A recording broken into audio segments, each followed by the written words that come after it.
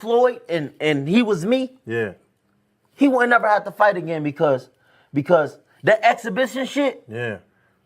as me being his little brother, hey, little bro, we finna do 10 rounds and we both gonna get 100+ million for it. Right. And we ain't never got to box again. Well, Right. well, I already been getting these back, but now it's time for you to get your just due.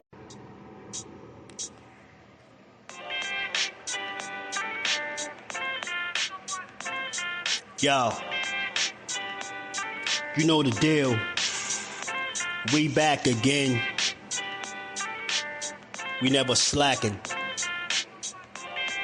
Word 'em up. Ladies and guys, whether if you drunk or you high, it's time to pay respects to the illest man alive. If you think you got a point, he'll shrink you down to size. And from there it's downhill like a slinky or a slide. Open your eyes, got a deep connection with the rise, so you might see them jump in whenever they go live. Peep it, this channel blowing up now, it's not a secret. With tons of exclusive interviews to listen to. Them other channels I hate, but yo, they missing clues. They start narratives, sip the goose and twist the truth. It don't take a rocket scientist to get the proof. Just click the live at 4 p.m. Eastern time. But when you chime in, make sure you keep it kind. But if cowards want to debate, then it's feasting time. My man Jusdu shine busy all the time. Grind 24/7, 365.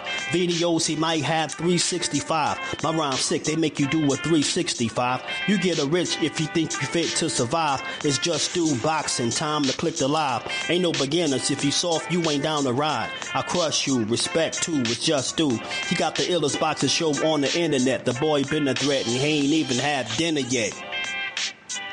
Word 'em up. Yeah. You know what time it is.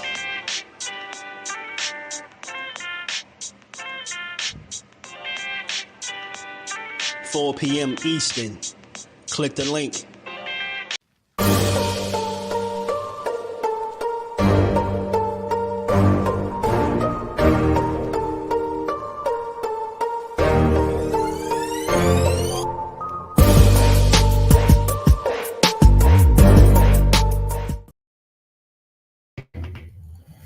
What's good? What's going on? Shout out to the family. How y'all feeling on this good Thursday? We are back to build on this good boxing, how we always do. Giving it is just due. Giving a good sport of boxing is just due. How it seems like only we do, you know? How y'all feeling today, man? Y'all already know you catch this on the playback. Smash the like button, sub to the channel. Make sure you turn your notifications on so you can come rock out with the family, man. How y'all feeling today, man? How y'all feeling on this good Thursday? Let me say what's up to the fam. Jordan, what it do, family? How you feeling? Ace, my guy. Atlanta for my B-Day. And still Alicia Buffguard of Love, family. You already know my guy, Judah Vision, my bro. And that, man, hell of an intro, man. Tony, what it do, family? Jonathan 97 in the building. All things, my guy in the building. J.A. Dixon, what's good with it, bro? Lonnie Lee in the building. How you feeling, bro? Omar in the building. Laro, what's good, bro? Song make me want to put some fatigues on. that's my Lonnie Lee. What's good with it, family? How you feel? I needed a day off, bro. I needed a day off yesterday. By the way, that's Judah. That's Judah Vision is the one on the intro, y'all. That's my guy right there. Melanin Queen, peace and blessings to the Queen. ETB, what it do, family? How you feeling, bro? Hey, man, how you making out over there with all this fake news? Hey, yo, I ain't gonna lie to y'all. It wouldn't be me if I got up here and lied. Yo, I 100% took a day off because every video, every notification, everything I seen made me not want to talk boxing. That never really happens. But I seen it yesterday. I said, yo, I don't even want to talk it no more, man. So y'all already know my mission over here is always fighting a good fight. And fighting a good fight is having false narrative free conversations about this sport.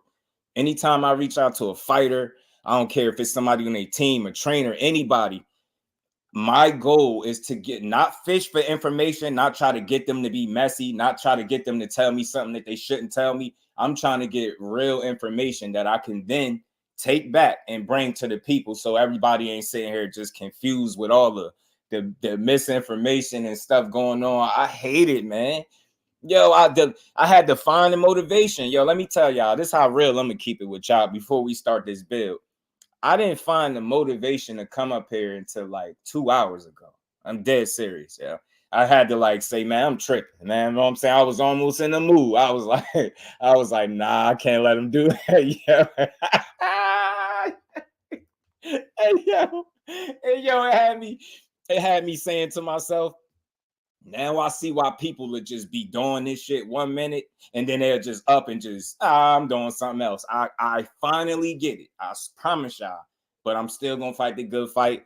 I ain't quitting, man. Look, this is not based on any one person. This is just the information. I feel like boxing fans, the real supporters, I don't even like saying the fans, right? The supporters, we deserve valid information, valid news, shit that we really could build on and have good conversations around. When I can't do that, I'm not motivated. So if the only thing I'm doing, if I'm gonna get up here and just speculate a whole bunch of shit and just draw narratives from bits and pieces of information, I can't have fun with it. I can't have fun like that, man.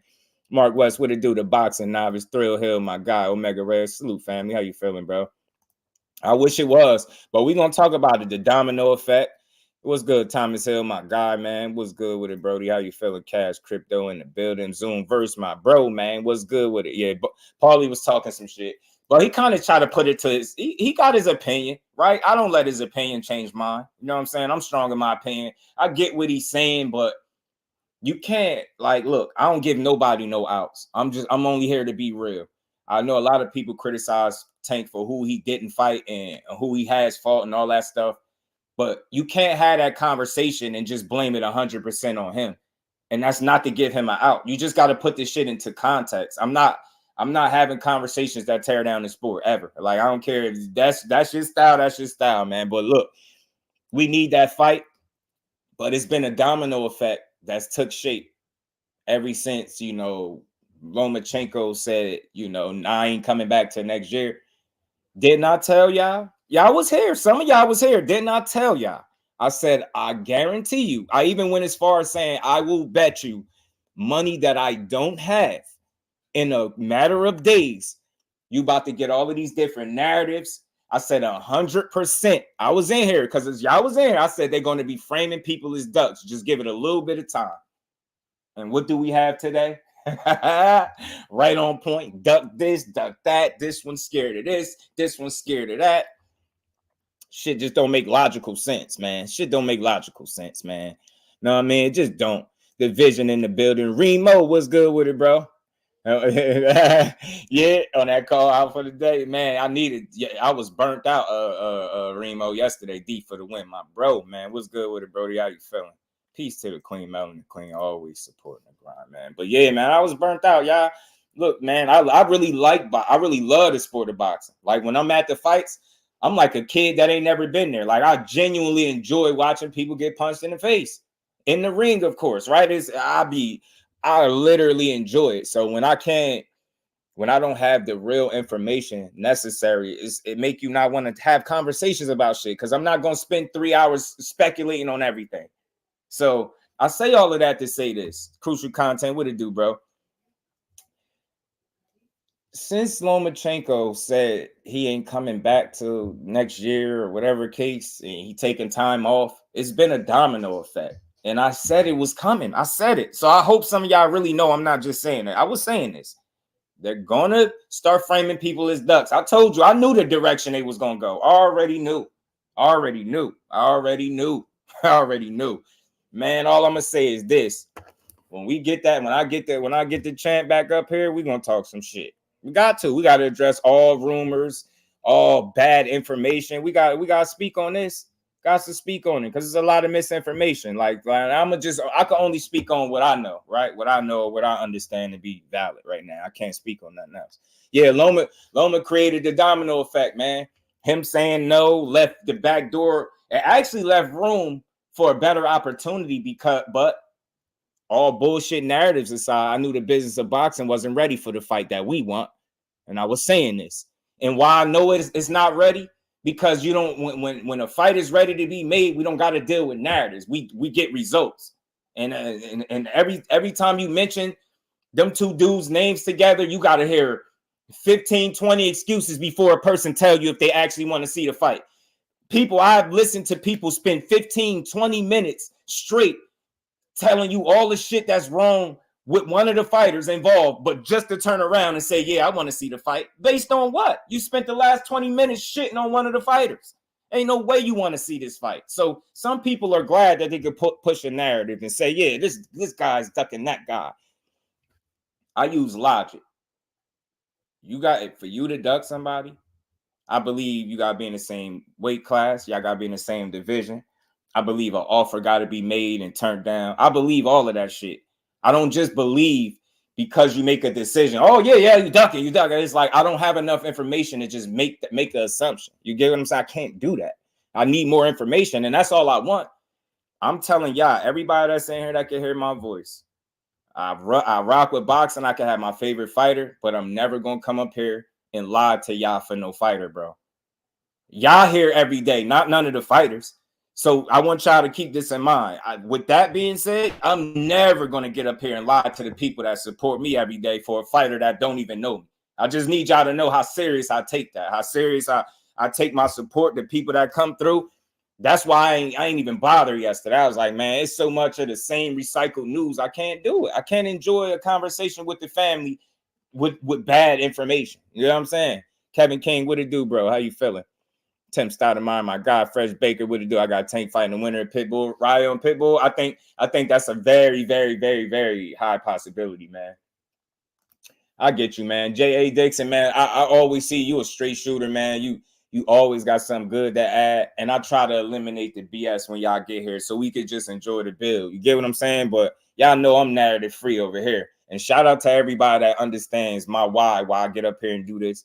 I don't care what the news is as long as it's accurate. If the accurate news makes my favorite fighter look in a negative light, then that's the bed he made, right? I'm not about to jazz up no news just to make a fighter look good to some people. Like, I'm not doing that. I'm not about to lie to y'all in here for no fighters, but I also ain't going to push lies on the fighters either. So I'm straight down the middle. So, you know, like I said, Loma said no, and the domino effect, I believe that it left the opportunity for a better fight to happen, which we all wanted, which is Tank and Shakur. We know that shit didn't happen. We know kind of some of the reasons why it didn't happen, but it's too many narratives like out there, and I can't run with them. If y'all trying to convince me that people that chose to box for a living are scared of each other, like I just can't. I'm not going. I can't believe that shit. I can't believe that. Jay Howard, what it do, fam? If you telling me Rolly Romero, Hector Garcia, Ryan Garcia, you know, and a list of many others is willing to get in the ring, but one of the most decorated fighters in boxing today ain't willing to get in there and fight based on a narrative. Nah, I can't do it. Not over this way. Over here, we're not pushing narratives, bro. We're not tearing people down. We're not drawing permanent conclusions off tidbits of information. I just can't do it. I can't be that guy, man.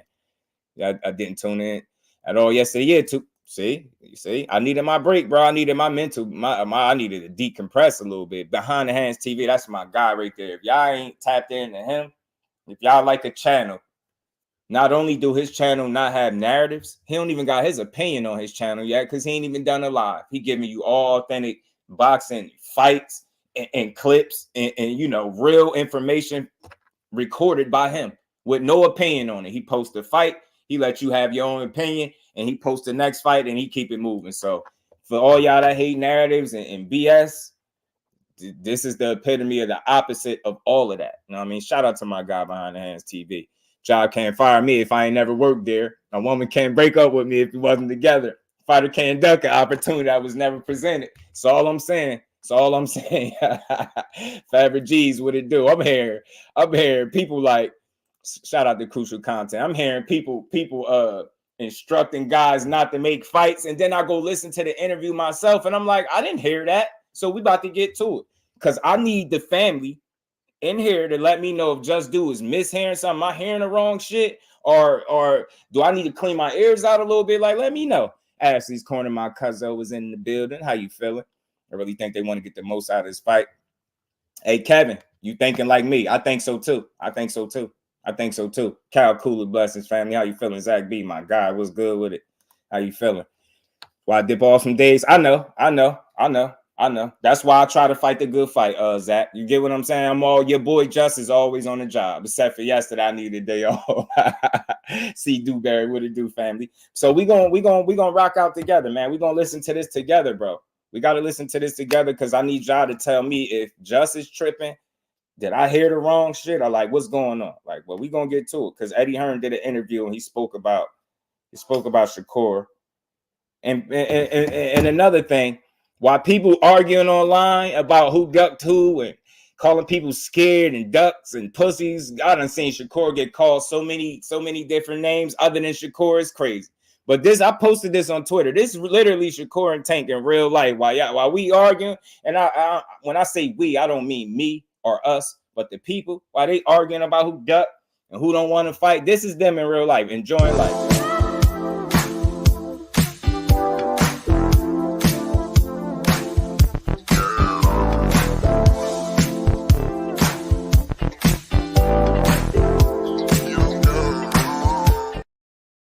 Busy.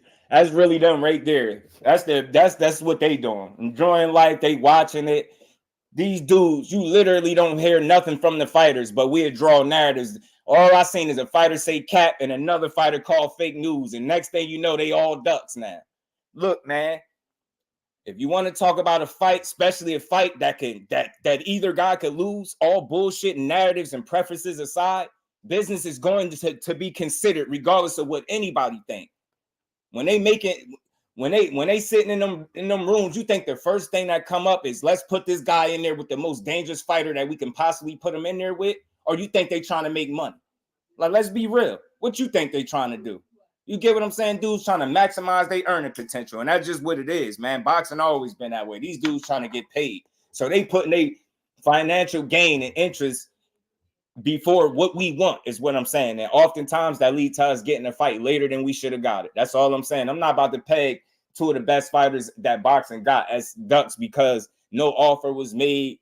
No team reached out. I heard about a phone call that was supposed to be made that was never made. So it's a lot of hearsay. So when I hear so much misinformation and different stuff, I just know we ain't getting no fight. Tell me when Justice lying to y'all. Tell me when I'm lying. We ain't getting no damn fight when you start hearing $6 million offers. Look how quick people are willing to believe a narrative. First, he turned down $6 million. The next one was he demanded $30 million. Now we moved the goalpost past that. Now today he just ducking. He don't want that fight. He's scared. He don't want the fight. He don't want the fight. They don't want the fight. Based off this, he told Eddie Hearn not to negotiate with Tank. Based off this, I didn't hear that. I seen mad videos, comments. I was like, yo, let me listen to the interview myself. Let me see if I can hear what they heard. You know what I'm saying? Let's get to it because I want to try to hear what they heard. You know, hold on, let's get to it, man. We would have gone on September the 4th. That's good. I'm trying to skip in up. The corner or against the ropes. Yeah. That's for sure. But so he'd move a lot, you know. And I think I don't know.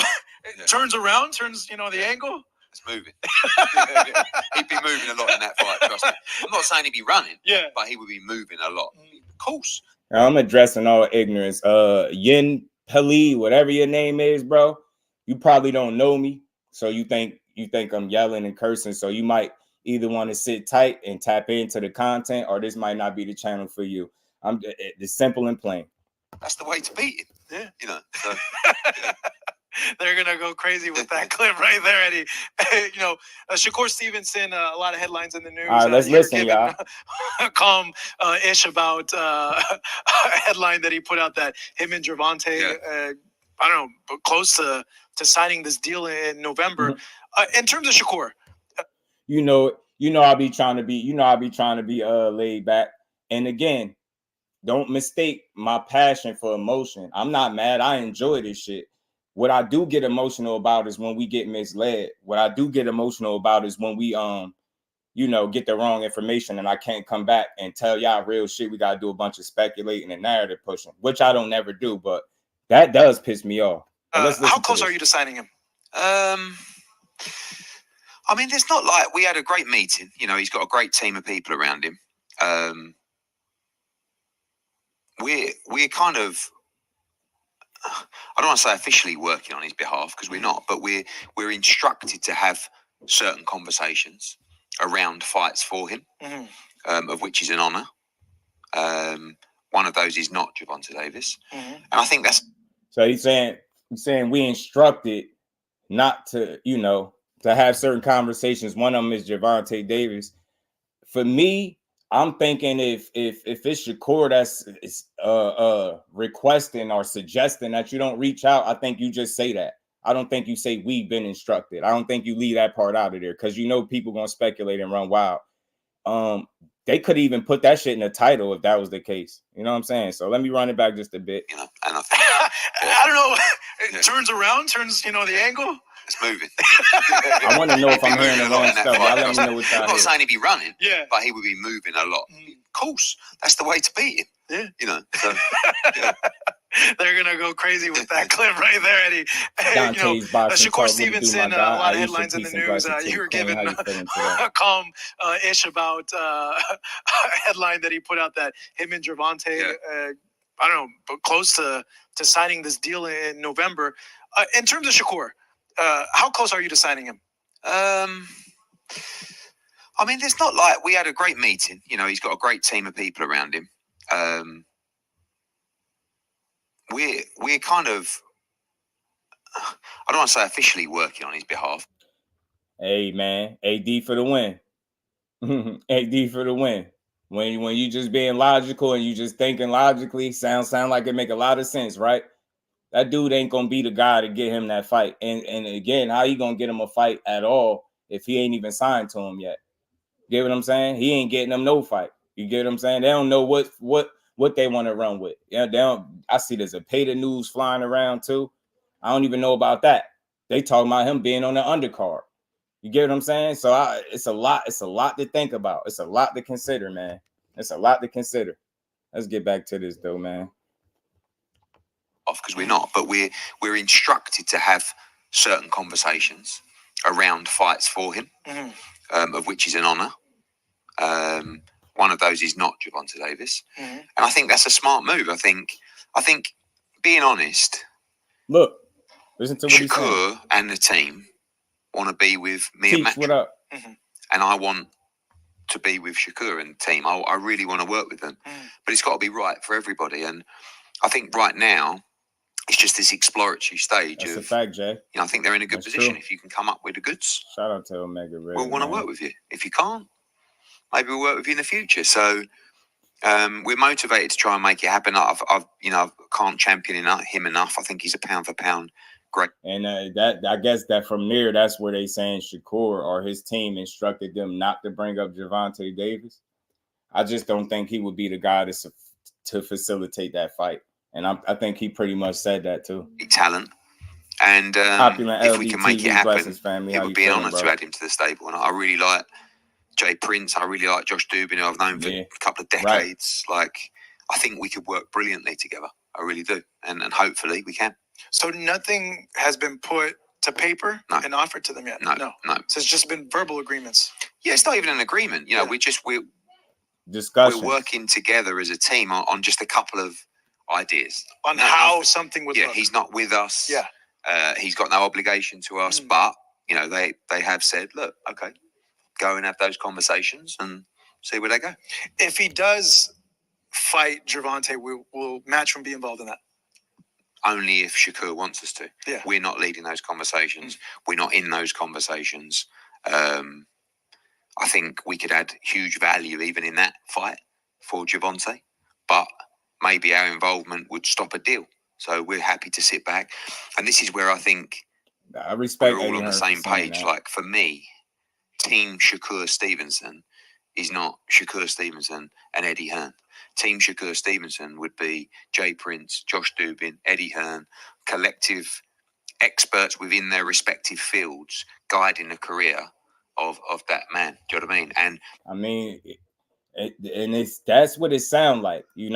I'm hearing it. I'm hearing what he's saying. We've been instructed not to have, or we've been instructed to have conversations, and one of those fights is not Tank.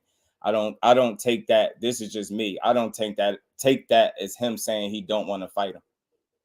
You get what I'm saying? He sat there and told you, Matchroom, you mess around and be the reason they'll stop a deal from happening. So he's willing to just sit back if need be. So again, I think it's very early is all I'm saying. All I'm saying is it's very early. Y'all know I'm not big on any type of narrative, especially false at all. You know what I'm saying? I just want the right information. It just seemed like it's early. Seemed like he had conversations. Conversations was probably, and I'm just speculating just off hearing what he said, was about other fights that he probably could get him outside of the Tank fight. Because I don't think he's going to be the guy to get him to fight. That's what it sounds like to me. That's what it sounds like. I don't know if that sounds like he's saying, going to him and saying, yeah, don't talk about Tank. Let's not try to go for Tank. I don't think that makes sense. You know what I mean? If you talk about fights that Eddie could get him, and again, y'all, the before the narrative was like, why go to Eddie Hearn, right? Listen, the narrative was why go to Eddie Hearn? Who does Eddie Hearn have for you to fight? Remember, people say this. Why sign the Matchroom? Who was over there for you to fight? But now that goes out the window. That way of thinking goes out the window for the next narrative. Move the goalposts and abandon that way of thought. And now let's say, yeah, he didn't. Y'all just said, you get what I'm saying? Why go over there if he don't have fighters for him? You get what I'm saying? And then today, we fast forward to today, and it's like, well, that train of thought just doesn't exist no more. Now all of a sudden he could get him that fight. Now it's not why go over there when he don't have the fighters for you to fight. You get what I'm saying? I just don't see it. I don't know if Eddie Hearn gonna be the guy to facilitate that fight. Who knows? But I just think it's very early. I think it's premature. I don't even think Shakur figured out what he's gonna do just yet. You know, listening to him speak, you know, he was saying that he was going to reach out to Bud Crawford and get some advice on things that he could potentially do. But he said he was going to wait.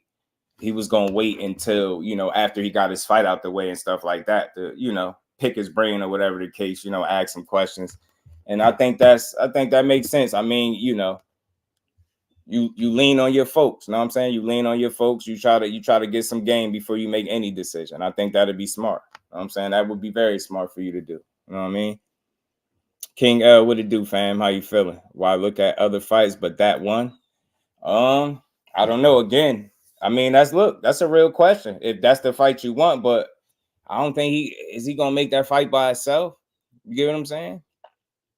Get what I'm saying? I don't know. It's a fair question, you know.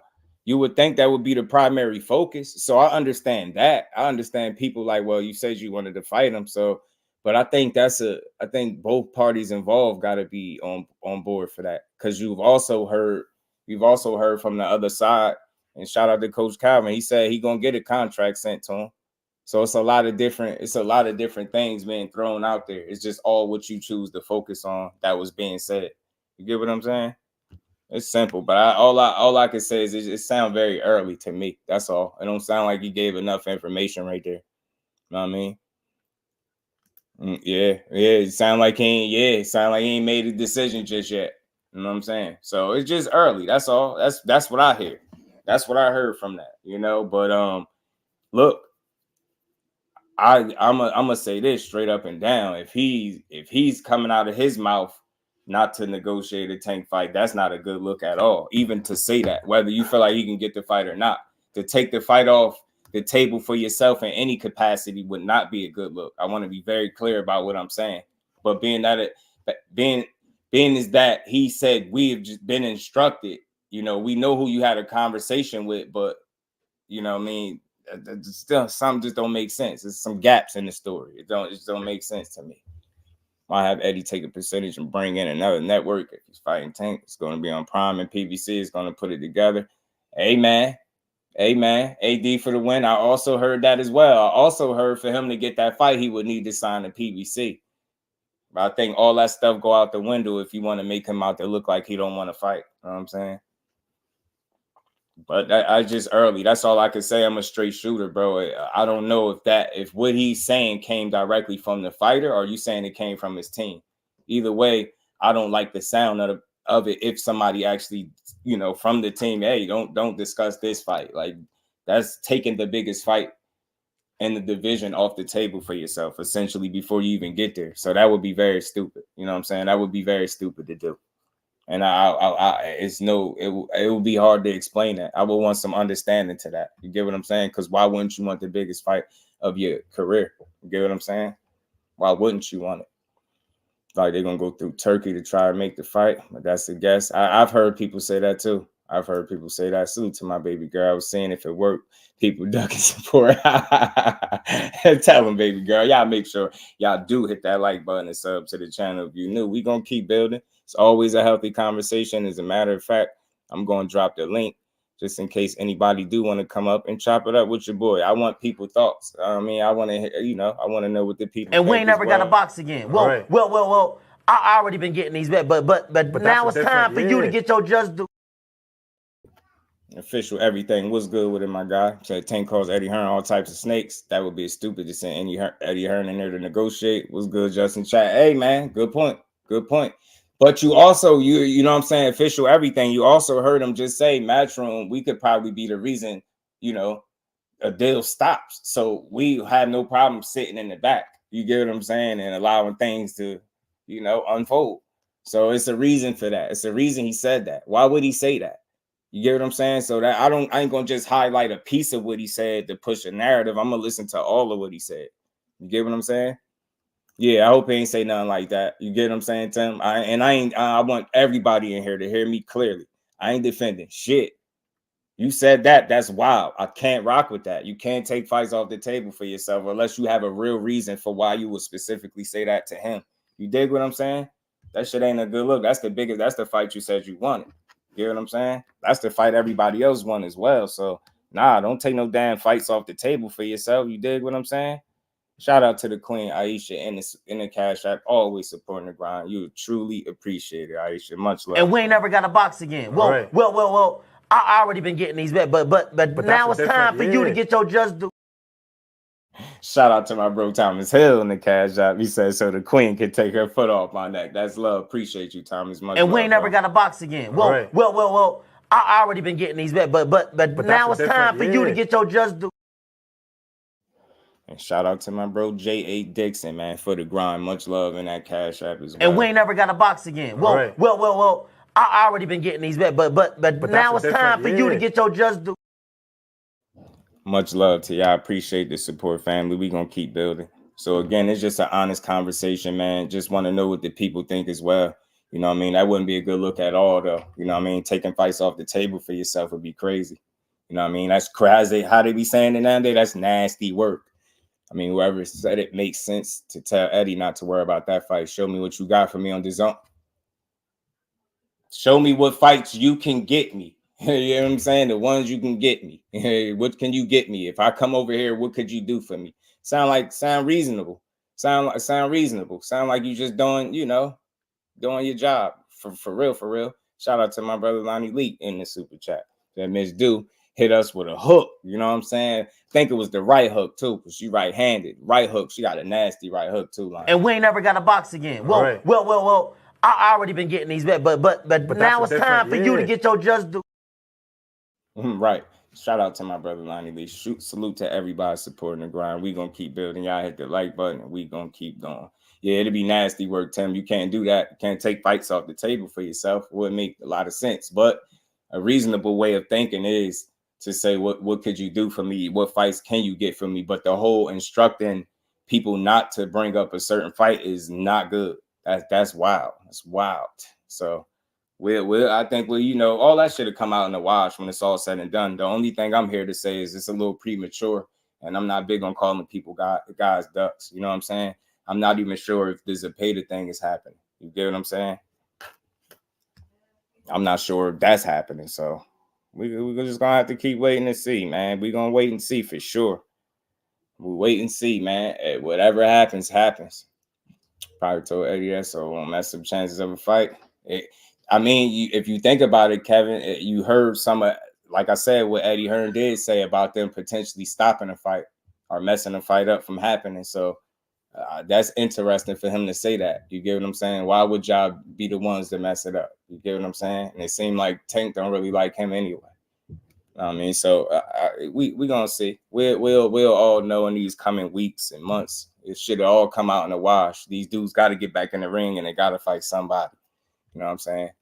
And of course, y'all know what fight I want. I want the same fight y'all want. But if you can get as a pay to fight, then take it. You know what I'm saying? Yeah. Opulent, very loosely, bro, very loosely. The lady was mad about that November 23rd date because she was looking for tickets, and I had to tell her not to believe social media stuff. They messing up my beat. They go, damn, Jay. Damn, tell the queen to hang tight, man. Hang in there, man. Boxing is stressful sometimes. Just would you rather see Tank versus Zepeda or Tank versus Pitbull Cruz next? You know, I mean, if I had my pick, it'd be Tank and Core, no doubt. But if that's not the case, then and Loma is out. I don't know. Next man up. I don't know. Whatever makes sense. You know what I'm saying? Whether it was Zepeda or Tank or Pitbull Cruz rematch. I would go for a guy that I haven't seen him fight in Zepeda. You know what I'm saying? Instead of the Pitbull Cruz rematch. You know what I'm saying? If Shakur is obviously not an option, and those are the options for him. If I had to pick, I definitely want to see him against somebody we haven't seen him against, rather than a rematch where he beat a guy with one hand. You know what I mean? Or you know, with disarmed, compromise, however you want to look at it. You know what I mean?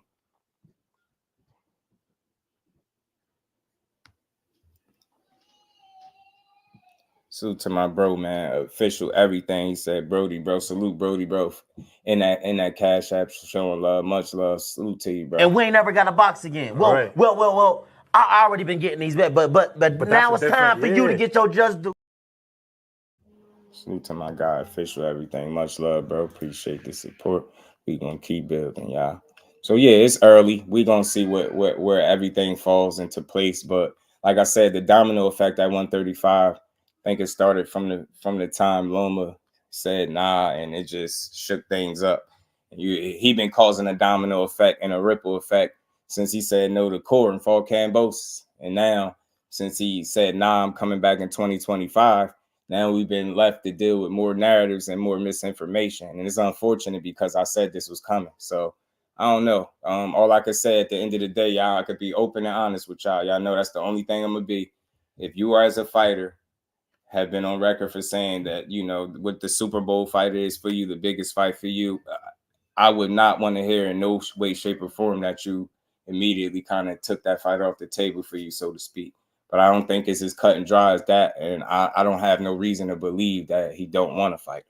Get what I'm saying? Yeah, Eddie be double talking sometimes too. You know what they all do. Sound like, yeah, that's what I think too. That's what I think. You know what I mean? What fights could you really get him? You know what I mean? And that's what it boiled down to. Get what I'm saying? Do y'all think he would be the guy to facilitate that fight for him? You know, he said he would love to be involved, but that's only if Shakur wants him to be involved. So that makes it seem like he telling you, nah, don't bring that fight up. So it do sound funny, man. I don't like the way it sounds. I ain't gonna lie to you. Next move under a microscope because the only places he can sign fights with Golden Boy, PBC, Top Rank, Yacht. Some more than others, Yacht Matchroom just can't guarantee fights. And if so, Cal, which fights? You get what I'm saying? That's important. Not just guaranteeing fights, because we know what Matchroom can do, right? Keep you busy, active, get you money. But the key is, what fights can they get you? You ain't just no regular fighter. You're not some prospect trying to build your way up. So who you fight from this point on is very important. So I'm with you 100%. So it's a decision for him to make. That's why I said it's very early, I think, to make any of these assessments or assertions. I think it's just very early. Get what I'm saying? Even with people, I see some of the whispers saying Tank ducked again and all that. Nah, I don't think he ducked anything. How? Like, you get what I'm saying? It got to be in conversations. It got to be some shit going on for him to duck. Like, I don't see that. I don't see Tank ducking nothing. I don't see it. You know what I mean? So, I don't know. Maybe I'm in a minority, but I just don't see it, bro. I don't see him ducking smoke. It's just something I don't see it. You know? That's just me. We're going to see, though. What just happened? Oh, my thing might have came out. My battery. Give me a second, y'all. Y'all smash that like button for you, bro. Hold on. What is going on? What's going on? All right, my bad, y'all. My joint was Kirk Douglas. What it do, family? How you feeling? Yeah, I'm with you, Cal. So it's just early. That's all. And look, all I can say is I hope we get to fight. But it never sounds good if somebody's taking a fight off the table for themselves in any capacity on either side. And in this case, with it being Shakur, that wouldn't be a good look because that's the fight that you've been adamant about saying that you won it. You even had a little call out for him and everything. So I would say if that was something he said, it wouldn't be a good look. You know what I'm saying? Just don't sound right. No boxing and fight wasn't next. I'm wishing on the star. Facts, you know. Yeah, he's never ducked a fight. Yeah, I want to know too. He got his work cut out for him. He got his work cut out for him. Saying they are moving from Tank, something doesn't seem right. Yeah, it just don't make sense. It don't make sense. Like, was you ever? And again, I guess the problem is the sources of these different stories. Like nothing is being validated. You know what I'm saying? And it's just stuff coming out, and I hate that. You know what I mean? But look, all I can say is we know what fights we want. Let's hope when that time comes, man, that the fighters involved want the same fights that we want. You know what I mean? For them. That's all I can say. You know what I mean? Can't take no fight off the table for yourself. It would be tough to justify that in any capacity. You know what I'm saying? Like imagine you wanting to fight somebody and telling somebody, yeah, don't talk about him to me. You get what I'm saying? Like what? Like, huh? Her? Like the Scooby Doo look like, huh? Like what you say? A1 Hoop Zone, my guy, what's good with it, bro? Stands out is make core star. That doesn't necessarily mean the big fights, the hardcore is one. Absolutely, Kyle. That means putting him in favorable matchups that he can look good in and trying to sell him to another demographic and trying to grow his profile that way. And that's definitely not something that we want to see for a talent like Shakur.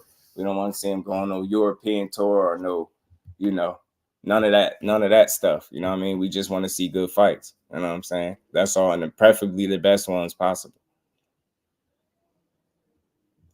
Yeah. I mean yeah, Omar. I think that's more reasonable. And again, I think the part of that, and this is not giving Tanker out. This is just me being genuine to what I feel and think.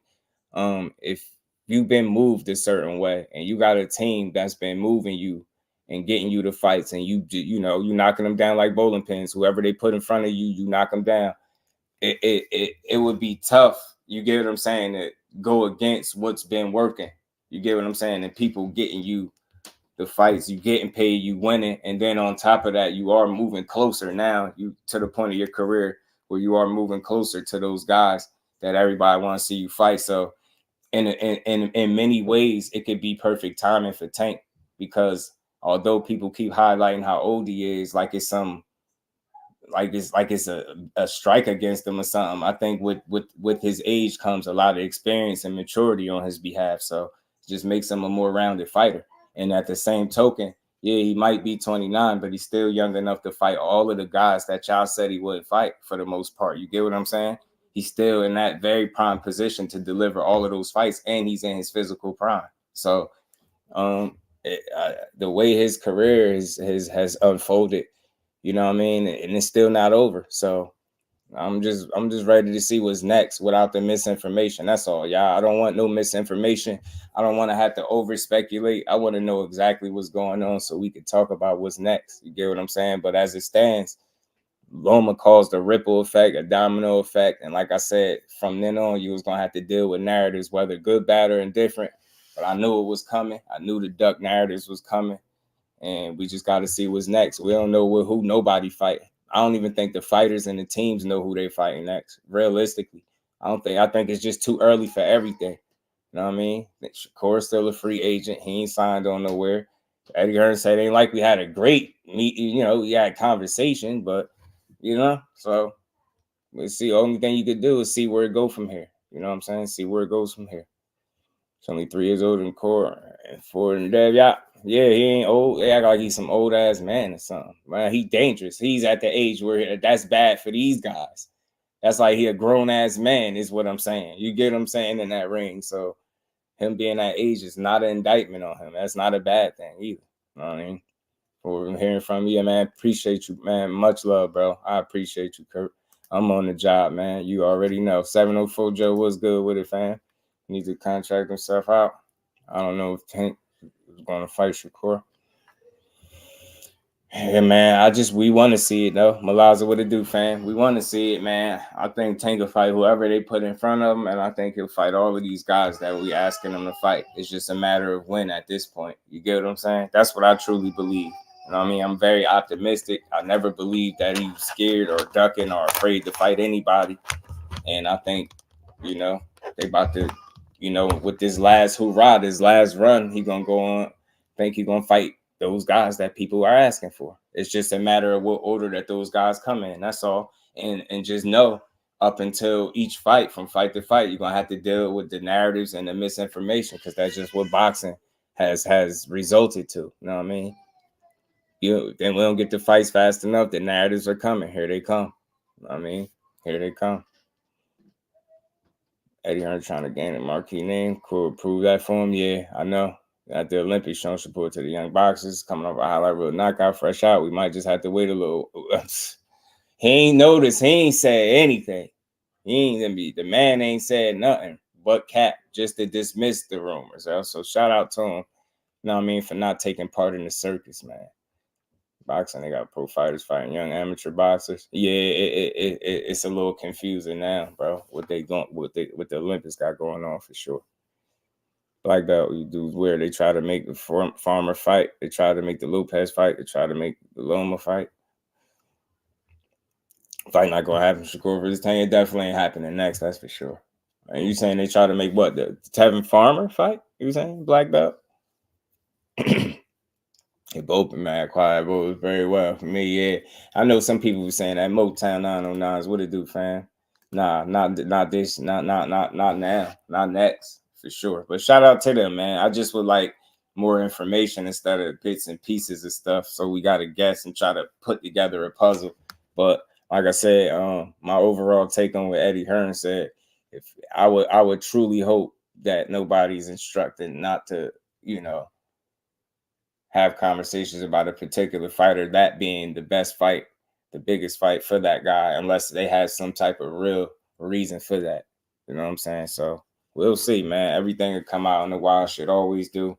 I ain't gonna jump to no conclusions, right? But I will say this: if you're telling people you don't want to fight, that's not a good look. That gives me that gives me, you know, bad vibes. Like, I don't want to hear that. You know what I'm saying? I don't want to hear that type of stuff.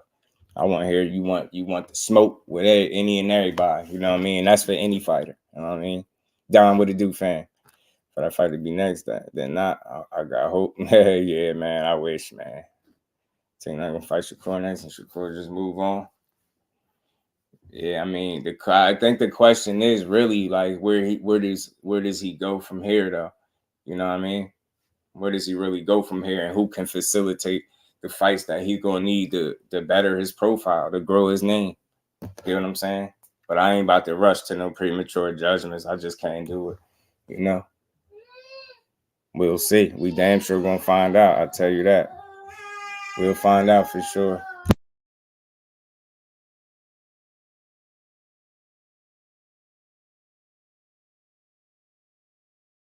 My bad, y'all.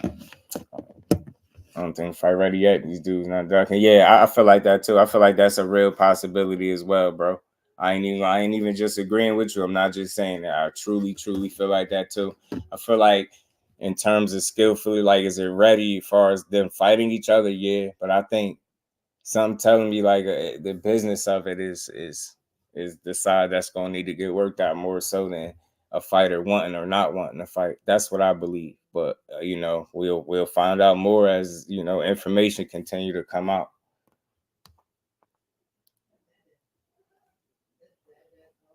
You know, I think the fans on YouTube get confused. We think that if we call a big fight, yeah, then it makes it true. Yeah, a lot of these big fights are not. Yeah, YouTube is a very small number of fans, for sure. Let's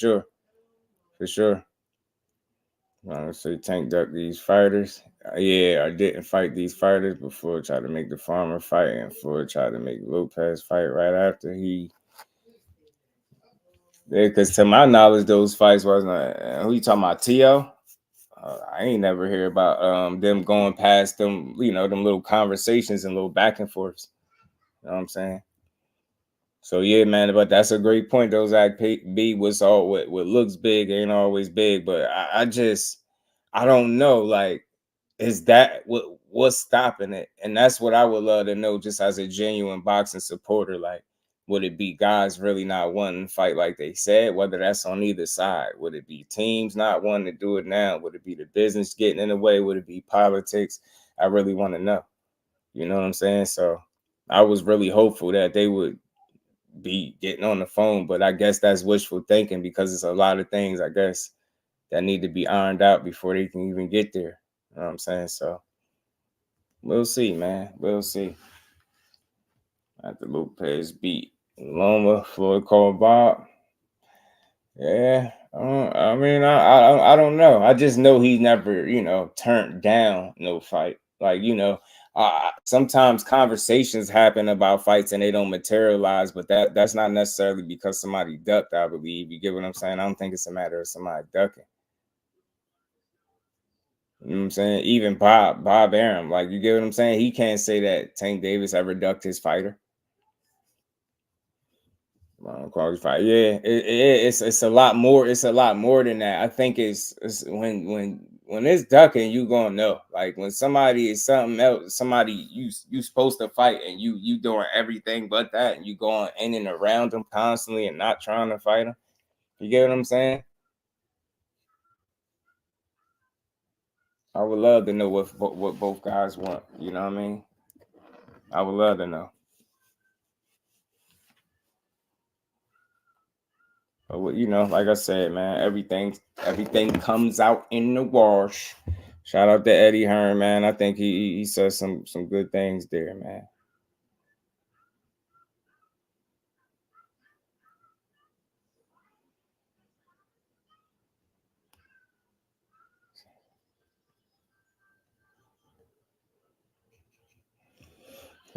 Yeah, nah, they do. They overuse it. They overuse the word. They definitely overuse it. That's why I try to put stuff in perspective before I just go off on the deep end. But we'll see. Like I said, man, a phone call is made and I hear that somebody is, not trying to fight and not trying to negotiate and nothing like that, then I'll take that as you not wanting to smoke. But until we get to that point, I think it's very premature. I think it's early. And I can't wait to, we get more information and things get sorted out so we can move forward, Like it's a mess at lightweight on the low key, because we don't know who some of the best fighters in this division, the top 1 and 2 fighter. We don't even know who they fighting next. You get what I'm saying? All petty differences aside, like, you know what I mean? I think we definitely deserve to be, in the know more than what we are now. You know what I'm saying? Yeah, oh yeah. People, yeah, for sure, black belt, for sure. For try to make okay. I see what you're trying to say. Yeah. Okay, I got you. I was still a little confused. I got you. Yeah. I mean, see, yeah. So you kind of got to kill it. That's why I say, like, if you can't say that he's ever turned down a contract to fight somebody, I don't see how you can be called a duck just because he didn't fight guys that you think he should fight. Especially when you know it's business and you got a team and people that advise you and things of that nature, right? You get to sign off and the final say and all that, right? But like I said, if you've been with somebody since the damn jit and you a damn grown ass man, it's been working. Like, why would you go against what's been working? You get what I'm saying? Like when if you look at the landscape, everything looked like it could be going according to plan for Tank. You fought a lot of people, you got a lot of experience. Now you primed and ready to fight all of these people. Like, you get what I'm saying?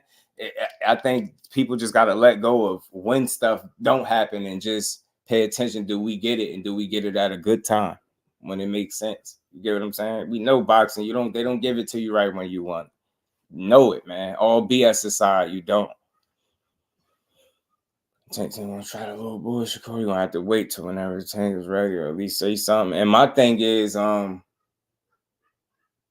don't know. I don't know how that would work out. Like, I would love to know how that would work out in terms of him negotiating a fight with, with no backing. Essentially just, his team. I guess I ain't saying that's a bad thing, but I wonder what's the impact of that. I just don't know. But I've seen people try to say that as well. But I don't know, man. I just felt like one of the issues, or one of the things that's never been an issue for Tank opponents, is pay, right? Like, you've never, at least for me, right, I've never heard a fight not happen of his because somebody didn't get paid on their side, right? He get paid and them opponents get paid well. So I don't see why he would even have to go that route. You know what I'm saying? I don't see why they would have to do that. But you never know, man. Boxing is boxing for you, man. It is boxing for you.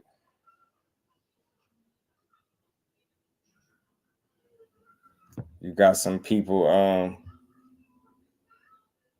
you know, Paulie was doing, you know, on the Pro Box, and I was watching some of the interview, and he was talking about maybe fighting Edwin De Los Santos or something like that. You know what I mean? I've heard people saying Tank possibly waiting to fight the winner of Rayo and Pitbull.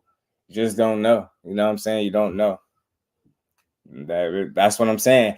I get it to a certain degree because of like the animosity, maybe the situation he's in now, but he's never done it. So I just don't see, because you get what I'm saying? Like he's never gave you a reason to think that when it's time to fight, he don't want that fight. You get what I'm saying? Neither guy, for that matter. You know what I'm saying? Marvin Cut Crater, what he do? Never making videos about his jewelry, but now he is. He got that check. that deposit hit. cut that deposit hit. that deposit hit. I got a clip that I'm gonna play from Paulie, man. Y'all let me know what y'all think about this, man.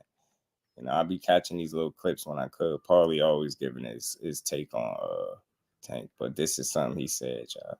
You said Tank wants all the smoke.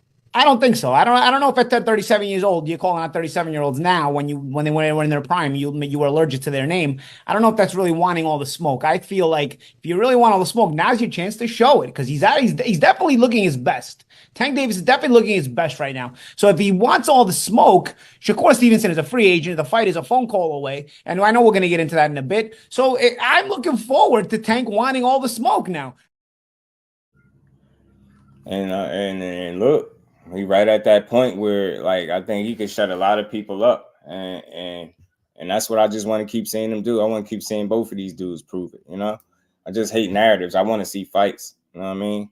So any fighter out there, you know what I mean? In this case, especially, man, if you're Shakur and you want a Tank fight, you should do nothing to you know, put yourself in a worse situation to get that fight at all, ever. You know what I'm saying? So like I said, I haven't seen anything that would indicate that that's something that he's doing, so I can't push it. I mean, Paul, that's why AB took his girl. Salute to my guy, Don, man, being a member for 9 months. Much love to my guy. Yo. Salute to you. Gotta give you a just due for that. That's too, man. Shout out to my guy, Don. And we ain't never got a box again. Well, Right. well. I already been getting these bet, but now it's time for you to get your just due. Frank got 30% of the pay-per-view. So the question is, why would Shakur take 30%? Why would he try and overplay? Saying, yeah, that'd be bad. That'd be a bad move, Black Belt, if that was the case. Jay Allen, what it do, fam? Tank been fighting Pitbull next for the last 5 years since he fought him, though.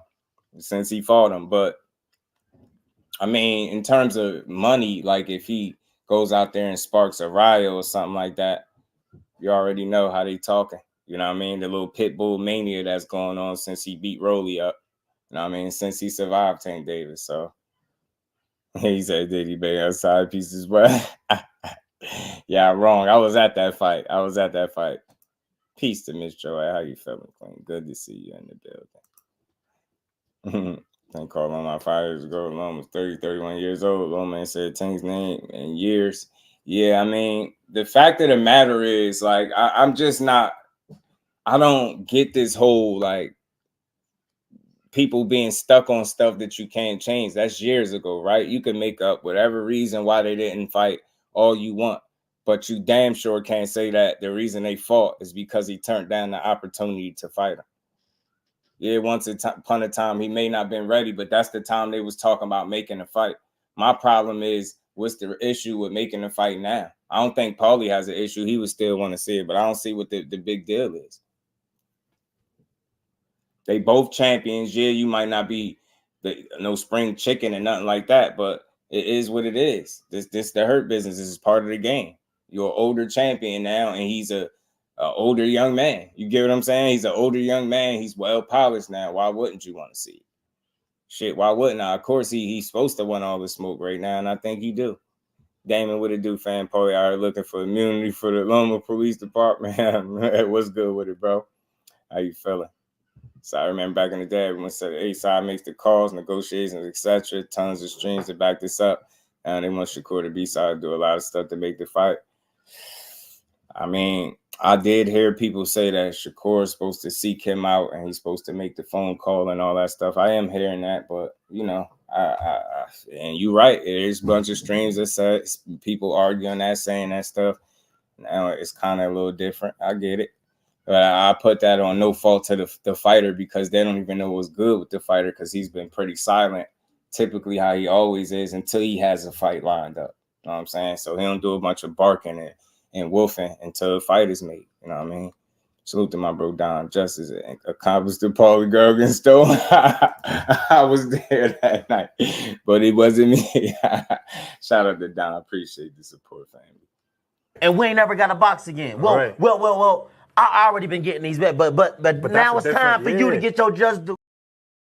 Right. I get you, Teach. Yeah, send the offers. I just thought, you know, for me, I always felt like they need to establish that line of communication, man. And hopefully at some point they do so we can get the fight that we all want. You get what I'm saying? All narratives, all BS aside, you know, we just want to see the fights.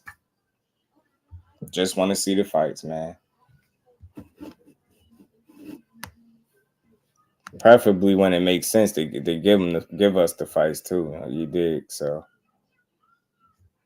we'll see, man. We will see. Time will tell, man.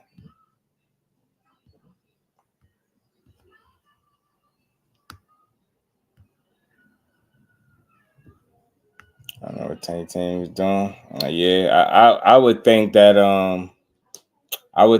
the you know, the Olympic, him training, that would delay some things in some type of way, right? Like, you know, went over there to handle business. We don't even, that's why I say we don't really know what's going on with Team Tank. And that's not a bad thing, but that's why I ain't gonna make no assumptions till we know. Salute to my bro Dante's Boxing Talk, man. Always supporting the grind in that Cash App, always keeping it real on this boxing, man. I got to, man. I owe that to y'all. You get what I'm saying? And we ain't never got a box again. Well, Right. well. I already been getting these bet, but now it's time for you to get your just due. Shout out to my guy Dante. Appreciate you, family. Yeah, that was a fun night though, man. But I mean, I think it's just it's early. We gotta think you would assume that all systems felt like they would go with the Loma situation. He kind of yanked the rug from up under their feet. So, you know what I mean? Now they gotta, you know what I mean, go back to the table and see what makes sense. You know what I mean? And like I said, Shakur got a purse bid situation going on, right? In between promotional companies, free agent status right now, as we still know. So I think you got a lot to consider before he even get to his next fight, no matter who it is. No matter who it is.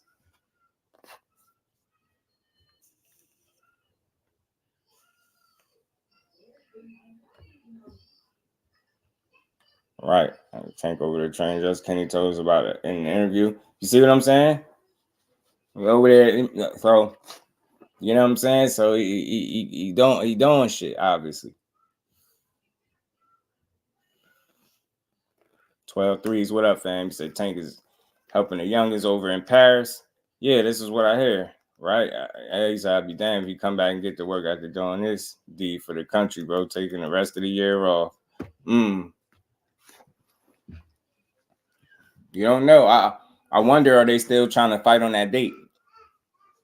That's what I would want to know. Aside from opponent, which is obviously the most important question. That's the biggest question, right? That would be the biggest news. But I want to know if they still trying to keep the date. Is they still trying to salvage that date? Or did they ever have a date? Matter of fact. So that's, you just don't know. Are they still trying to like shoot for November is what I'm saying. Be available. Yeah, I think so. I've said that, but I think that's like, I don't know if I'm saying the wrong thing, Teach, but that's why I say, man, that phone call come your way. I ain't trying to hear, you ain't available or none of that right now. You know what I'm saying? So that's why I thought that's what was going to take place, some type of communication, a phone call. Like I said, somebody came through and said, they heard some conversation about it being a promise to make a call, and it's been a week or I guess longer since then. So I just don't know. It's a lot of hearsay, and that's the stuff I can't push. So it's a lot of stuff I don't know. You know what I mean? There's 4 months left in the year, full quarter. Money is grand, yeah. But a 2-month promo for a legacy fight is ridiculous. Yeah, I get you. I get you for sure.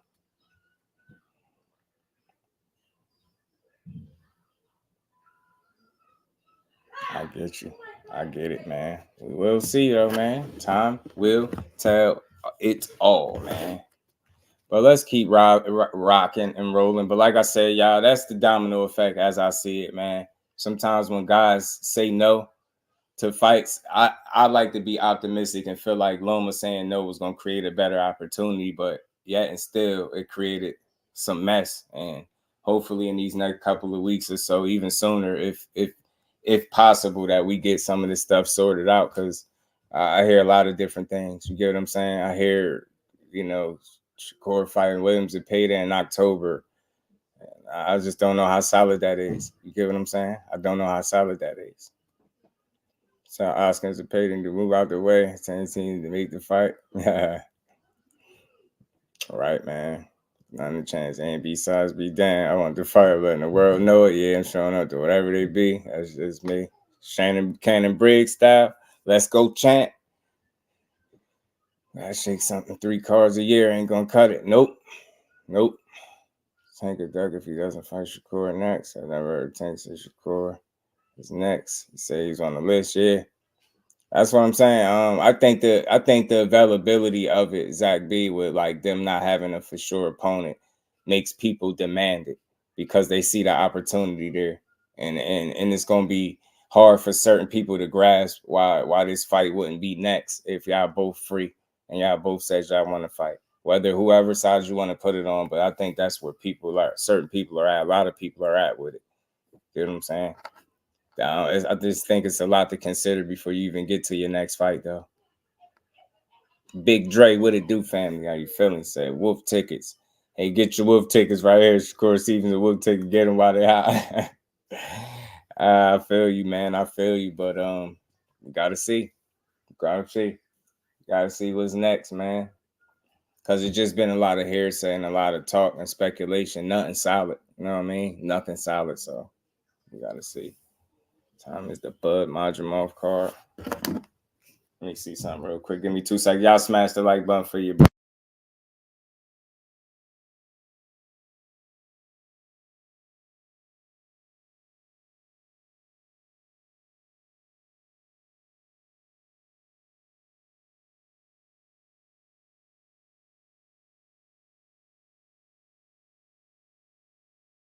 Four thirty Eastern Standard Time. They said. I think the card starts. They'd be in there much later on though. But I think that's what time it kick off, about 4:30 or so. Rude exposure. What it do, man? So what would you actually do if you could change positions with Tank? Yeah, right. Definitely if they make the fights that the people want to see for sure. But everybody got to be a willing participant. You know what I mean? One guy can't just want to fight. Salute to the Queen, Miss Joy. I appreciate you for that support. A little support to the best channel on YouTube. I appreciate the love. Now hit the like button. Put some color in the chat. You heard her in my Leonard Ellaby voice. Appreciate that support as always. Queen. And we ain't never got a box again. Well, Right. well. I already been getting these back, but now it's time for you to get your just due. Much love, much appreciated. Who gives about a damn heavyweight rematch? We American go across the pond. Yeah, it'd be full of fire. Turkey's card so damn long. He has these performances in between and stuff. Yeah, Paulie was speaking to that. Irvin Mack, what it do, my guy? Paulie was speaking about that too. He was saying that he think they should even split those cards up into maybe 2 or 3 shows because they're so long. And people attention spans and paying attention. Hold on real quick.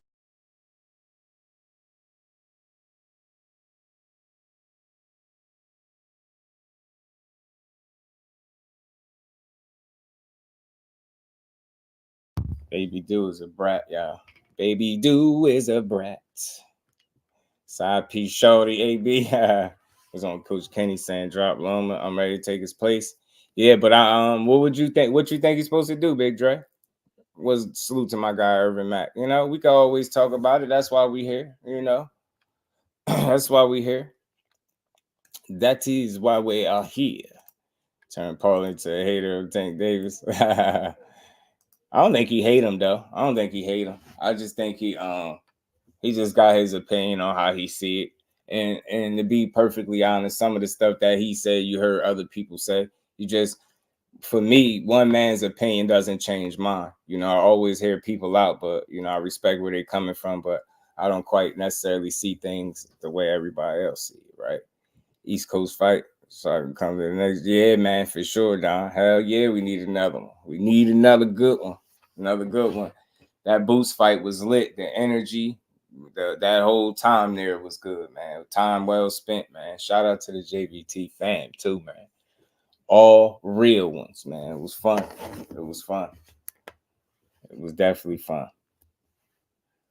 Anyone know how USA boxing going in Paris? Nope, I ain't been keeping up with it. Once I heard that they was doing a little, you know, funny stuff with the you know, the Transformers, I was like, nah, they making a mockery out of it. And it make you not even want to pay attention. You know what I'm saying? Make you not even want to watch it. Should do what he said, take his largest paycheck, double his pay, and say thank you. I mean, yeah, that I agree with all that. But you know, how do you suggest the ball get rolling? You know what I'm saying? Because like I said, I'm cool with either guy making a phone call, but I'm realistic about it, you know. Actually, a professional boxer, he says a belt that has mandatory is a fake belt. Oh yeah. Yeah, I didn't rock with that. I didn't rock with that. Yeah, I didn't rock with that. I'm not into you know, taking away from guys' accomplishments. You know what I mean? Yeah, and let them. Yeah, fighting a woman is wild. Teach.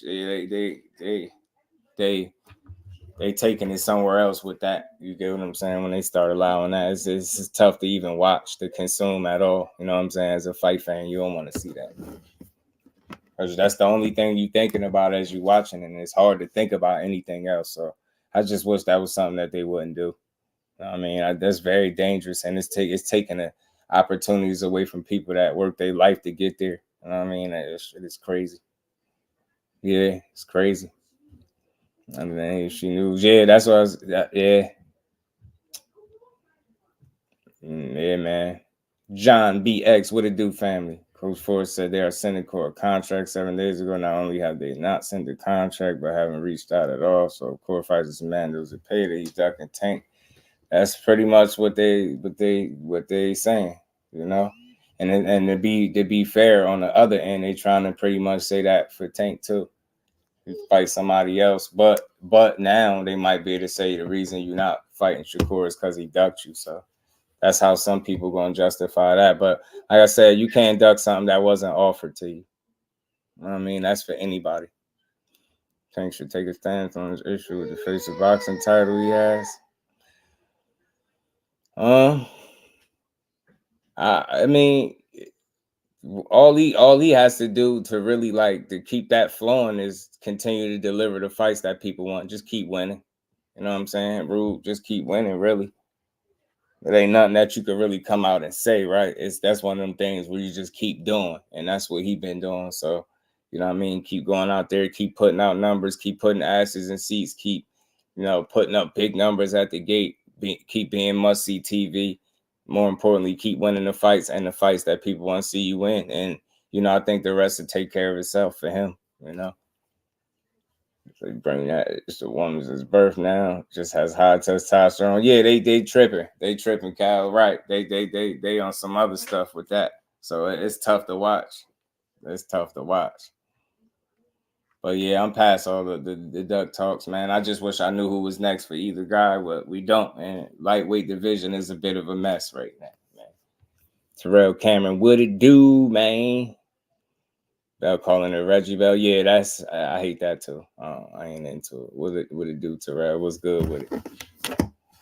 But man, like I said, man, we gonna find out. You know, time will tell. But look, y'all, let's get into this. You know, because I don't know if everybody's seen it, but if y'all didn't, we gonna watch it. Y'all know how we do. This interview with Andre Ward and BoMac. BoMac was saying some things in there that I thought was worth hearing for sure. And another good sit down by Andre Ward, man. He should do those more often, which I'm assuming that's what he doing. So I like it. I like the interview. I like to see it, man. So, all right, Eddie, you got 2 more. Better get Boots a big fight. Yeah, you know what I'm saying? Yeah. You know, everybody gonna be on his helmet if he don't. Everybody gonna be on his helmet if he don't. That's what everybody looking for already. Who next for Boots? Get that man the unification. That's what Boots deserve. That man Boots Ennis deserve a unification. But we'll see. We'll see if he do right by Boots. I mean, we see what happened with Andre the last time, so let's be hopeful that this situation worked better for him. Still in Colorado Springs with Team Crawford, and I'm here with BoMac, Brian McIntyre, 2023 Trainer of the Year. How you doing, my brother? I'm good, man. Appreciate it, man. Let's start there, man. So how was it to get that award finally in 2023? Man, getting that BWA award, man, was like a load off my back. You know, I've been on the ballot and then just never got the nod. And then just this year or last year, they gave me the nod. So now I feel like I'm a solidified great coach, you know. Man, you earned that. You earned that. And obviously, I think what got y'all over the edge, I mean, y'all got a strong body of work, B&B and then yourself individually. But, you know, the Errol Spence win, you took it out of everybody's hands where they couldn't vote against you. Let's talk a little bit about that fight. How did you called it? Yeah. Before the fight happened. What did you see to make you feel like the fight was going to be just like that? To be honest with you, man, I've just been watching the dude for years. I've just been watching some of his mistakes and watching what he do really, really well. And the things that he do really, really well is where he made his mistakes at. He's a phenomenal fighter, hands down. You know, you just got to be careful of that. But, you know, I knew that if we go in there and take away the jab and then capitalize on his mistakes, we'll be victoriously. What part of that fight did you as a trainer say, we got him? I think after the first knockdown. And then, you know, when they kind of moved over to our corner and I seen how slow he was. I see how slow his feet and his hands was. And if you could go back into the second round, going into the second round, I said, this motherfucker, in fact, he think he is. So we just capitalize off that, man. You know, make him do stuff that he don't want to do. Man, y'all here again. Another training camp, August 3rd, Israel, Majamal.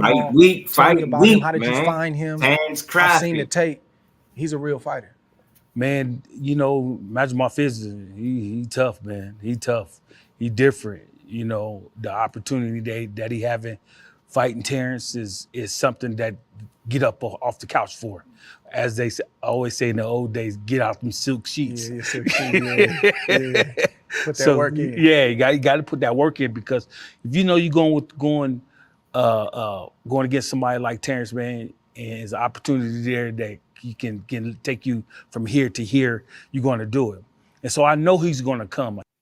Shout out to the homie Big Dre in the Cash App, always showing love as well for the grind, bro. Much love to you. And we ain't never got a box again. Well, Right. well. I already been getting these bets, but now it's time for you to get your Jusdueboxing. Let's get back to this, man. He's going to bring his A+ game. Him and his trainers, his whole team, starting from the promoter all the way down to the guy that's carrying the bag.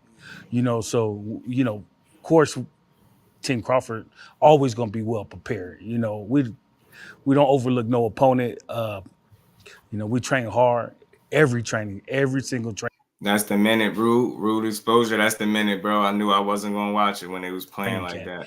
And especially this one, Drake, because he going up to 54. You know, I know he been sparring big guys all of his life and been, you know, going back and forth. But, you know, these are 10-ounce gloves, no headgear. You know what I'm saying? You got to get busy on this one. You know what I'm saying? So Of course, man, you know, we pushing hard. I'm pushing Terrence, not only me, but Saul, Red, Bernie, Chet, Ashley, they pushing him to get to a point to where when we step in that ring, we ain't gonna have no worries. What about the move up in weight? Like you said, it's a move up in weight class, but he still got to cut weight to get to 154. Has anything been different in camp? More weights, more strength and conditioning, or has it been the same? Well, you know, the work has been the same. You know, a little bit more weights. You know, you could push it a little bit more, eat a little bit more. You know what I'm saying? So that's been great for us. And then by him just working out and just being close to that weight, you know, within 10 pounds instead of 15 or 20 pounds. Big difference. It's a big difference. You know, you could get more out of him. You know, not just him, just a fighter in itself when you looking at moving up in weight. So Bud 36, getting ready to be 37 in a couple months, right? Correct. Bud is a grinder. The issue is Bud gonna work hard? Is he working too hard? How do you, Red and Saul, balance the work versus the rest with Terrence Crawford? That's a good question that you asked that, man, because, you know, I always look at the time of work that we've been putting in. Of course, we stay in the gym all year round, but there's a point when the fight get made that we turn it on. If it's 3.5 months, if it's 4 months, we turn it on. And so we look at the last couple weeks, and I look at his performances in sparring. I look at the way how he move around the house, and just look at how hard we've been working. Because if you ever see me, I write everything down. Once you get to a point to where, man, you won't want to peak too early, so you pull back a little bit. You know, so let him sleep a little longer. Take more than just one day off. You know what I'm saying? Come in and just touch around a little bit. You got to keep your eyes on things like that. And week 3 weeks, 2.5 weeks out, this is the time that we kind of pull back just a little bit. You know, stay sharp mentally. And once you stay sharp mentally, physically, you're going to stay sharp too. Because you always going to have that in mind. I don't want to slip. I don't want to slip. And he good for that. Terrence is good for that. You got to make him pull back. You got to come on. That's it. Don't go nowhere, man. We staying at home today. You know what I'm saying? Do he fight you on it? Yeah, of course. He fight me on it all the time. You know what I'm saying? But that's a good sign of a fighter that's always grinding, always wanting. He wanted. He don't want to slip up and do nothing wrong. Yeah. B&B Boxing, man, the team y'all got, I've never seen nothing like it. You know, y'all got 3 trainers. You the head trainer, but you got 3 trainers. You got Saul, you got Red, and you have yourself. Correct. How do y'all make that work? Everybody say that. We call it the 3-headed monster. Yeah. That's what I call it. Because even brothers fight. Even brothers got disagreements. So, and you know, training camp, as you know, it's intense sometimes. How do y'all make that work? Well, man, it's like this. We all got our own different styles. We all got our own different view at the fight, you know. But one thing that we do come together about a strategy about approaching the fight. So there's certain things that we'll work on. You know me, I'm like a counterpunch guy. Gotta have that jab. You gotta pump off the jab. Everything gotta work off the jab. Red is like a lot of rhythm. Saul's a Mexican fighter, inside work. You know what I'm saying? And me stepping around. So it all works, Drake. Now, real quick, I played this for a reason because he touched on some things. Remember, he was getting a lot of criticism. People was like, man, he big, he fat, he this, he that. He got all these people helping him in the gym. He got all these trainers. He got all this and that. And you hear him speaking about the 3-headed monster that he got going on and how he want a guy to work behind the jab.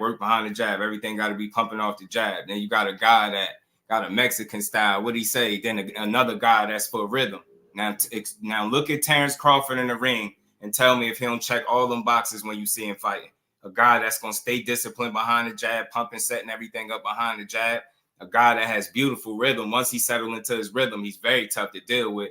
And then as far as that Mexican style stuff, that's just that mentality, that fighter spirit that he got. When he get hit, he going to get his back, man. So think about it. The same things that people clowned him for, like it was some type of handicap or something bad, actually is the reason why this dude is probably as successful as what he is. He's able to take from all 3 of those guys. He's a great rhythm fighter. Like I said, he definitely educated, stays behind the jab. And then he goes at it. He can get in there and mix it up. He can fight if he really want to. So I like it, man. I like how it all works, man. That's why I like to hear the insight and get this, you know, from the coaches, man. Shout out to BoMac. It all work. Right. The most important thing is we stay in our own lane. I don't try to go over to their lane and say, facts man, you need to do this more. You need no. Sure. If I see something wrong, I'm gonna say something to the coach. You know what I'm saying? Hey man, Rio was good with it, step bro. over a little bit. Let's step over. Come on, y'all, so we can all stay on one page. But other than that, man, it works, man. We talk. We talk about every sparring session. We talk about almost about every workout. They follow the plan that I lay out, and it goes, man. It goes from the amateurs all the way up to the pros. Because y'all got a squad. You know, it We ain't got a just squad. Bud here. It ain't just Bud. Right. Y'all got other fighters. Yeah. God, Same it was dynamic good with the other fighters? Same thing, man. Same thing. Don't nothing change, man. Yeah. And y'all been rocking for a long time, man. From, you know, y'all come from Omaha, Nebraska. Yeah. And I don't know if Saul trained under Midge Minor, but I know that you and Red did. Right. And Saul used to be a sparring partner for Terrence. How did y'all come together? You said you also lived a few doors down from Terrence, and you said you knew him before he was born because you knew his mother. How did all that come together and become this? Underneath CW, Carl Washington, the CW Boxing Club. So I was just sitting there fighting as a professional, and these guys was still amateurs. And so, you know, this Midge's favorite word. Man, you might as well stay and help me with these amateurs. You ain't gonna be doing nothing but running them streets out there. He knew. Yeah. I was like, all right, I'll say back, you know what I'm saying? So that's just the love of boxing that I had, you know what I'm saying, for the sport. And then one thing led to another, man. You know, national tournament here, travel here. And after a while, you just be like, oh, man, I love this, man. You know, and then it's just like professionals. You want to see that fighter get to the top of the pinnacle of the sport. That's what I was doing as an amateurs for Red and Bud and Hardjaw and Bernie. I wanted to see them get to the top, to the pinnacle of the amateur. And then, you know, as we got older, everything started turning pro. Like, when you're not fighting no more, you might as well go on and help us. You know, just put a team together, man. It's us. You know what I'm saying? Yeah. So that's how it works. It's 20 plus years. Yeah, I've been seeing it, man. I'm amazed at how it worked. Yeah. Just knowing how things can be, man, with egos and pride. Mm-hmm. And, you know, people trying to jockey for position. When I was young, you know, my dad died when I was 18 years old. My mother was in and out for a while. And Verse stepped into that role. And as a young kid, he used to tell me, he said, man, I'm hard on you because I don't want to work for no messed up boss one day. Yeah. I'm like, what you talking about? He said, man, you gonna run this. I'm gonna be working for you one day. Mm-hmm. Terrence Crawford is the head of this team. What type of head honcho is Terrence Crawford? Is he hard on y'all? Is he like what how is Terrence in that role? Terrence, man, as managing the team. As managing the team, he laid back, man. Yeah. One thing about Bud, man, he trusts us. Yeah, okay. He trusts us with good. the plan. Whatever plan we put together, he trusts us. Like I tell everybody, when we just working out, doing our workouts, it's more of a class than it is a training session. It ain't no me telling him what to do all the time, because I can learn from him. And sometimes what I learn from him, I'll take to the other fighters. He can learn from me. You know, some things I see from other fighters, I could bring to Bud, you know, and that's how it works. And the most important thing when I say he trusts us is because I never in the corner would ask him to do something that we ain't never worked on. It's new to him. I don't want to do that. You don't want to do that in no big fight. Mm-hmm. Ask me to do something different. No. Yeah. So we've been doing it for years, 20 plus years. Yeah. When the roles switch from me being a boss to him being a boss, it's easy, right? It's easy. Now he might say something like, man, you need to tighten your up, man, because you got to tighten it up a little bit. You know, but I respect that. Yeah. I respect that. Once he get home, be like, man, 5 more minutes before I get to the gym. I only live 4 minutes away from the gym, but Bud be like, man, we need to be here on time. You know, I understand that. You know what I'm saying? So, but that's cool. You gotta respect it. Yeah, you gotta respect it, man. But at this stage as a fighter, 36, getting ready to be 37, you've seen him evolve since he's been a kid. What type of fighter is, what type of mentality does he bring to the game now that maybe he didn't have when he was a little bit younger? His boxing IQ, the boxing, the understanding the business end of it. Mm-hmm. He always had that grit and that grind and that attitude towards going into the ring. But now that he understands the business end of it and the professional game of it, it's a whole nother different person, man. And I appreciate that, you know, because years, you know, you try to beat it into a fighter, but until they live through it, then that's when they start understanding it. And by him just living through the things that he went through, from TKO promotions to Top Rank and all those people been around, and to now where he's at, where he's his own boss, man, it's beautiful because he understands the magnitude that he brings to the ring, and he understands that, hey, everybody got their eye on you. You know what I'm saying? So that's cool. Tell me a little bit about August 3rd. I know you can't give up too much, but going up in weight, like we said, facing a guy like Madrimov, who very skillful, very physically strong. What is the general game plan? How does a fighter that's coming up from 47 to 54, how does he approach a situation like this? Just approaches this, we approach the fight the same way. We don't underestimate him. We ain't gonna disrespect him. We just beat him with our boxing IQ. Right, that shit is pivotal, man. Whatever he gonna bring good to the table, man. It take more than one, I think, to really build that type of fighter. From a physicality standpoint, yes, Bud can go strength for strength. Do a little bit stronger, Bud know what to do. He know how to bust them bubbles. Them big old muscles he got. We can take that away from him. You know what I'm saying? So I'm confident, man. I'm confident. So we know B&B got a strong stable of fighters, but outside of your stable, who are the favorite fighters you got right now? A couple of fighters that you got your eye on. That I want to work with, or just looking people at that you say like they can go. Oh man, Tank, he can go. Tank, what you like about Tank? I just like his confidence, man. You know what I'm saying? His confidence is getting better. Just knowing the little dude from a little kid, and knowing Kenny and you remember him from the amateurs? Yeah. Just knowing his coaches, man. Just seeing him coming up, man. It's good to see brothers that come from the same situation I come from, the team, Tank, to the pinnacle, and make what they need to make to take care of their family, their gyms, bring other kids up in the boxing business and see them making. And that's gratifying, and I sit back and I applaud guys like that, man, because it's a grind, Dre. It's a grind, and it ain't no guarantees. Yeah, you got that right. It's 1,000,001 things that can happen. Anybody else that got your eye that you say he can go, or even the females? I pay picky with it. I keep my eye on my stable. Straight up. You know what I'm saying? So I won't slip. Yeah. But, you know what I'm saying? But there's some good guys out there. Yeah. What do you do? Jenna Beck. That's a bad boy, man. What you like about him? Man, he's just raw. Yeah. He raw. I think he can move up to 68 and do some damage too. You know what I'm saying? Like Janet. Speaking of just, you keeping your eye on your squad.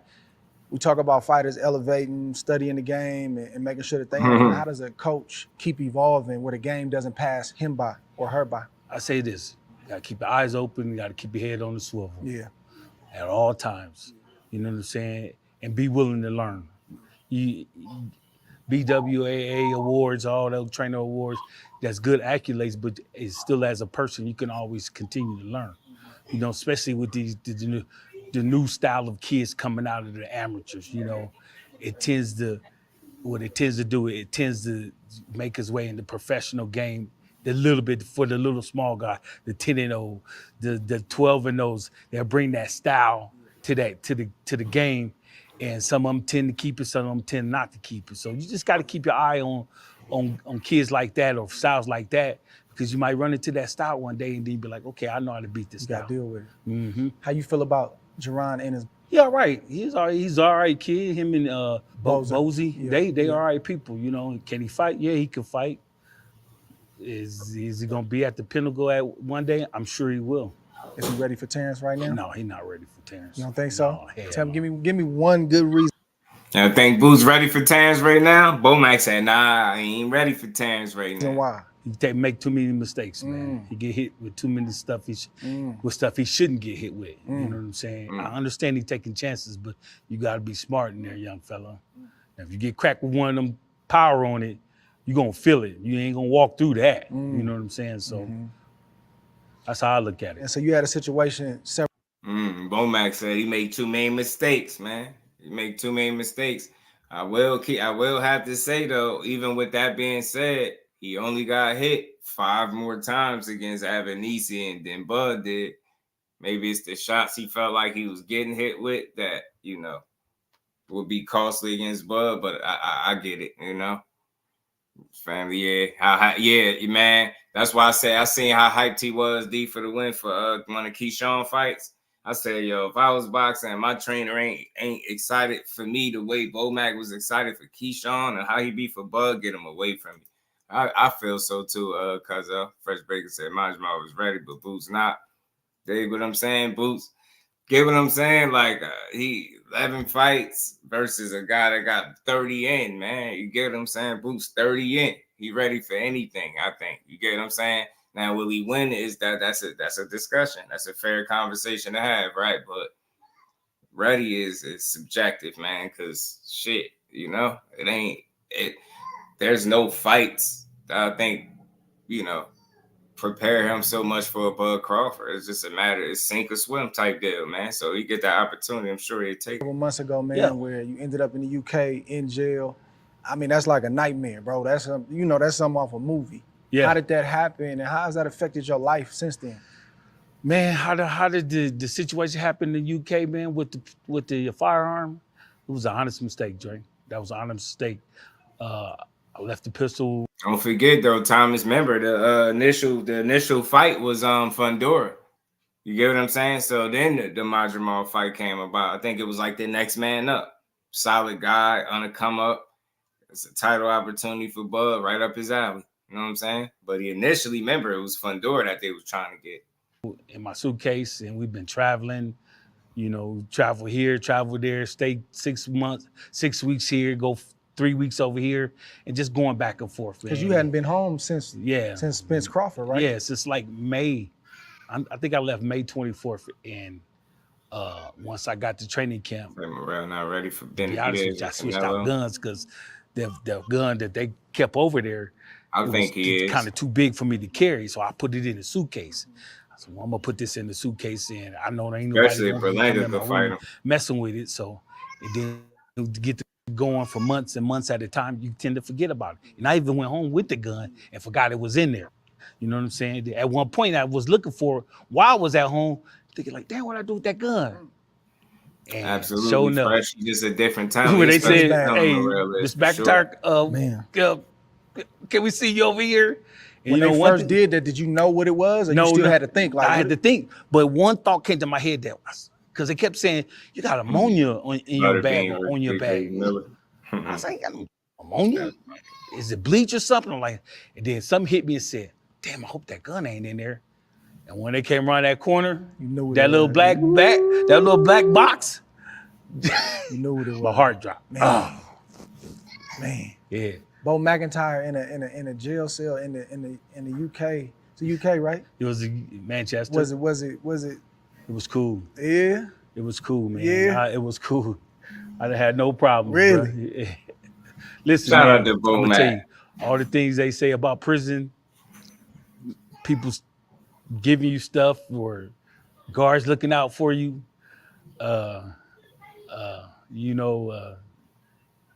fame and all that. That's true, because I didn't want for nothing over there. Even when I got over there, good, man. That's good that his experience wasn't a rough. Everybody already knew because it hit the fans, it hit the news, right? So I walked in the police station, and they was like, "Hey, Bo." Right, Tom. They knew your name? Yeah. I was like, "Oh man, I forgot."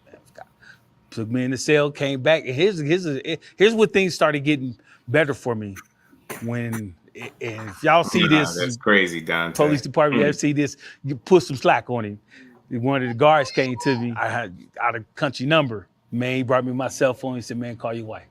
Your personal cell phone? My personal cell phone. Took me out back, let me call my wife, and I told her, I said, "Hey, if you hear from me in 12 hours, that means they ain't gonna charge me. But if you don't hear from me for 3 or 4 days, that means they taking me to prison." So it was like a couple of days, man. And so I just did the ordeal, and then things just start happening for me, man. Great team. I had a great team, man. A great lawyer team, and from the United States, a great lawyer team from London, one of the best in the business over there, man.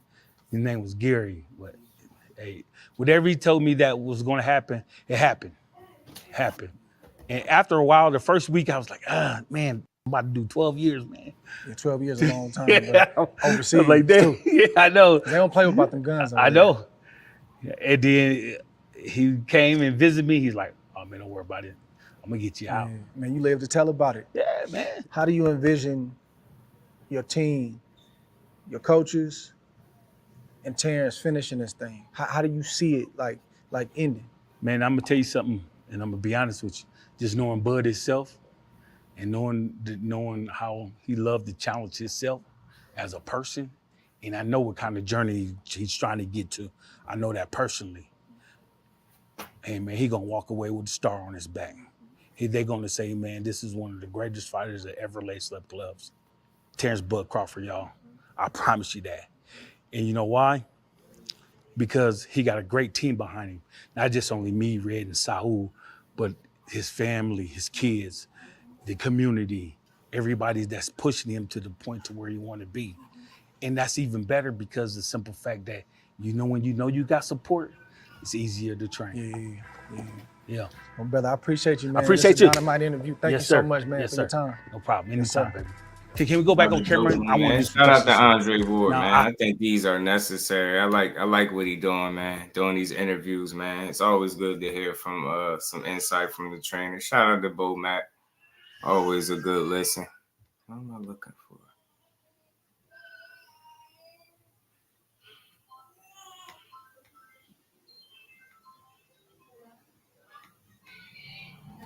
I don't know what that is. It's fake. Do they all have in common a better 154? With that said, I had a little doubt that Bud would fight Boots if he had a better one at 54. Yeah, I can't say the same as that. I don't think he would fought any champion 140 besides Regis. Yeah, man. I mean, that's exactly how I was looking until he actually decided to come back and do something different, You know what I mean? Because he, think about it. Right after him, he went for the money fight, which ain't nothing wrong with get your bread. And I understand completely why dudes go get they bread. So I get it. But yeah, I would like to see him mix it up with those other champions, either of them at this point, any of them. You know what I mean? He said, Buzz, she coming in the 54. Naeem, the dream in the building. What's good, my guy? How you feeling? What's good with you, man? So that's why Boots need to move up to 54. Yeah, man. I mean, I just understand that he feel like his plans are still at 47. Because just imagine that he already got a belt, right? I don't know how much he considered politics stopping him from being able to get them titles, but it seemed like in his mind, he feel like he gonna be allowed to, chase legacy and them other titles down there. But it's wide open. You know what I mean? It's the division is wide open.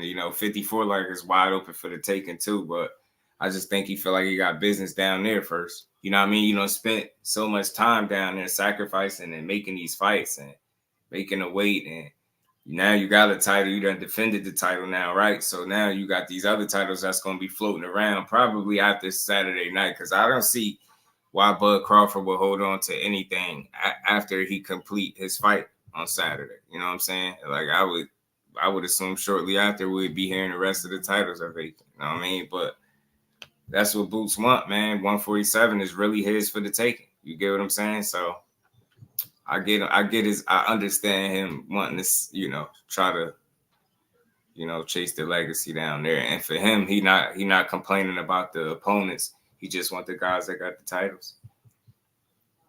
Now, yeah, right. I wouldn't be mad. Yeah, me either, man. I wouldn't be mad either way because they're both good moves and they both lead to good fights.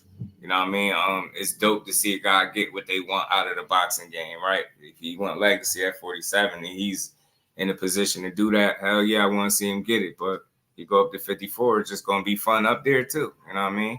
Salute to my bro, Rob. Appreciate you, family. All love to my guy, man. Appreciate that. That's why we do this, man. Shout out to my guy, Rod Zeller, man. You better overplay and get boosted these fights. You got to do something, baby. You got another guy that he's saying is probably one of the best fighters, if not the best fighter at this point, Boots Ennis. You got to treat him accordingly by getting him those fights that make sense to further his career. We don't want to see him going on European tours at him. Actually, getting in the ring with Boots will be Barrios. That's a good fight, too. That's a good fight. It's a good fight. It's a good fight for Boots, but it's going to be rough for Barrios. It's going to be a rough night for Barrios. I think Boots would be too fast for him. Too athletic, man. Too shifty. I think it caused him a lot of problems with his speed and the combination of speed, reflexes, and his combination punch. And I think Barrios have a lot of trouble, man. The controversy. Talk to me, SP. What up with it? You talking about with them allowing the trans people to fight women?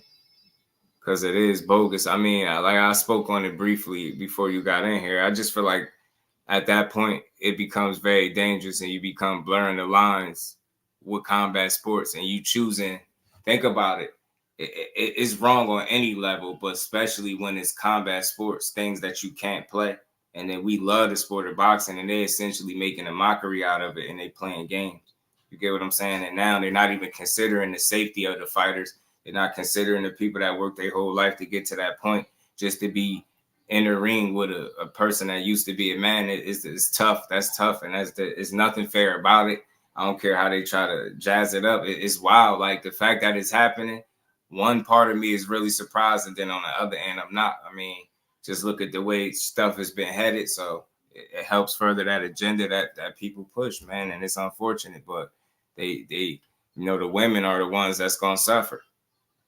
Because it's not going to be to think about it. It's not going to have the same impact if it's a woman that transitioned to a man and then they get in there and fight a man. So it won't impact men's sports. But think about it.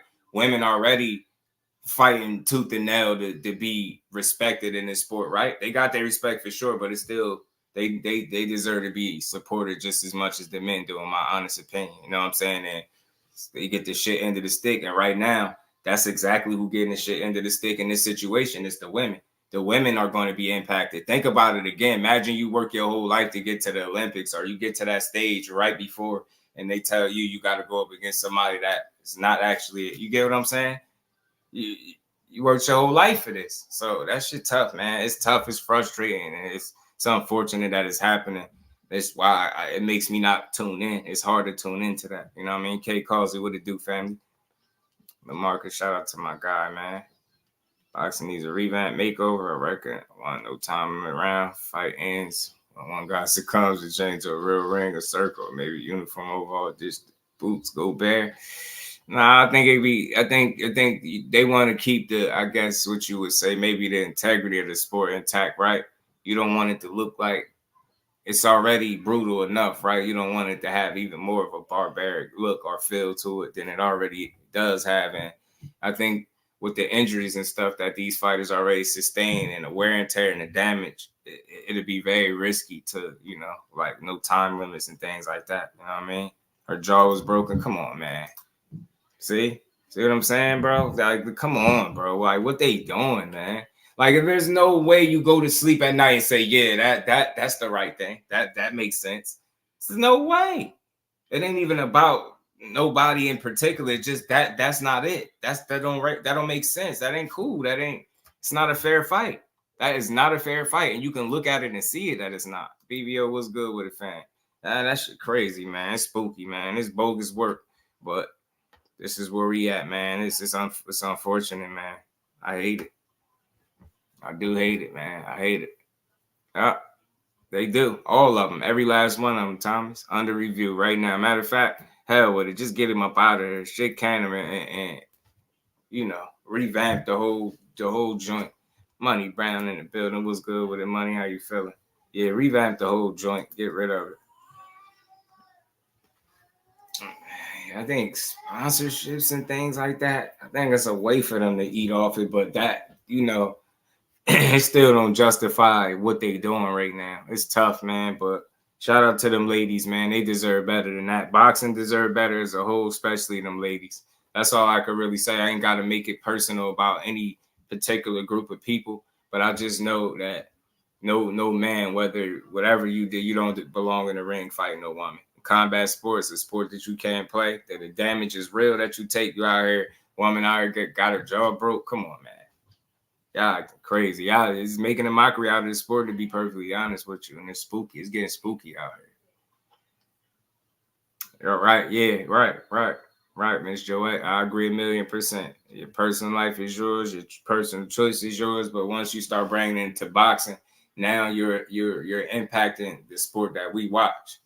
You get what I'm saying? Because it seemed like it's a trial run at the amateur level, right? In the amateur rings, and then pretty soon it's going. What is it going to be in the pros? Like, what y'all trying to do?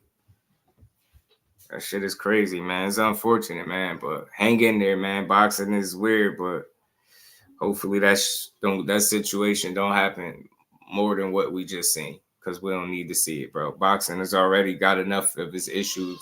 You don't need to add that type of element, because that definitely wouldn't be helping boxing, in my honest opinion. And it's just not fair. And I'm not trying to hear it at all. Shout out to Clarissa Shields. She spoke on it briefly. And just to be brief with this, because I ain't going to overdo it, but she said it. You think you should have a league where those people fight against each other. And that's fair. That's more fair.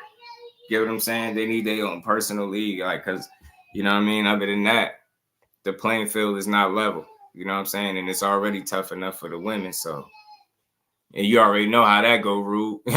You know what I'm saying? What they call them, sheeple.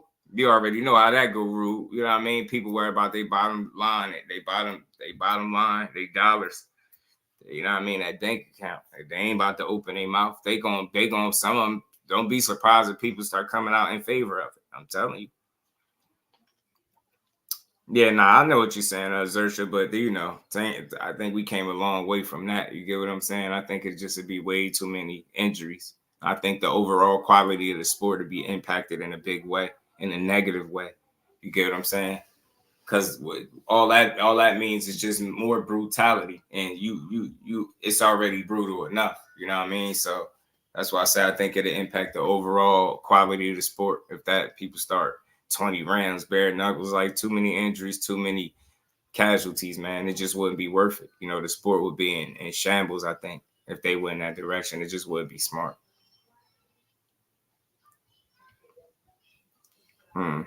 Yeah, man. I mean, I think that, but see, that's I think, to me, bro, that's a teach. I feel you, and I think you're right. But I think that's the price that they gotta pay. You get what I'm saying? That's the price that they gotta pay, because other than that, there's nothing fair about it. That's just simply where I'm at with it. The advantage is lopsided. It just is wild. Adrian Molina, what it do, Adrian? How you feeling, bro? Coming through in that Cash App. Hope all is well. Blessings to our boxing family. Much love to my bro Adrian coming through in that Cash App. And we ain't never got a box again. Well, right. well. I already been getting these back, but now it's time for you to get your just due. Shout out to you, bro. All is well on my end. Just a good day to build on this good boxing. But yeah, man, hopefully, there's a double side to it, Teach, right? Maybe that not enough participants to start up their own thing. But also, hopefully, with them not having so many participants, we don't have to see outcomes like the one we just, had to sit through for the people that watched it. Or we don't have to deal with hearing news about, women getting their jaws broken, stuff like that.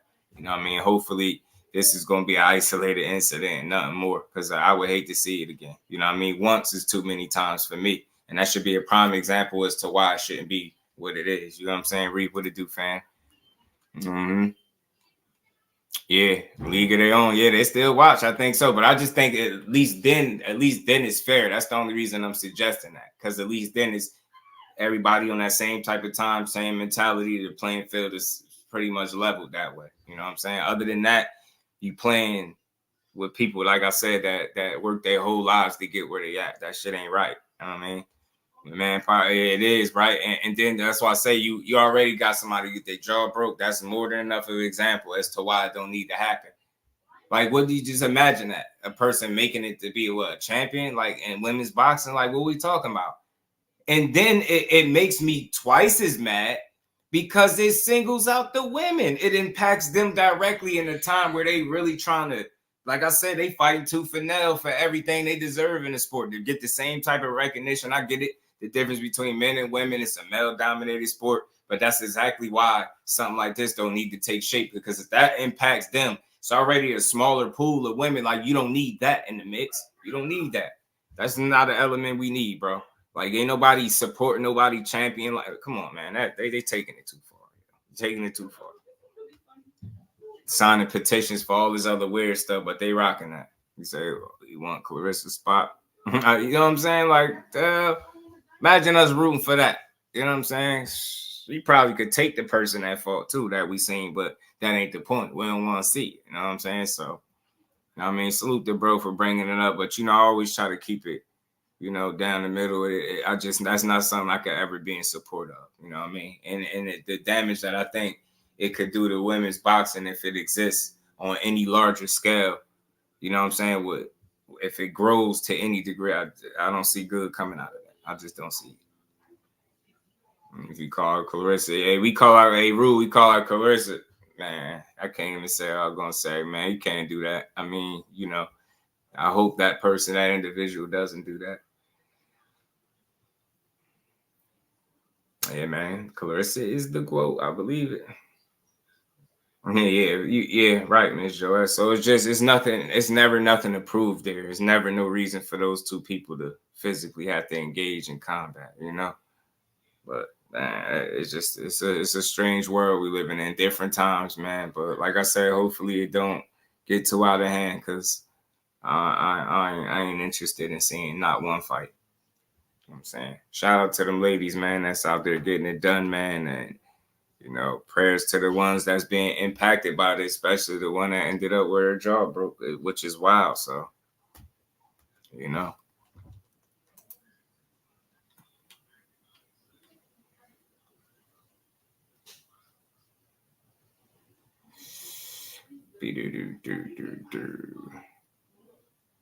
Oh man, shout out to Bud Crawford. Bud Crawford did a little clip where he gave his thoughts on some of these fighters. It was really short. I forgot. Great. Tank Davis. Great. Pitbull Cruz. Great. Teofimo Lopez. Trash. Devin Haney. Great. Bruce. Great. Canelo. Great. And your opponent this weekend in Panama. Great. See, even he called Boots great. You know what I'm saying? Even he said Boots was great. Boots is a great young talent, man. Hopefully Eddie do right by him, and by right by him, I mean get him the fights that we all want to see him in. You know what I mean? Or get him the fights that he won, right? Which is title opportunities. Y'all make sure y'all smash that like button, man. 20411. It's a mismatch. It's a mismatch, but he said even he said the young lad is great, man. So yeah, man, Boots ready for anybody they put him in the ring with. You know what I mean? That's how I looked at it. He said Majima was great, but Lopez was trash. Yeah, he don't like Tio. Yeah, he don't like Tio. Teach, I already know. Yeah, this was a great interview, man. Shout out to everybody for sitting through that, man. Y'all know how I do. I like to react to these good interviews that I feel like, you know, just good pieces, man. This is well done. You know, by Andre Ward and BoMac, man. Insightful, you know what I mean? Always good to hear from the trainers, man. Andy Ruiz about to make a comeback. I think he's going to beat Jerell Miller. I do. To the medicals, check the guy. I'm telling you, yeah, Teach. Yeah, he don't like no Tio. And he feel like Tio just flat out, he just talk too much. Tio talk too much. Ramon, what it do, my guy? Yeah, he cooked Tio. Tio, trash. I knew that one was going to stand out to y'all. I don't like no Tio, bro. And I just think he feel like they talk too much. You know what I mean? And then you've been clout chasing, like I said. I hate to use that word, but you've been using his name for conversation purposes, right? With no intent on really fighting him. I don't believe, you know. You know what I mean? I had hit Brian Norman. I told him if he get that Tio fight, whoop his ass. He said he got me on that. Told B Norman, I hit him in the DM. I told you get that Tio fight, whoop his ass. But he said he got me. So I hope that fight is next for them too. But yeah, Bud Crawford don't like no he don't care for Tio. I get plenty. Adrian, you a fool, bro. Y'all make sure y'all hit that like button, man. Shout out to the fan, man. We gonna keep rocking, man. We gonna keep rocking. But it is fight week, man. And Terrence Bud Crawford, like I said, man, a lot of different people they feel like this is gonna be a tough fight for him. We gonna see though. We gonna see. But like I said, I just feel like all these people making this big deal about the size. And again, I just don't see size being that much of a factor with Bud Crawford in his fights because his skills outweigh any size deficit that he might be at. You get what I'm saying? And the hell with just size, you know, size don't win fights alone. He got some long ass arms. I believe he might have a longer reach out of the two.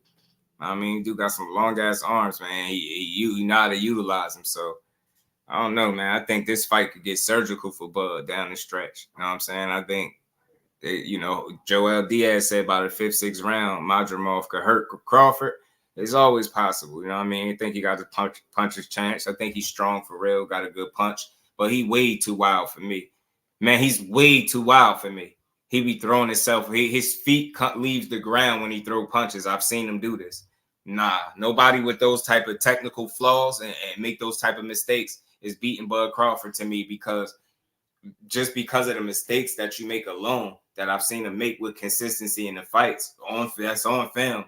I just don't see you tightening your game up enough to limit those mistakes with a fighter like Crawford. You know what I mean? I think it's just a matter of time. The big question is if he knocks your ass out, if he keeps his knockout and KO streak intact by knocking your ass out and, starting one up at 154.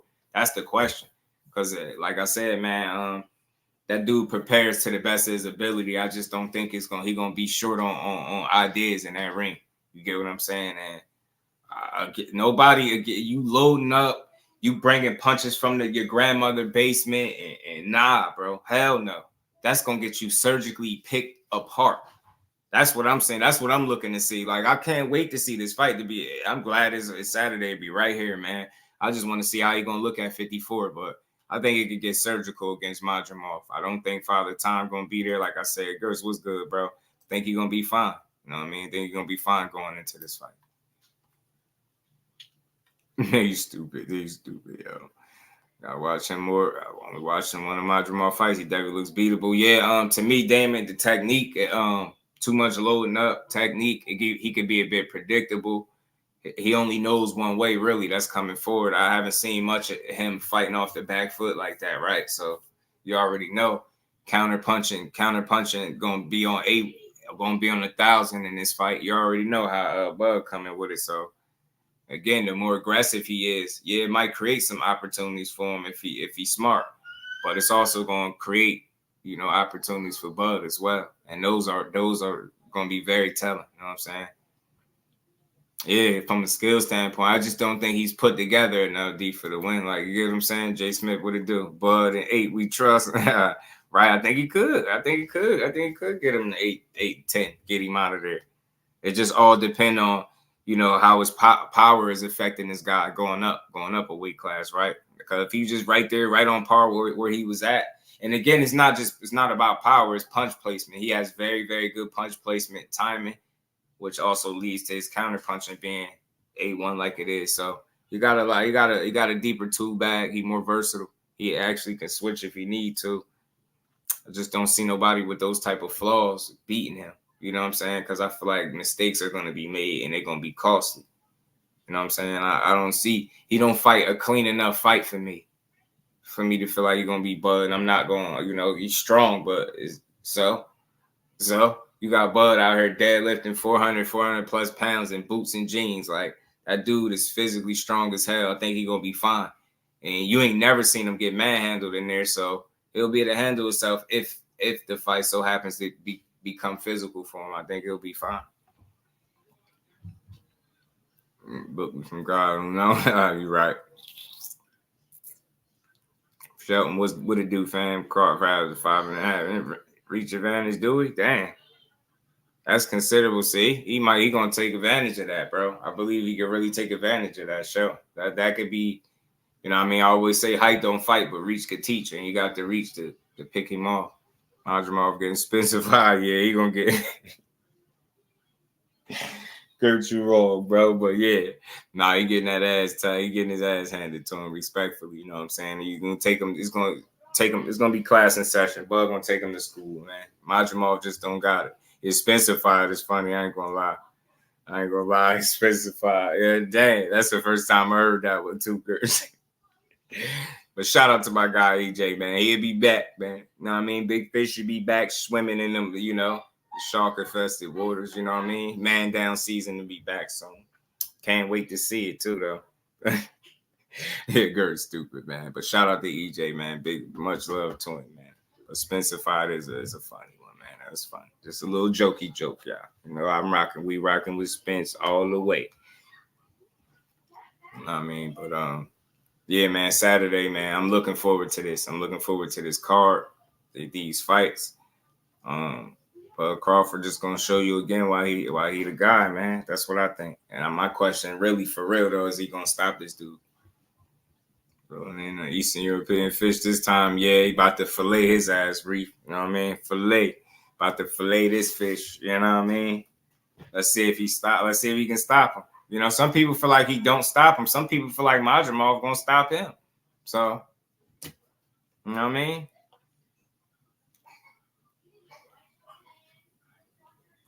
Yo, Zersh was wild, man. Peace to the Queen Melon. Queen, I appreciate it. Wouldn't be funny. It was a triple wrong, but loses. Oh, man. Cornelius, what it do? Damn, Miss Joette. I mean, look, anything is possible. Upsets are possible. Boxing this year has been a year to upset to a degree, right? Anything can happen, but the thing is, right, I always try to look at the whole situation. And for me, we know the initial plan was Fundora. So he was trying to take a guy that, you know, people really couldn't complain about him stepping up and fighting this tall, 6'5.5", whatever he is, 6'6", whatever he is, fighting this dude. But see how that worked out when EJ came into play. That fight became his, and Bud had to move on to the next man up. So I think Madramov's not a bad pick based on the circumstances, right? Like a sort of a replacement fight, right? A second pick, option B. You know what I'm saying? So. Yeah, but so I don't think, like I said, I don't think that, you know, the intent was to cherry pick him, right? But I could see why people would say that given the number of fights. But, you know, I do just consider moving into the new weight class. So you testing the water still, right? It's some questions to answer. If the power going to transition up, can you take a punch from a full-fledged 54-pounder? You know, things like that, right? How you going to respond up there? His father Tom's gonna be available with you on the night, right? So you're gonna be 37 soon enough. So is that gonna start to kick in? Are you gonna get old in the fight? Just some questions that people throw out there that, you know, are reasonable for guys that, you know, at the stage of his career. But like I say, I just haven't seen the slippage in performances to question that so much. You get what I'm saying? That dude has been on his game. Simply put, he's just been on his game, been on his A game, and like I say, he made his last fight look like it's easy. So it's hard to see any slippage there based off what we looking for. Get what I'm saying? It's not. We're not seeing it from a physical aspect is what I'm saying. He don't look like no old man. He don't look like he's slowing down. He like a well-preserved guy that did right by his body, lived the lifestyle, and now he reaping the benefits. And now with him being 36, approaching 37, he's able to still perform at a high level without having to worry about Father Time the same way some of these other guys have. You get what I'm saying? So let's see it, man. I think he's still at the absolute top of his game. And I don't have no evidence, like I said, in the ring to say otherwise. Man, the power punch and Bud Clean, he's probably going to get hit Bud the hardest he's ever been touched in a pro fight. That's very possible, too. Very possible. Because Majumov, make no mistake, he's strong as hell now. He got a good punch. Like, he can punch with both hands, too. But just he got one of his knockdowns. Like, I got to go look at his highlights and even some of the, you know, just film on him. Like, he got one of his knockdowns, like, throwing a punch from, like, his grandmother's basement. Like, yo, like the lowest of the low. He brought that shit from the depths of hell and brought it up. Like, he threw a punch from, like, his technique. I was just thinking, like, you even attempt, and I'm not saying he would do that against Bud Crawford, but, you know, bad habits get established when you fight guys that you can beat sometimes, right? When you fight in a certain level of a guy, you have a tendency to establish bad habits. And, you know what I mean? I don't know if it's bad habits as much as it is flaws. Some of both, I guess you could say. It's one and the same, but he got some issues that I think gonna put him in a situation against Bud. And Navarrete, yeah, you get what I'm saying? Like I hate Navarrete uppercut. I don't like how he fight at all. At all. I never got what people seen with Navarrete. I won't dare call him trash, but I just haven't seen that. Like when people tell me what kind of fighter he was, him and Miguel Burchell is two guys that I never seen what the people was selling them to me as. I never seen. Navarrete, man, like his last fight was so hard to watch. He is sloppy. He was like wide. And that's why I say, what good? How entertaining is throwing a bunch of punches that ain't none of them land? that was a hard fight to watch. And he's supposed to be an entertaining guy, right? He was sloppy. He looked like the weight. Just he didn't look good at the weight. He looked weird. Yeah. And Renato Lopez, crazy too. Yeah. He's just more successful, I think. He's more dangerous with his approach. He's more like unpredictable than sloppy. Like for me, I feel like Navarrete just be outright bad with his technique, and he looks slow. He be looking slow, man. He be punching his like that's because he be bringing him punches from his knee, from his ankle and shit. You know what I'm saying? You can't hurt nobody doing that. You know, not landing them shots on nobody that got no real defense. And it showed. He was in there. Him and Baranchik made one of the ugliest fights we've seen of the year. That was a terrible fight to watch. The matchmakers got that one wrong. Them dudes did not look good in there together, bro.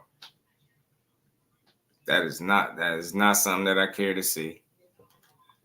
But while we still talking about Crawford, because y'all know I'm the clip king, man, I forgot to play this one a while ago, too. Listen to what Virgil Ortiz had to say about Crawford real quick in this clip. His name is the name that people been speaking, but even this would be a great fight at 54. Virgil Ortiz and Crawford. Crawford's just a different beast. You know, I don't think anyone except me in 154 can beat him. You know, it's he's a tough fighter. He's arguably pound for pound number one. You know, you got him, you got Usyk, you got Inoue. No, those are some toss-ups right there for number one. You know, so let's just say he's number one right now. I just don't think that Majima beats him. You know, and it's not that I don't think he's a good fighter. Yeah. I just don't think that he can beat him. So you've been in there with him sparring-wise. People have said, well, Eddie Hearn is convinced that he's going to upset Terrence Crawford. But I've heard others say Madrimov's tricky. He switch hits. He has good footwork. Like, hey, you don't count him out. Like, he has an actual good shot to upset him. You sharing time with him in the ring, like, what's tricky about Madrimov? Here's the thing about tricks. You see, that's the, how do I say, that's the main part of the word, trick, right? Tricks don't work on Crawford. Yeah. Crawford is smart, you know. He can be tricky as always you want, but a person like Crawford is going to see through the smoke and mirrors, you know. He knows boxing. He's a master at it, you know, so it's just, and everything else that you described Majimov, so is Crawford. You know, he's a switch hitter too, you know, have good footwork as well, you know, so it's just kind of like, okay, well, what else does he have? You know, and I just feel like, I don't know, they're trying to convince people that he's not going to beat him. I think they're just trying to make it seem like it's a even. Virgil called cap, as the young kids call it. Virgil like, nah, they trying to sell him like he's going to be. Nah, he's not. He's like, nah, Crawford knows boxing. You're not going to fall for those tricks. You're going to see through the smoke and mirrors. But basically, Madrimov, you up shit's creek, man. Anybody that told you anything else, they lied. They lied. I think him and Virgil got some work in, too. Yeah, matter of fact, Virgil got some work in with Madrimov. Madrimov told people that Virgil was nothing special or something like that.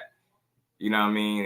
He said the game plan was to play with him, and this was Virgil responding to Madrimov. So he already been in there with him. And he said they didn't show up the next Monday. And didn't even tell us they weren't going to show up. So Virgil said after him and Madrimov got that work in, he ain't show up the next day for that smoke. You know what I'm saying? Virgil said he ain't show up for that smoke, man. He ain't have an appetite for smoke, man. Awkward might be, yeah, awkward for sure. Awkward for sure, Thrill. Awkward for sure. Yeah, Melon and Clean, he just got one of them styles that's unpleasing. And he throw punches. That's the thing. Got Tim Zoo, Lube and beating Bud. Those are entertaining fights too, man. Those are entertaining fights too. You better stop it. Those you can't beat Bud. You know he's the way he said it. Well, besides me, can beat him at 54. He's supposed to say that though, but let's see. You know, if that ever come to fruition, I would love to see that fight. Shit, that's why I'm not stuck on Boots. Because while people stuck on Boots, I'm looking at 54. Like, do y'all see the potential matchups there for Terrence Crawford? Especially if you're a person that feel like Canelo was never getting in there with him, so he's not going to get that fight. So if that's not the case, then I see him trying to, you know, reign at 54. I wonder, do he really want to become undisputed in another weight class? Because that shit is right there for the 154, wide open. Wide open. Just like 47 is to me. Talk about Saturday fights, though. I don't know about Virgil and the Hammer. Man, that'd be a good one, though, wouldn't it? That'd be a good one. Virgil Ortiz versus Lubin. Virgil Ortiz and Ramos, another good one. You know what I mean? Bud Crawford and any of these top guys at 54 is fun. You know what I mean? Fundora and Spence get their date and their situation worked out. That's a fight. The winner of that gets to potentially fight a Bud Crawford. It's real fights to make at 54. That's why I ain't stuck on the Boots thing, because I think Boots got business to take care of at 47. And he's trying to collect a couple of more straps, you dig, before he go on ahead and move up to 54. And I hope he's able to do so. But in the meantime, in between time, 54 looking like a division to watch right now. It is. First best stay with Bud, so fun fight for us, though. Yeah, it is. But he's strong as hell. I would love to see it. I would love to see how it'll work out. I would love to see how Bud would approach fighting that dude, because it'll be a strong, young, hungry pressure fighter. Power in both hands, 100% KO ratio.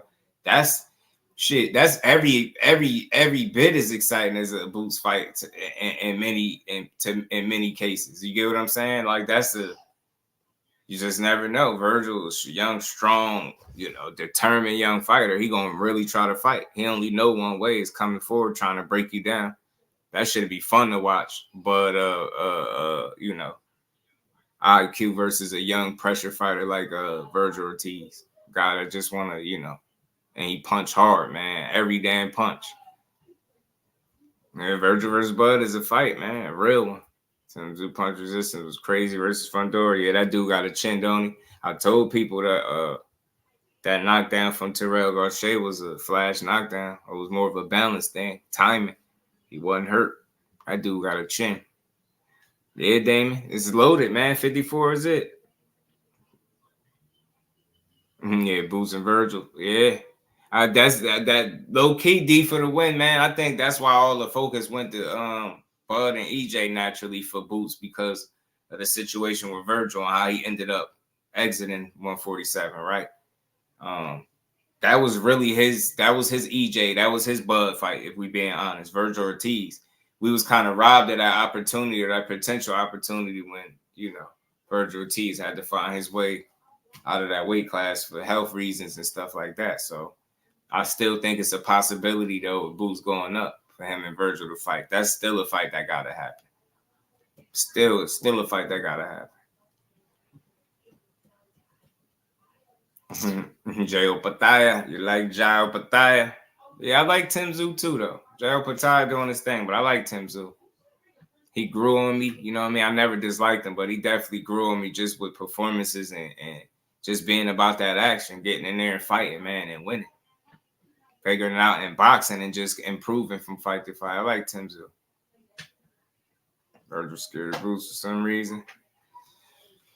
Tell you what it do. I hear you. I don't be thinking they scared, right? But I think certain fights,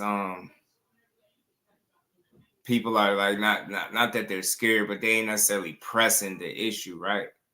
But I would love to see them in the same division again, because I think people would demand that fight. You know what I mean? We'd get an opportunity to see if they really want to fight each other. Yeah, Boots in there with Virgil will be real good. Hell yeah. That's why I ain't stuck on the Crawford thing. That's why I say it's other fights, man. I mean, he still got to find his way at 54, but, if Crawford is not there, at least Virgil probably will be. You know what I mean? So all we do, at least we got a better chance for sure. Oh, yeah. Oh, you just know John Moore. Yeah, ain't nothing wrong with that. Opatai is nice. Opatai is nice. He's definitely a hell of a talent. He's definitely nice. But yeah, Tim Zoo grew on me, man. He's somebody that, he had a father that fought and was a damn good fighter. So he ain't living in his shadow to me. He really want to be, the best version of him. So I like that. I like that energy from Tim Zoo. But, 154 is got the potential to really heat up with these next few fights if the boxing world deliver the right fights to us. The bloodbath, your casual corner breakdowns. I rock with Tim Zoo. Yeah, right. You just cause he all business. He want to win. He want to get better. You know what I mean? He is working. He not turning away smoke. even though they try to, they'll frame you as a duck immediately in this game. But we all know that man. It's about that action, man. And I heard, I heard Tim Tszyu and Jesus Ramos, I think, was supposed to possibly fight, possibly. So, hey, man, if they can fight, if they can fight with, I love to see it. Give it to me. But it's gonna be all the way. It's gonna be all the way up there. I hope not. I hope it don't be too long for that. I'm busy. What it do, my guy? How you feeling?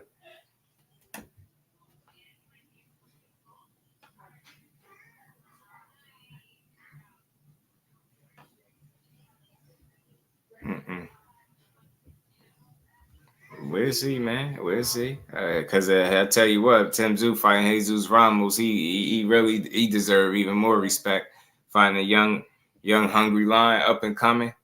That's a good scrap, man. Got more IQ to him. Getting the finish, yeah, D for the win for sure. Yeah, man, I like Tim Tszyu, man. I like it. He's proven to be serious about his career and his craft, and I can't do nothing but respect it.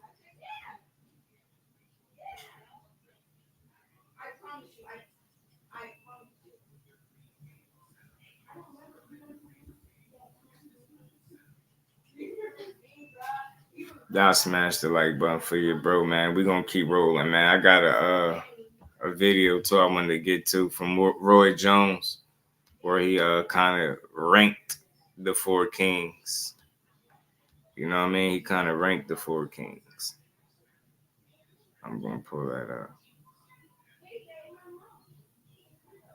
Hold on, what is this? Let me see this real quick. I can't wait to see this card Saturday, man. This shit slept on, man. This is a slept on card, man. I'm gonna enjoy this one.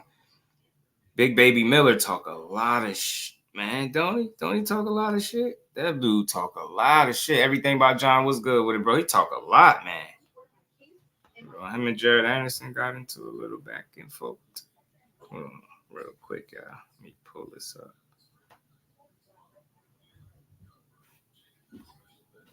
Yeah, man, yeah. He said, who you think should move up to 147? T.O. And the reason why I say T.O. right off the bat, everything about John, because he the guy that's putting up the most resistance to fighting anybody that seems like they're credible at 140, other than the guys that obviously Josh Taylor, right? But seem like the champions, he talk a good one, but he been focusing a lot on talking about Terrence Crawford. So if he even serious, that means he must want to move up. Look, I wouldn't mind seeing him move up and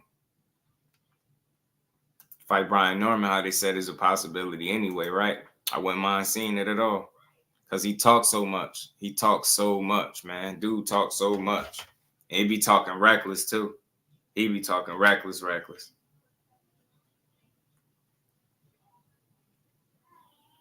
So my thing is for T.O., and not just him, this is any fighter, but the fact that he openly takes fights off the table by making convenient excuses, saying guys that he not going to fight. It seemed like he ain't interested in other champions. And I don't know if he chasing undisputed at 140, because if he not, then look, when he go up like he said he going to do, right? I wouldn't mind seeing him go up. You know what I mean? They're already saying that Brian Norman fight is a potential fight for T.O. for real anyway. So I say, let's see it. I ain't against seeing it. Let's see the fight. Let's see this joint. Get the people what they want. He said top rank for you. Jared cruiserweights over 5 pounds. Yeah, man. If you complain, it's crazy. You say who that? That was. Did T.O. say that?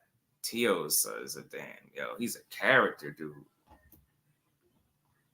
This dude always got something to say, man, and it's never positive. He rarely give people their credit. That's why I say he need to move up. He got so much to say about everybody. He should just go on ahead and move up. Show the people what you're really worth, T.O. Show the people what you're really worth. What is up, bro?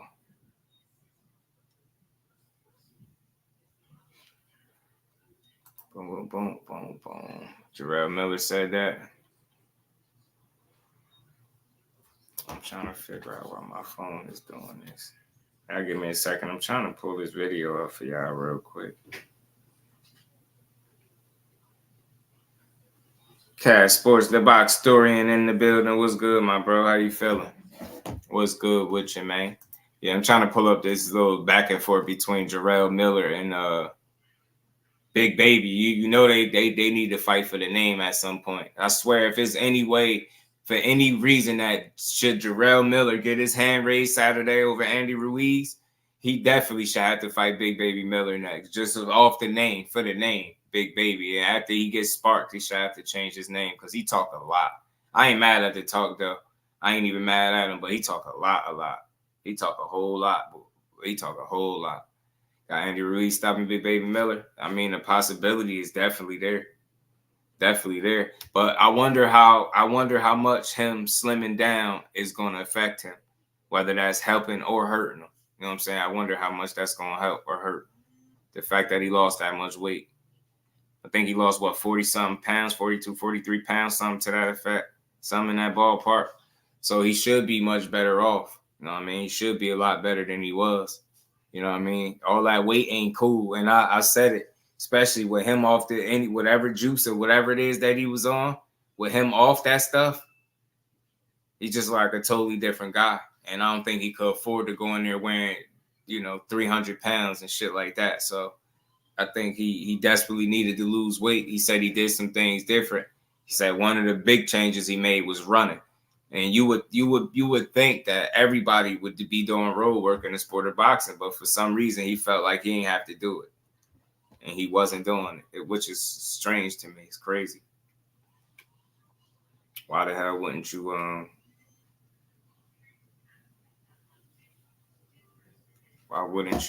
do road work? Bacoli, threat. Yeah, Mark Bacoli's good. It's a step up fight for sure. It's supposed to be a step up. It's a test. I think that might be his best fighter. It could be was on paper. I think it's supposed to be his toughest fight to date. So I'll say that. How he handles it could be something different. Maybe he makes it not look like his toughest fight to date. Maybe he makes it look easy. We'll see though. But I think this will be a good scrap. I think this is a real test for him. I think. He go get his hand raised, especially if he looks spectacular. You just gotta give him his credit. You know what I mean? Just gotta give him his credit. I know a lot of people kind of writing him off because of his honesty about how long he feel like he want to be in the sport. But I like the kid, man. I like Jerell Miller. I don't got no reason not to like him. I like him.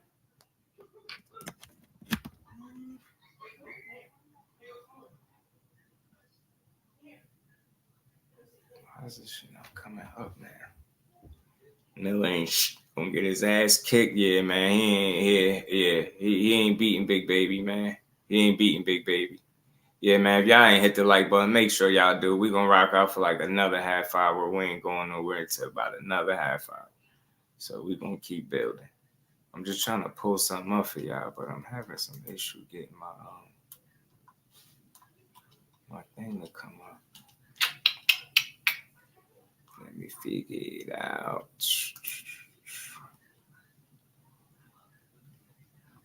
Big Baby Miller said he on. Maybe I'll play it. Then I might just have to play it.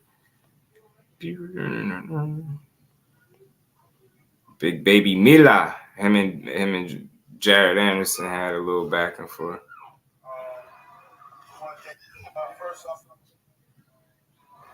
One thing, Brother Turkey, for this opportunity. Gold Star, Papa Spencer Brown, man, for being a man of his word. One thing I about appreciate you, man. Much love, Cass. Appreciate that. A lot of people that want to rob and steal from us fighters, and we put our life on the line. But what I've seen with this guy over here to my left, Brian Spencer, man, he's really been a man of his word and a blessing to sport of boxing as well as Brother Turkey. One thing I can tell you about me is, though, I never run from a fight, never have, never will. Nah, it ain't Lawrence and Coley. That fight with Dubois, yes, it was last minute. Wasn't 100%. I was whooping his behind, and the boy didn't run out of gas, man. And I never quit. And I took my ass whooping like a man, and I said, God, when I get out of this, it's going time for me to turn up and get back to my old self.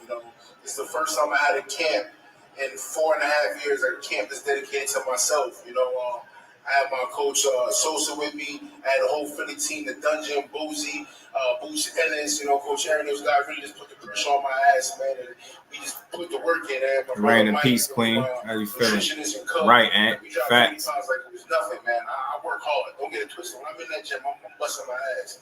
So, like I said, the world fighters woke up a demon in me, man. It woke up a demon in me that I haven't seen in myself in a while. And come August 3rd, I'm going to fuck Andy Ruiz up. Mark my word. I believe you when you say like that. Hey, man. Hey, I like that energy. I ain't gonna lie. Look, I'm very consistent across the board. I know people ain't high on Jerell Miller. Look, I like the trash talk. He talk an exceptional amount of shit, but I don't mind it at all. I mean, everybody just can't be a mute. This is the Hurt Business. You're supposed to be entertaining. I don't mind his trash talk. At least he do get in there and fight. He don't get in there and lay down, win, lose, or draw. He got beat up. Daniel Dubois kicked his ass, but he did run out of gas and started getting pieced up pretty bad. And he was landing some shots. I ain't gonna act like this was some one-sided ass whooping or something for Daniel Dubois, but he just, you know, all that BS caught up to him, all that not living right, not coming in there 300-something pounds or whatever the hell you was that on the night of the fight. That shit ain't gonna cut it. You know what I mean? Even at the heavyweight limit where it ain't no limit, you just can't treat your body like that and expect maximum result, right? So I like the fact that he said he dropped the 40 plus pounds. Al Booger, what it do, family? That's good for him. Let's see if it excuse me, y'all, if it works in his favor or if it works against him. Is dropping that much weight, is that going to affect his punch resistance at all? Is the loss that he took from Daniel Dubois, is any lingering effects? Is he fighting any demons from that loss, right? Is he still having that fight in the back of his mind, or has he fully moved on and say, look, that was that. I took my loss. I wasn't doing some things right this camp. I switched some things around, started doing some road work, lost an exceptional amount of weight. Now I'm coming in. He looked way more fit to perform than he's ever looked, and this might be good for him. So I say all that to say this. I'm all about the bounce back. You know what I mean? I don't got nothing personal against none of these guys. Just because you lose, you know what I mean? My biggest issue with Jerell Miller is the PED situation and the constant failing of the test, and he blew an Anthony Joshua situation because he had PEDs in his system. So outside of that, you know what I mean? He just a man just like anybody else. Let's see if his bounce back is real. Let's see if he could back up those words that he's speaking, right? Is he really going to go in there and beat, you know, Andy Ruiz's ass? Because it ain't going to be an easy one for him. So I want to see it. Look, the concentration is on Andy Ruiz, that's your opponent. But look, the elephant in the room is there has been some back and forth a little bit between you and Jared Anderson. Is it because we're saying he's the future of the American heavyweight division? Is it the big baby situation? What? Listen, I'm 9 years older than him. I've been in this game way longer than he has. I fought kickboxing, MMA. I've been all across the world. I've never been afraid to go into someone's backyard. They offered him a fight with me. He turned it down. You know, my thing is with me, as much as I'm calm right now, I'm a real street kid that turns his life around. Like, I've done everything. I've sold everything, and boxing saved my life. But let's get something straight up. I don't run from nobody. You're not going to go on Instagram and clickbait and text me and type and do a little nonsense. And when you see me in person, you're going to run like a little bitch. You're not going to do that. I'm going to run up on you. I'm going to talk to you and tell you what I got to say. And you're going to never look at me. You never look at my direction. Nobody's want no smoke with me. Believe that. I ain't running from nobody. Like I said, ain't nobody. It's bigger than Big Baby name. You know what I mean? I don't think he get past Paulie. Even if he don't get past Paulie, whatever happens, I want his ass next because the boy and them going to have matchups anyway. Let's go. So I ain't going to get the boy AJ right now, right away. So, you know, it is what it is. So whoever get past his card, even if he lose, I still want to respect that ass. I like that. You know what I'm that. saying? And he's really the pride baby, not the big baby. There's only one original big baby. That's my ass right in front of you. It's gone to us. Before we move on, obviously, look, Jerell, you're an experienced fighter. Do you have to make sure and be careful that you do concentrate on the task at hand, Andy Ruiz, and not Jared Anderson? No, 100%. Like I said, I'm not even worried about him right now. You ask me a question, I answer your question. We all know we've been in camp training. You know, we focus on Andy Ruiz. You know, listen, man. I mean, as a reason why I'm not on social media, I've been in the laboratory working. I've been in the gym training. You know, I'm very vocal. I'm very outspoken, but there's no time for that. This time was for me to shut up and go to the gym and put in that work. And clearly you're going to see when it comes August 3rd, I'm having burritos and nachos, and I'm going to put an ass whooping on my boy. Ain't no, don't get it twisted, man. Like, ain't nothing but love between me and Andy, man. It's nothing but love outside of sport of boxing. But when we get in that ring, it's going to be a different switch, and I got to kick his ass. It's plain and simple. Belize and Mexico's going to be in the building come Saturday night. Very good. I want to give Jared the right to respond on that. Jared, I know you heard what he said there, Jared. Is that a fight eventually that you want down the line? Tell him when. Tell him when, he said. Man, listen, they offered you the fight like 2 months ago. We had no. No, they didn't. Stop capping. Ain't nobody capping nothing, bro. You soften the baby shit too, bro. Yeah, as y'all can see, he likes to talk. He's capping. I back it up. Still back it up. He ain't got no proof. But look, let's hope. That's my son. Only proof is him getting stopped. That's a copycat. That's a copycat. Only proof is him getting stopped. No, we didn't fight one real heavyweight. Charles Moore on a 7-day notice almost whooped your ass. Now you got Marble Cody who been in there in the jungle. Let me see how you gonna do. Not no over 5 pound cruiserweight you've been fighting on top rank, but hyping you up. You say so. Welcome to the real big boys now. You're 30 fucking forward, man. I think it's fair to say both of them get through their respective fights on Saturday. Hey, man, that's the fight. That's the fight right there. Don't mess with Texas. What up, fam? That's the fight. Big Baby versus Big Baby. They fighting for the name. Who is the real Big Baby, man? Why not? Why not? Salute to why you mad. Salute to you, fam. He says Illuminati dropped the video. Shout out to you. Shout out to Illuminati. You know what I mean? But look, I've been saying that. We've been saying it. People been saying it. I ain't the only one that said, man. Somebody suggested that. It wasn't my original thought, but fighting for the name makes sense. And that's just me joking, but all things real. Win, lose, or draw, the fact that he said he don't care what happened. Even if he lose, he still want to fight him. That's the energy that fighters need to have. Even if he lose to Andy Ruiz, which I think he is. Now, I mean, I don't know. Maybe he showed me something wrong because Andy Ruiz got to prove it too. He got some questions to answer. He been out of sight, out of mind. And he be up and down with his weight too. And we've seen him eat himself out of an opportunity to retain, you know, the unified heavyweight championship when he beat Anthony Joshua and fought him in that rematch, came in there all overweight. So he's had issues with his weight fluctuating up and down in the past as well. And it's cost him big opportunities. So let's see how focused, how dedicated he is. He got the fast hands, got good combinations. He's durable. He could take a punch. But let's see how committed he is. Let's see how dialed in, how focused he is, how hungry he still is. You know what I'm saying? Let's see. I mean, who's the real Big Baby? That should be the headline. How that read? Big Baby Anderson versus Big Baby Miller. The real Big Baby. Who's the real Big Baby? Will the real Big Baby please stand up? Now, I mean, the loser really got to change their name. That'd be funny. I know it's some WWE vibes, but that'd be dope. So because he said ain't nobody, he a fake, he a copy. He like, I'm the original. So, you know, I think fighting for the name makes sense, man. Let y'all scrap it out for the name real quick. You know what I mean? See, you know what I mean? So, see who the real Big Baby is for real. You smell me? Ain't nothing wrong with that. Let them scrap it out. I love to see it, man. Let them scrap it out, man. Y'all make sure y'all hit the like button for your boy. We're going to rock out for about another 20 minutes or so, man. Salute to everybody in the building. There can only be one thrill. There can only be one. And Saturday, like I said, man, I'm glad this card is happening. It need all the attention it could get. It should be selling because it's really good boxing. It's really good matchups. You got some unknowns with Crawford, his first fight at 54. Like I said, Israel Madrimal, people don't really know the name. Maybe he can make you a believer. Maybe he can, you know, win over some fans with his performance, even if he is to lose. Or maybe, dare I say, he caused the upset and give Bud his first loss, which I don't think is happening at all, by the way. Bud gonna be surgical on him, Jake. Surgical. So that's a good fight, man, all the way. Pitbull and Rayo, like I keep saying, that's a fight where it's a must-see fight, I think. Shit might not go the distance, man. A lot of people picking Rayo to get stopped. I think it's all about the discipline and focus for him and how composed he stay under pressure that Pitbull is going to be bringing, right? Pitbull brings, like, you know, somewhat nonstop pressure, but you've seen in the past, if you're a guy that can box and move, you know what I mean, you got some decent feet about you, then you can give him some headaches. You give him trouble.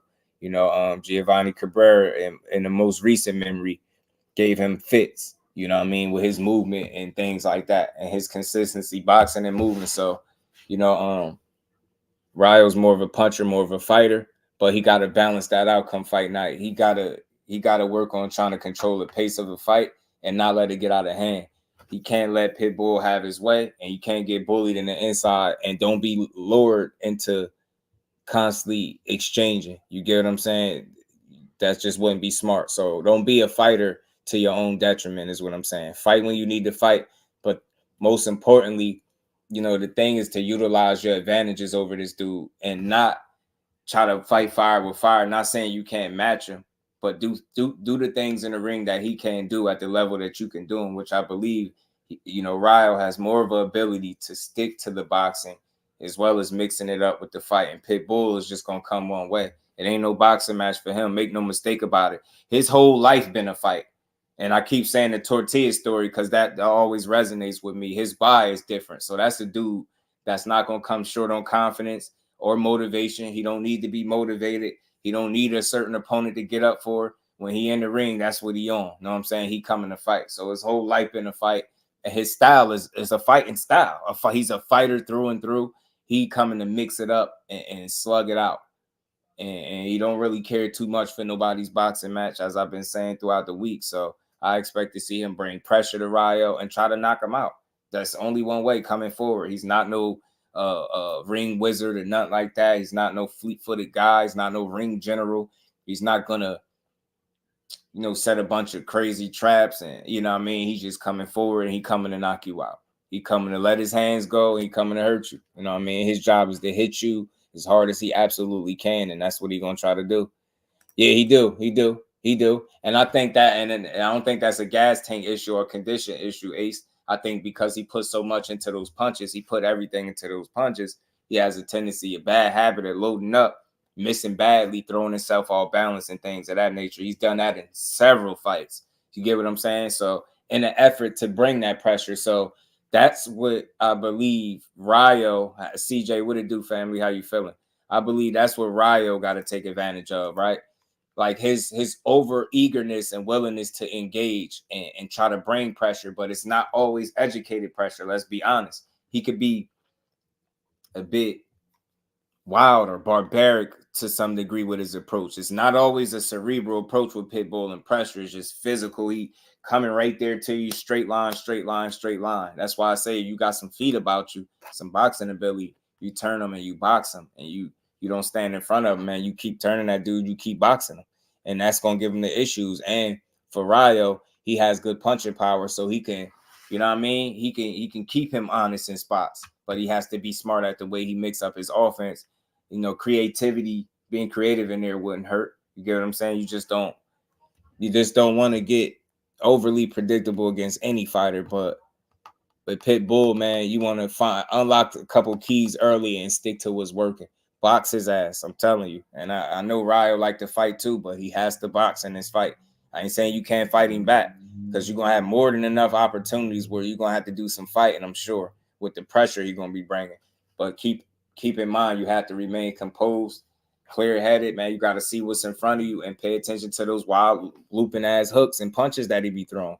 And them uppercuts, I mean, he can get wild, but just you got to be smart, man. Don't be standing right in front of this dude. Salute to my baby girl. Said, just wanted to hear the theme music.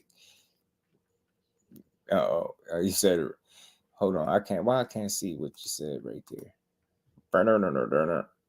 Oh, just wanted to hear some theme music. Appreciate you, baby girls. Always, man. Yeah, y'all make sure if y'all didn't hit the like button, y'all hit the like button, man. Like I said, we're going to rock out for about another 20 minutes. Much love. And we ain't never got a box again. Well, right. well. I already been getting these bet, but now it's time for you to get your just do.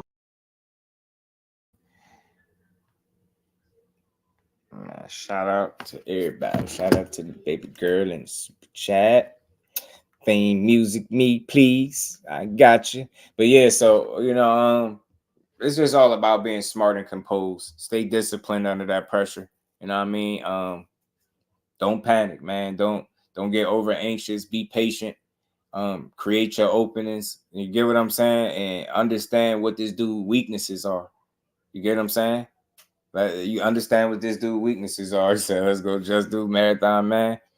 Man, shit, we can rock out as long as y'all want to. Y'all already know.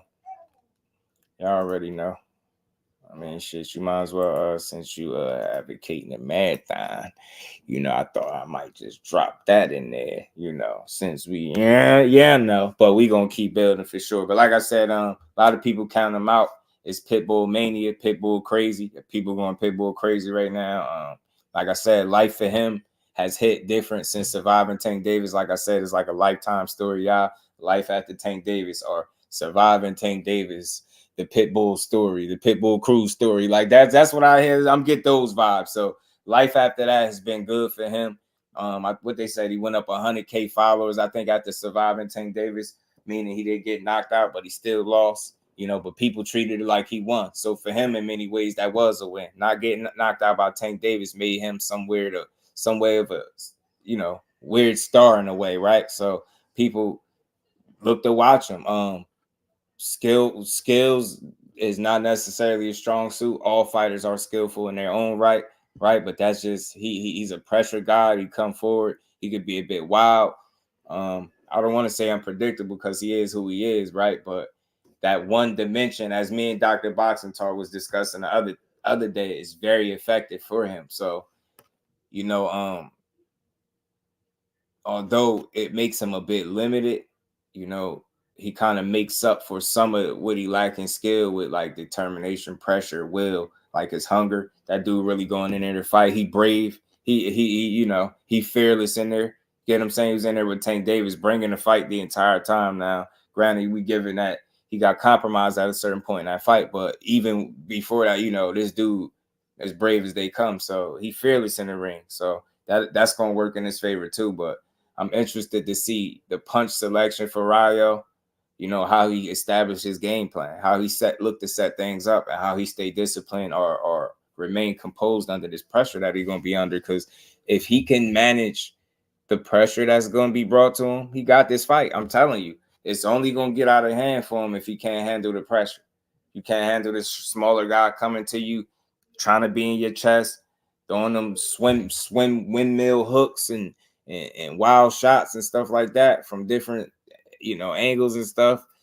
And you're gonna have some trouble. But like I said, take a page out of Cabrera book, turn his ass and box him and move, because that's not what he want to do, and that's not his strong suit. This is why he'll stay away from a guy like a Hitchens or Shakur Stevenson, even a Devin Haney.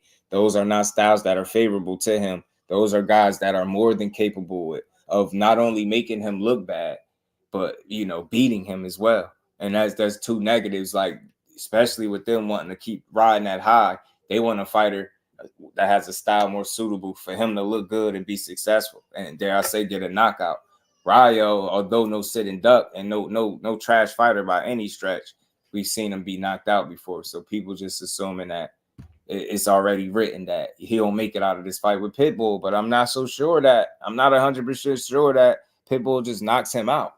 And again, it's all about how he deal with the pressure. And remember, I said it. Y'all heard it here. If y'all hear it nowhere else, that is going to be one of the biggest factors. When Pitbull is successful in his fights, it's because of him bringing that pressure and people not being able to handle that smaller guy getting in your chest and being a fucking nuisance for you. You know what I'm saying? And he put everything into them shots. And sometimes they work in his favor, but if you can box and move and not be greedy, then you can know that obviously will work against him.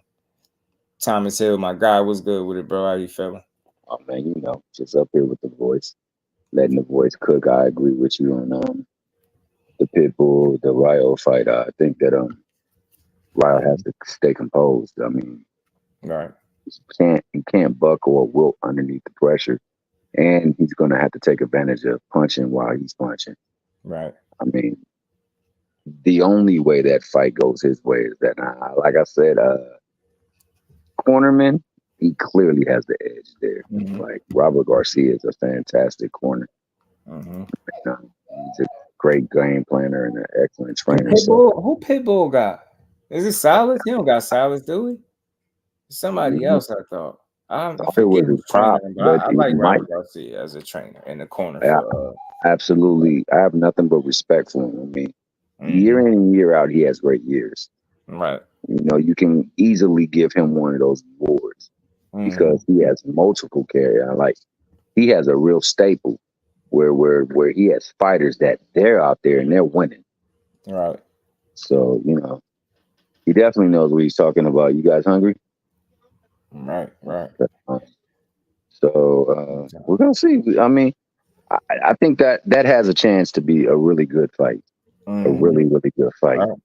Right. I don't think it's just cut and dry as counting the other guy out. Like, he got a real chance in this shit. And if he's an underdog for any reason, he's gonna be a live dog as they come. He's live. He's telling you, man, it's all about sticking to the game plan, outthinking the guy that has shown you time and time again. He's very dangerous, but he's limited. He's limited. You know what I mean? It's just simple as that.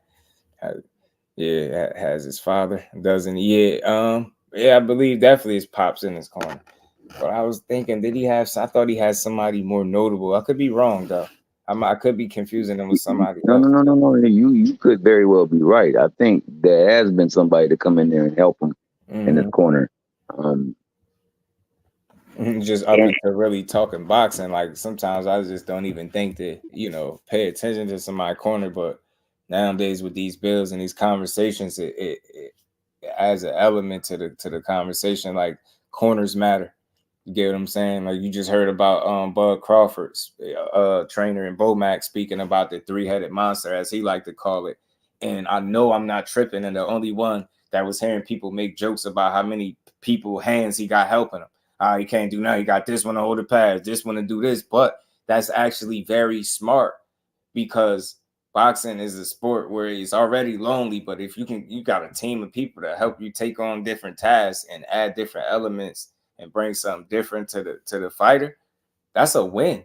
Like, that was a beautiful description of how he framed what each of them bring to the table. He said he's more of a jab, stay behind your jab, pumping that jab, establish that jab. That's me. You see that, Bud Crawford, check. He said a guy got like a Mexican style, bring that kind of. Now, I ain't gonna say Bud Crawford fights like a Mexican, but he got that spirit, he got that mentality. He'd go for it in there and he'd get to it, especially if you get clipped with something. Then he said the other guy, what did he say? Oh, a rhythm guy. Man, I've been saying this for years. Terrence Crawford is a beautiful rhythm fighter, and when he settles into it, it's hard to deal with him. It's almost like a little dance for him. He start picking you apart, the confidence grow on his face, and then it becomes surgical. And if you get hurt, it's blood in the water, and it turned into shark infested waters, and he's the shark, and he going to get you. So I just like the different descriptions of what elements each of those trainers bring to him and how they help, and how that should just all gel and work together. That's beautiful. I say that because I heard so many jokes about that. And then remember about Derrick James. Look at him. He doing it all by himself. Now look. And there's no indictment on Derrick James, but I do believe there's such thing as having too much on your plate. I do think there is such thing as wearing too many hats. I do. I mean, you only one person, and you got to deal with all these different personalities, all these different, styles and different habits, and that shit is a lot for any one individual. So the fact that he has a team behind you probably is I'm pretty sure he'll highlight is probably one of the centerpieces as to why he's successful outside of himself and his drive to be great. You got the team, the right people in place, pushing the right buttons to get him to do, be exactly the type of fighter you need to be.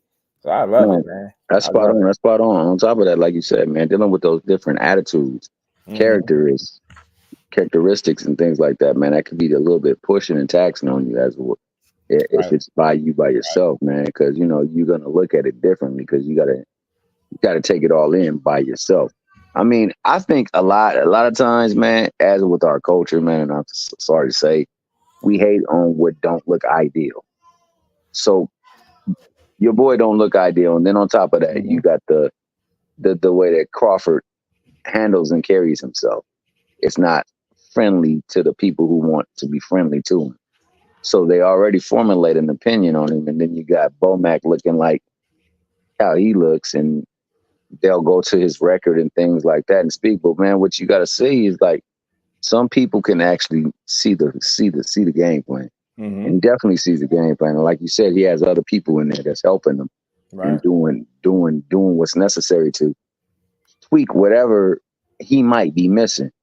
It's always good to have fresh eyes on something. So I mean, and look at what's going on with Tank and his team. You know what I'm saying? He got a team that's there to help him, man. I mean, I can't hate on BoMac, man. I really can't, because he's doing so many good things with fighters. Successful as hell. You know what I'm saying? I damn sure not gonna assault on him because he's a little heavier than most. Man, please. Is his mind? You fight with your mind. Like this whole sport and everything in life is mostly mental. If your mind is right, then everything else really falls in line. Right. And it makes up for everything that you probably ain't lacking. So, like, man, I'm sorry, but I do believe that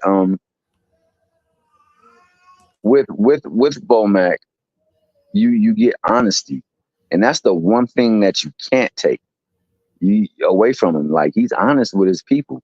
Like, and you got to be honest. Like in the corners, man, I hear so many times in corners people saying, like, take for instance Tio. You know, his dad will tell him beautiful, and he ain't really even did nothing. I'm saying, well, what did he do? Keep up doing that. Well, what did you do? So like that too. Them Cheeto jokes went to them just is non-existent nowadays. Hell yeah. It get to a point where you just keep winning, and that's why I say people be like, well, it's more than just winning. Yeah, we understand that. That's an obvious, point. But the main objective is to continue to win. Because without it, a lot of other shit stop. You know what I mean? You even you've seen winners get jerked around. We see it all the time, but you damn sure ain't gonna get the, nobody doing you no favors. So you going in there taking L's. Hell, I mean, you just seen it recently. You had a former trainer of the year before get drugged the whole next year. And Derek James. People that's in the boxing community questioning how did he get trainer of the year. I thought that was so wrong for losing one fight. You get the question.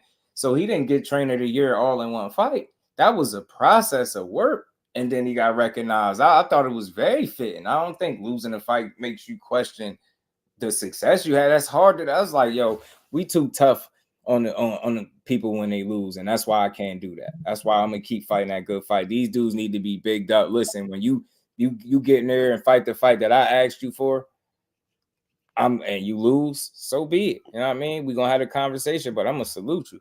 I'm gonna salute you for it. You know what I mean? I ain't got a pat you on the back. It's different, but I'm gonna salute it because that's what we need. We need more people taking the challenges, putting them O's on the line. Like right now, the most recent one, Ashton Sylvie. And that was one of the first times I got to see him. That was the first time I got to see him fight live instead of catching some highlights or something like that. Man, that dude is he's impressive, man. Extremely talented. Yeah, he's impressive. Trash. Kid Austin would have did this to him. Kid Austin would have did that. He's trash. Look, all of this. He was doing all of that. What? Man, I would love to see a rematch. And usually I don't say it out there knockout like that, but that man was swimming without getting wet. And when it was at a minimum. But he got a little too greedy, too lax, maybe a little too comfortable. And he paid for it. But there's no way do I ignore all of the beautiful work that he did and call him a bum because he got caught, man. That's tough, man. That was beautiful work from Ashton. Oh man, it was almost picture perfect. But it's still. It was almost picture perfect, man. He just, like you said, he got way too comfortable. Right. He just got way too comfortable. And my man landed. He fundured the moment. That's one thing I can say. But yeah, I mean, as far as what was I about to say? As far as with DJ, like even in the fights that he lost, you hear him in the corner. He's telling his people the right advice. You can only take them to the water. You can't make them drink at times, man. So you know what I'm saying. I don't hold the fact that he lost to some very good fighters as a strike against the work or the merit that he puts in with his fighters. But yeah, you definitely can see that, when you got a lot of people in your stable, you're going to have some help. What's up, Ann McQueen, my main man? Just in agreement with everything that y'all said. Pretty much, I can't dispute or refute anything that you guys said. I might, Arena. I'm going to just let it flow. I got a couple of the brothers with me now, so we just especially the bit about discounting somebody's whole body of work. Here's the other thing, too. It's not just about Errol Spence. we forget that Jermell Charlo was undisputed under the tutelage of Derrick James as well. So you got an undisputed champion. Mind you, if I'm not mistaken, he was the first one at 154 in the history of the division to be undisputed. So that in itself has to account for something. And then you got another guy who falls just one belt shy of being undisputed. And we're talking about a guy who collected the belts. This is not a dude who got all of the belts in one fell swoop. He fought one guy who was unified and then he alleviated him of his titles. This is a guy who got the IBF, then the WBC, then the WBA, and then he was coming to take the other guy's shit too, but he just fell short. Yeah. So, right. Had the E. Howdy, partner. Peace, Queen. How you feeling? No problem, Raina. You know, I'm here for the family. I'm always good when I got a couple of the brothers up with me too. I had to find some motivation. Y'all was lacking, man. I found it though. I found it. Yeah, Gerd's body definitely caught a body, man. I mean, he definitely found something special in that moment. Because before that, he was getting his body caught. I mean, he was over there just doing whatever he wanted to. I think he just got a little too comfortable. Right. Maybe it got a little too, you know, easy for him in ways, but obviously, he made a mistake there, but I don't think it was something that, can't be, addressed and corrected is what I'm saying. Like now, like you can't tell me you won't have a different approach. It's just, I think it's just getting too greedy, right? Knowing when you got to fight one that convincingly thus far, like where he was at, I ain't saying let up off the gas, but understanding your moments where you should press and where you don't need to. Because again, you don't want to press to your own detriment. And that's kind of what happened. Like you still got to keep in mind when you're on that front foot being offensive and he was being creative, he was in his bag, but you still leaving those opportunities on the table. And you kind of provided him with the only alley-oop, the only way up out of that fight. You know what I'm saying? Was something like that happening, because other than that, it was no way he was going to win. So that's the fine balance that you want to find. I know you dominating, and I love the willingness to keep attacking and like, yo, I ain't letting up off this dude. I love it, but again, you always want to balance that out and don't do it to your own detriment. Tim Layton, what it do, family? Peace to the Queen. Have it always good to see you. Yeah, peace to the Queen, Heather E. Always a pleasure to have her. We can definitely. We got a beautiful card coming up, man. We got some beautiful card coming up. It's gonna be an interesting day, full of fireworks for sure. Yes, sir. It's gonna be fantastic. Got a lot of good fights. I'm excited about that Andy Cruz and Antonio Moran fight. I'm excited about that one because Antonio Moran, if you look at what he's been doing lately, he's been having somewhat of a resurgence, especially since he's had that stint over at Pro Box. He's on like a 5-fight winning streak or something like that.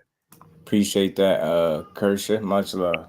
Appreciate you always, man. He did lose that one fight to Jermaine Ortiz, but I thought it was highly competitive. I felt like that fight could have really went either way.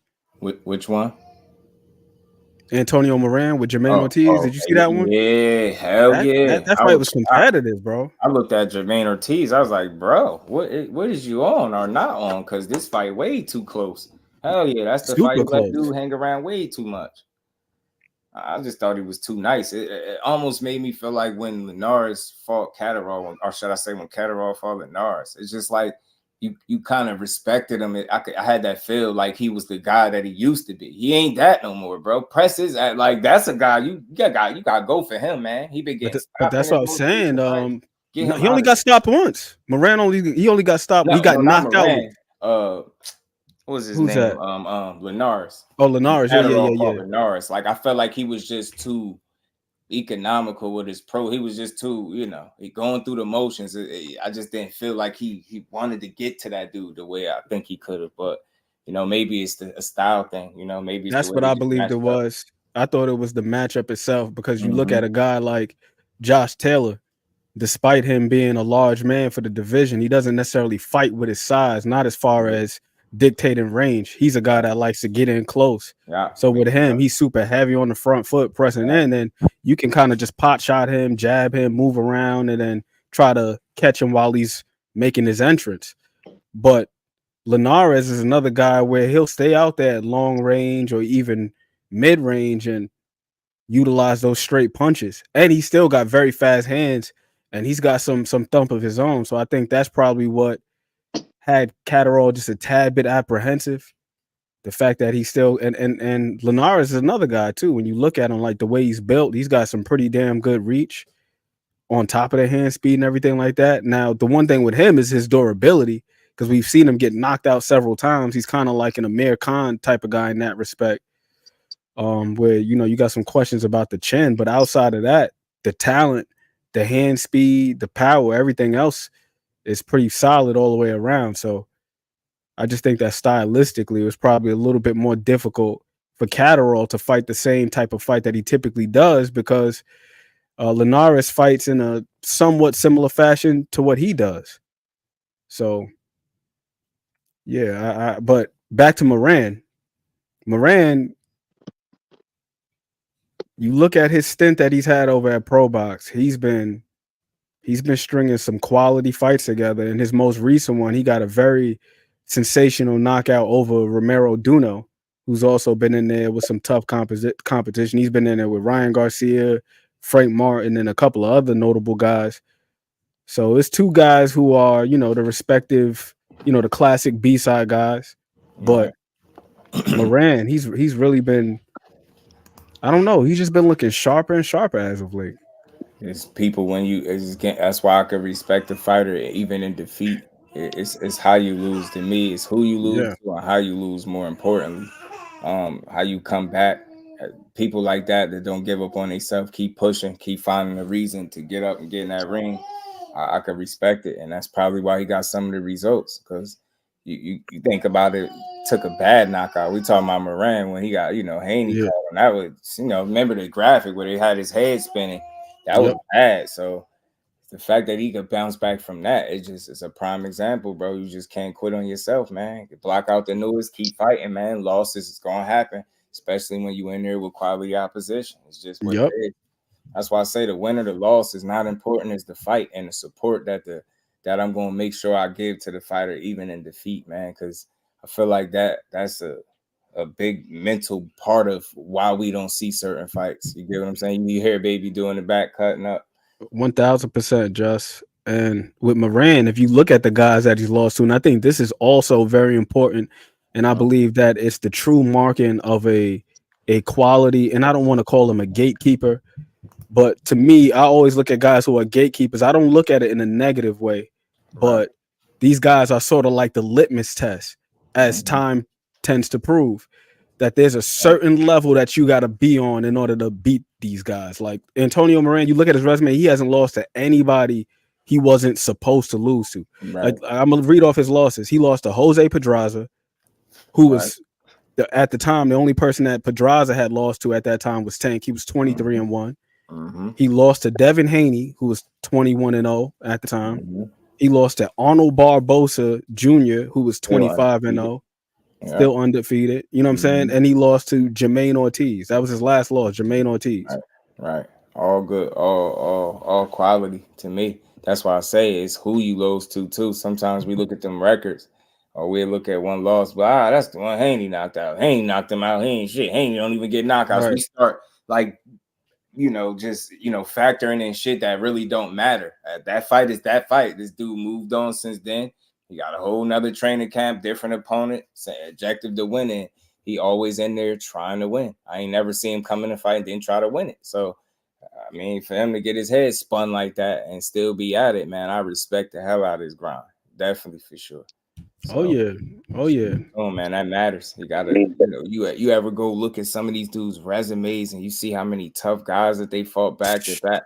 Tell me about it. Some of these B-side guys that made the career like kind of being a B. Oh my goodness. I was talking about this morning on the hangout, bro. I was talking about this morning in the hangout. Like, those are the guys. Yo, we need to seriously sit down and put together a series one day called Respect the B-side.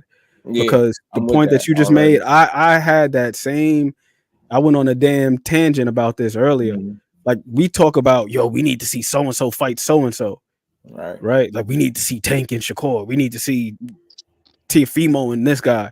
Right. The B-sides, these are the guys that are fighting everybody. Like I just said, Antonio Miranda fought Pedraza. He done fought Devin Haney. He done fought Jabade Ortiz. He done fought, you know what I'm saying? He even fought other guys like Castaneda. Yeah. Guys that are like right on the lower rung, and then other guys like Duno, Barbosa.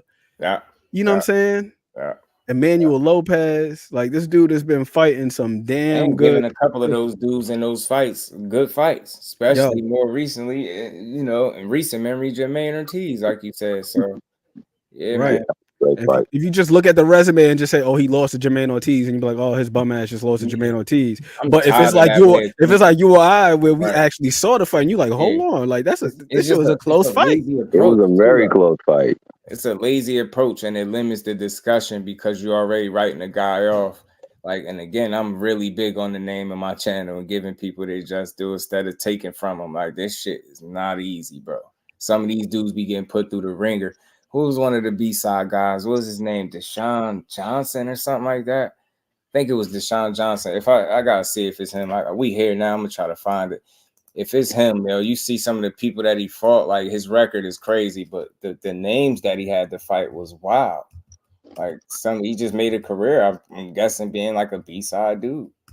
Yeah. He was like killer under killer. I'm like, man, this dude fought a lot of the talent that we watch.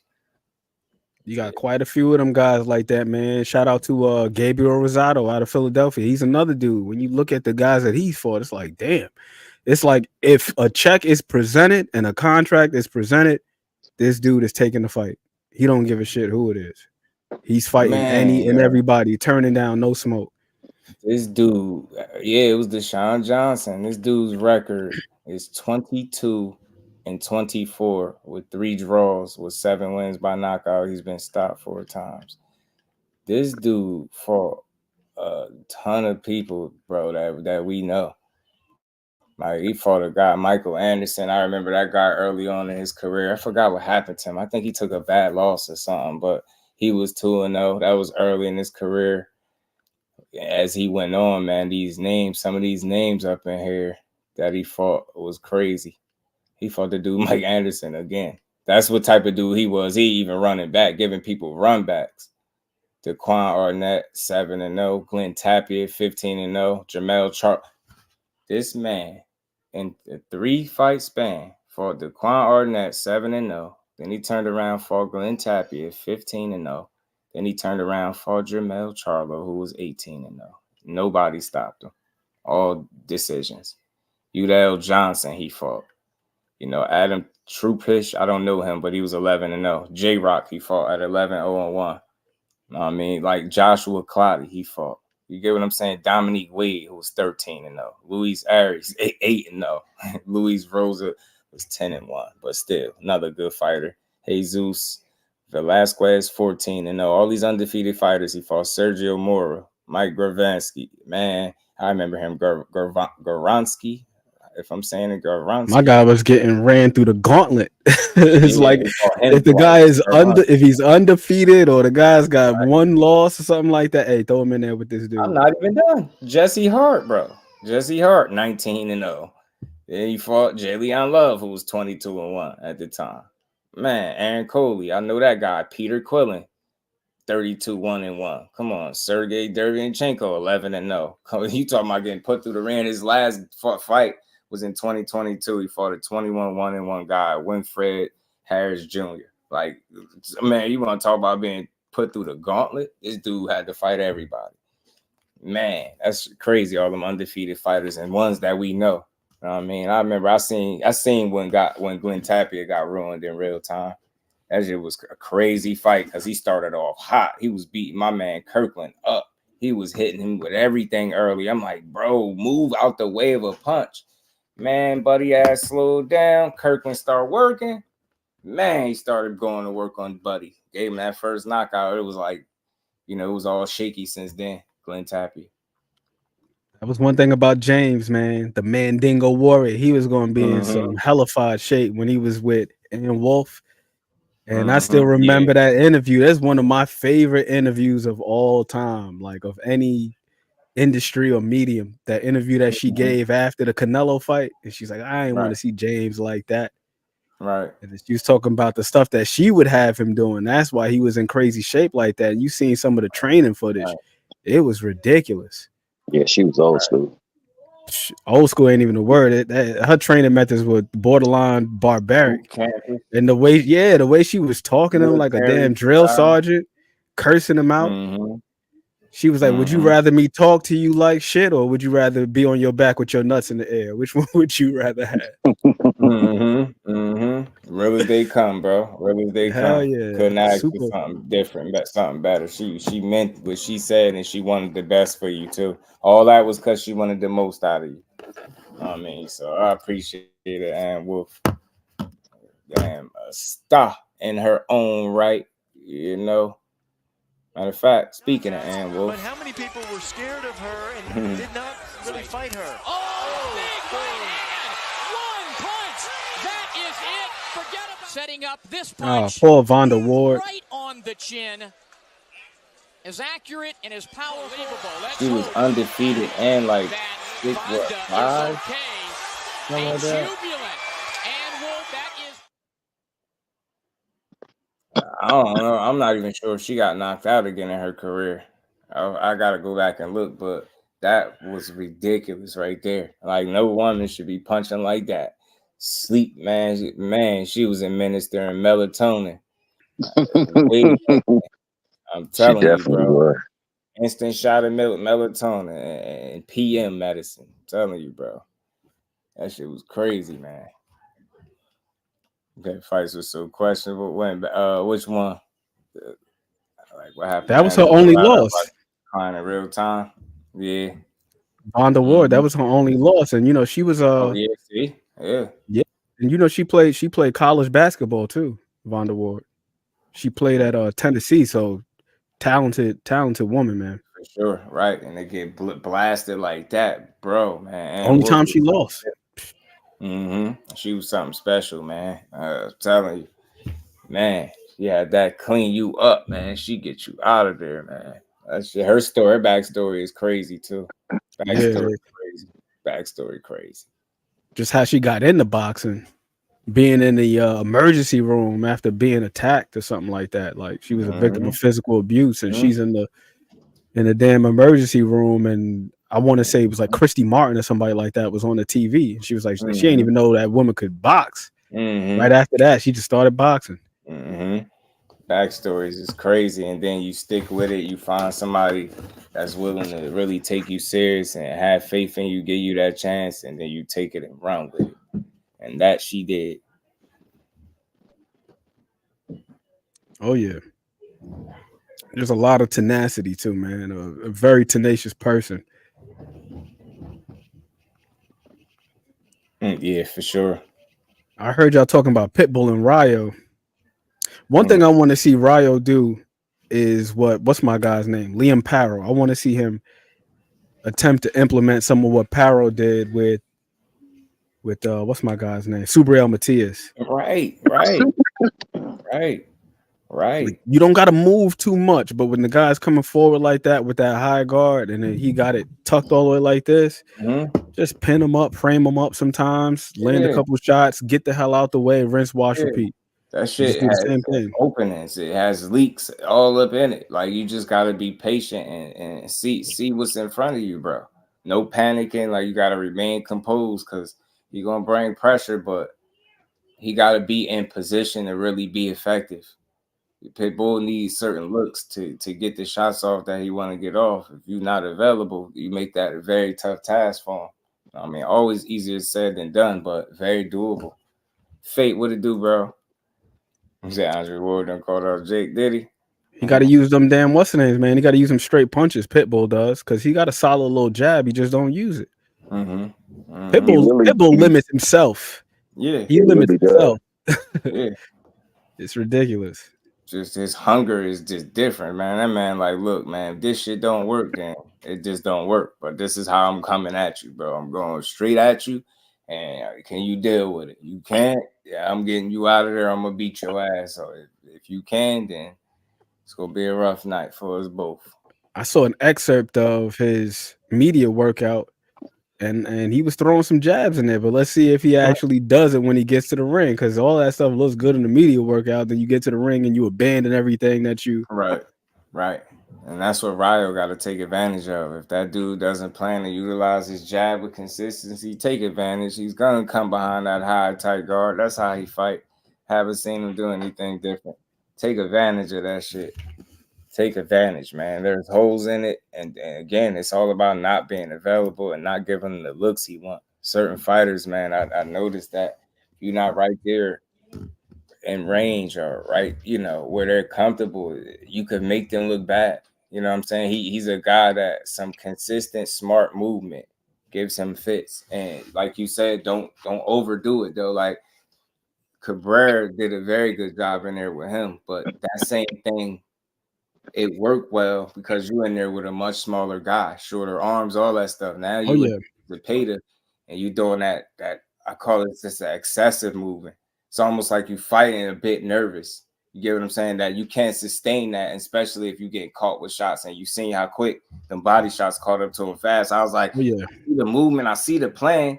He's having success, but I was like, I already see early. You can't sustain this. I know you can't. It's a jittery approach. It's not like everything is not intentional, and that's how you got to be with those pressure fighters, because they be very intentional with their pressure, and you got to be intentional with where you're moving at. You got to have a plan in there. You can't just be, you get what I'm saying, going through the motions. Let me box, moving just because you know you need to move, but be moving to your left, to your right, whether you're taking a step back for a purpose rather than just doing it because you know you need to be moving because you got a guy that's bringing pressure. Being, intentional with that shit. Have a purpose with what it is that you're doing. Don't just be a guy that's you in there fighting, throwing punches. Yeah, I'm moving, but again, is that shit really sustainable? I look at that fast immediately. It's kind of like with Andre. Like I like what I was seeing early with the Benavidez fight, and it's like for a second you get sucked in. You like, yeah, this shit, and then it dawned on you like, hold on, it's exciting, but he can't maintain this. Possibly he can't, and then you see what happens. So it's like, that's what I need to see.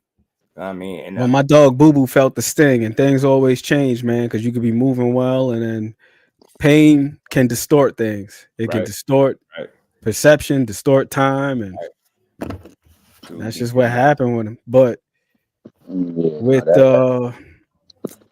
Ryo, that's the one area where I would say he definitely got to shore up his lateral movement and his perpetual movement. He's looking a little bit quicker on his feet, in and out on a straight line. Because I rewatched that Colbert fight. But the problem is a lot of times he just pulls out on a straight line. It's like, okay, it's like, well, now after you back up, are you going to change the angle, or are you going to just stay right on the center line? And if you're dealing with somebody who's persistent, they can follow you out. And that's where it would behoove Pitbull to throw straight punches. When he pulls straight back, follow him out and throw straight punches. If you're throwing them looping shots, yeah, you might graze him, but more often than not, those punches are going to fall just short.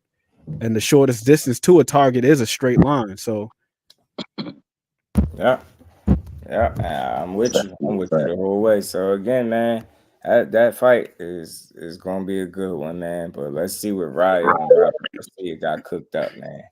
I anticipate them having some type of game plan, and it's a matter of execution and really applying this shit and sticking to it, because it's always easier said from my seat. I ain't gotta couch them wild ass haymakers, but he's beatable. All I'm saying, he's very dangerous with what he does do. That one dimension it's a dangerous one because it's effective. He's good at doing what he do, but there's plenty of holes. There's plenty of opportunities to eat, man. And it's just up to Ryo how you gonna fight this dude. Because I think the ability is there, but it's all about maintaining and being consistent with your approach. Don't set a pace that you can't maintain where it look good for a couple rounds and you run short on fumes. You don't want that kind of situation. So you want to be smart. You know what I mean? The good thing with Pitbull, like he could be, for as wild as he is, he could be somewhat patient in a sense while he's trying to get that closing the gap. You know what I mean? Yeah. He's in there, he ain't too wasteful, but when he get in range, it's go time for him. So you got to know that. And I call it sweet spots with him. Like he needs you to be there. You know what I mean? And again, he's very dangerous once he gets to his desired destination. But it's up for you to consistently keep him out of the range that he's desired to be at, because he need to be mid to close, preferably close, where he could just go to work. And you know that, turn him, box him, move, try to be creative with your offense, keep him all balanced, and just keep him thinking and stay sharp. I'm telling One thing I did like that I saw from Pitbull in that last fight was he went to the body more than I could remember him going in recent times, like in recent fights, like the Cabrera fight. He almost exclusively was a headhunter in that fight. He's just winging them big overhands. But against Rolly, when he got in range, there were quite a few times where he prioritized the body. So I wonder if that's something that he continues to build upon, and he finds some sort of continuity between the body attack and winging those overhands. I see you, Ace. I'm rocking with Ryo too. I don't want Pitbull to lose, but I think so many people kind of Ryo out. Just made me want to root for him. You know what I mean? And again, man, it'd be interesting to see what it take place if that title change hands. And Ryo got a nice little guard manipulation game too, man. I was rewatching that fight with Colbert, the second one, and the way he was peeling the guard down, I said, damn.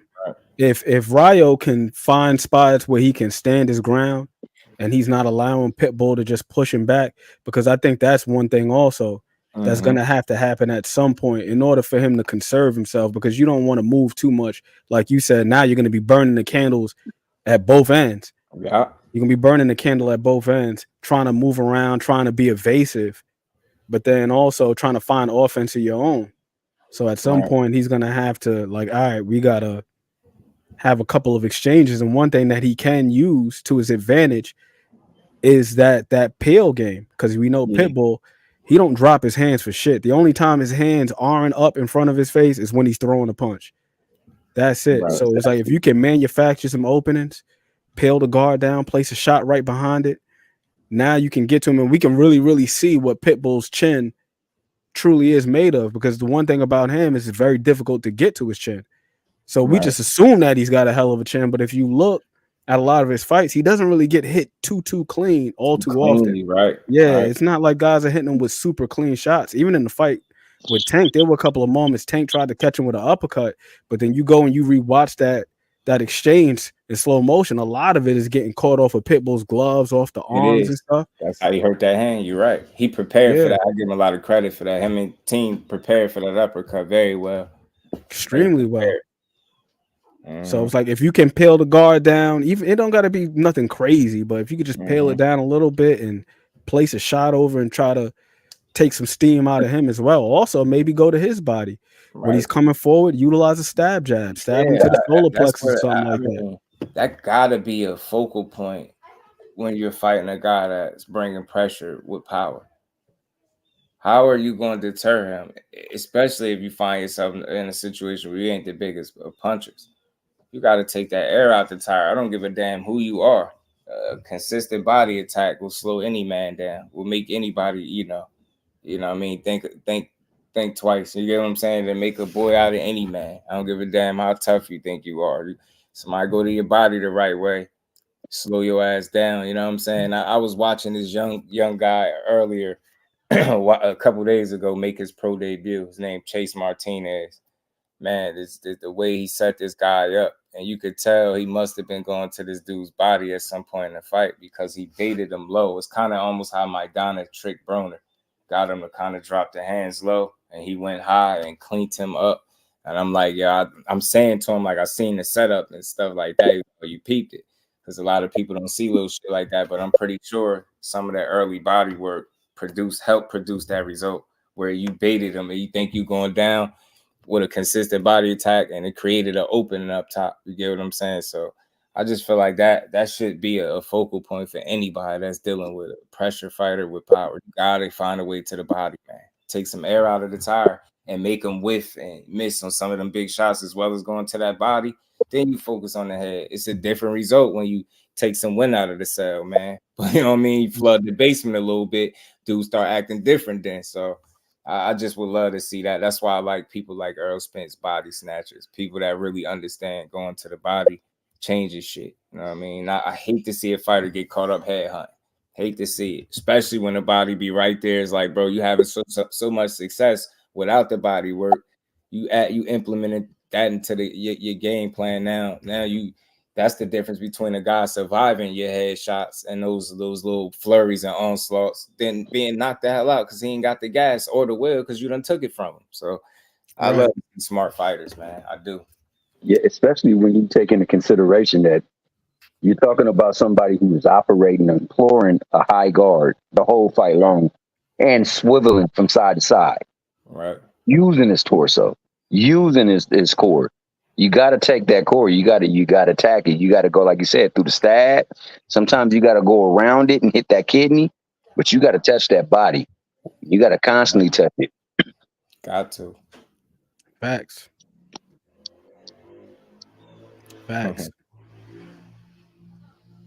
And then you'll see how that power carries later on. But to your point about the smart fighters, man, I look at those guys like investors or people who understand investors. See, a lot of us, we're spendthrift with our money. We just our money's gone before it even hits our hands. But those people who are investors, they understand the importance of interest. Right. And it's not something that's going to pay off right away sometimes. It might not be until a couple of years before you start to see a real return. But then over time, you look and you see what it's yielding. It's like, damn, I only put this much in, but it brought me back this much. So just knowing like, all right, I'm going to keep going to the body because eventually it's going to pay dividends. It's not just, see, I think a lot of folks get enamored with the headshots because it's a little bit more instant as far as the return, the gratification. Like if I catch a guy on the chin, boom, I could probably get him up out of here. But somebody who understands, like, yo, keep grinding, keep going to the body, and eventually he'll slow down, and then we can get him up out of there. And then also diminish him, physically. Take a lot of that steam off them punches. So it's going to be very hard to generate power if you don't have the necessary, gas, to do so. Right. Your ass gonna be grass. You don't got the necessary gas yet. It's gonna be grass. Yeah, definitely, man. Bring openers, man. So I'm just looking forward to the card, man. Saturday should be a banger. Should be a banger, man. Should be a good one. Jerell Miller done talked his way into me wanting to see him fight, but he actually put in some work in the gym. He not only from the weight loss to the fact that he actually participated in road work, guys. So I said, okay. I think you took this opportunity serious. I just hope the results follow it. And I ain't saying I'm rooting for him to win. I ain't rooting against him. I just think he's going to take an L. But at least if he's taking this opportunity serious, then we could expect a good fight. And that's all I want. Will Bozy be in the corner? Working the corner? Bozy? Yeah, will he be working the corner or he's just been working with him? I wonder. I didn't even think about that. It's a good question. I wouldn't be surprised if he wasn't, though, but I wouldn't be surprised if he was. But that's something to think about. I'll be looking for that. I wonder. It's good that he went there to get some work. He was serious. Yeah, because Bozy don't play. He was serious. Like he himself being there getting rounds in. Yeah, they say my man be scoring like 12 to 16 rounds. Yeah, he ain't crazy. Real scoring. Somebody in their 60s. It's crazy. Yeah, man. It's crazy. So he ain't taking nothing off no boxer. Allen be something. Even Coach Kenny look like he's slimmed down or something too. Dude's being shape in there working with them damn young lions, keeping him fresh. Keeping him fresh.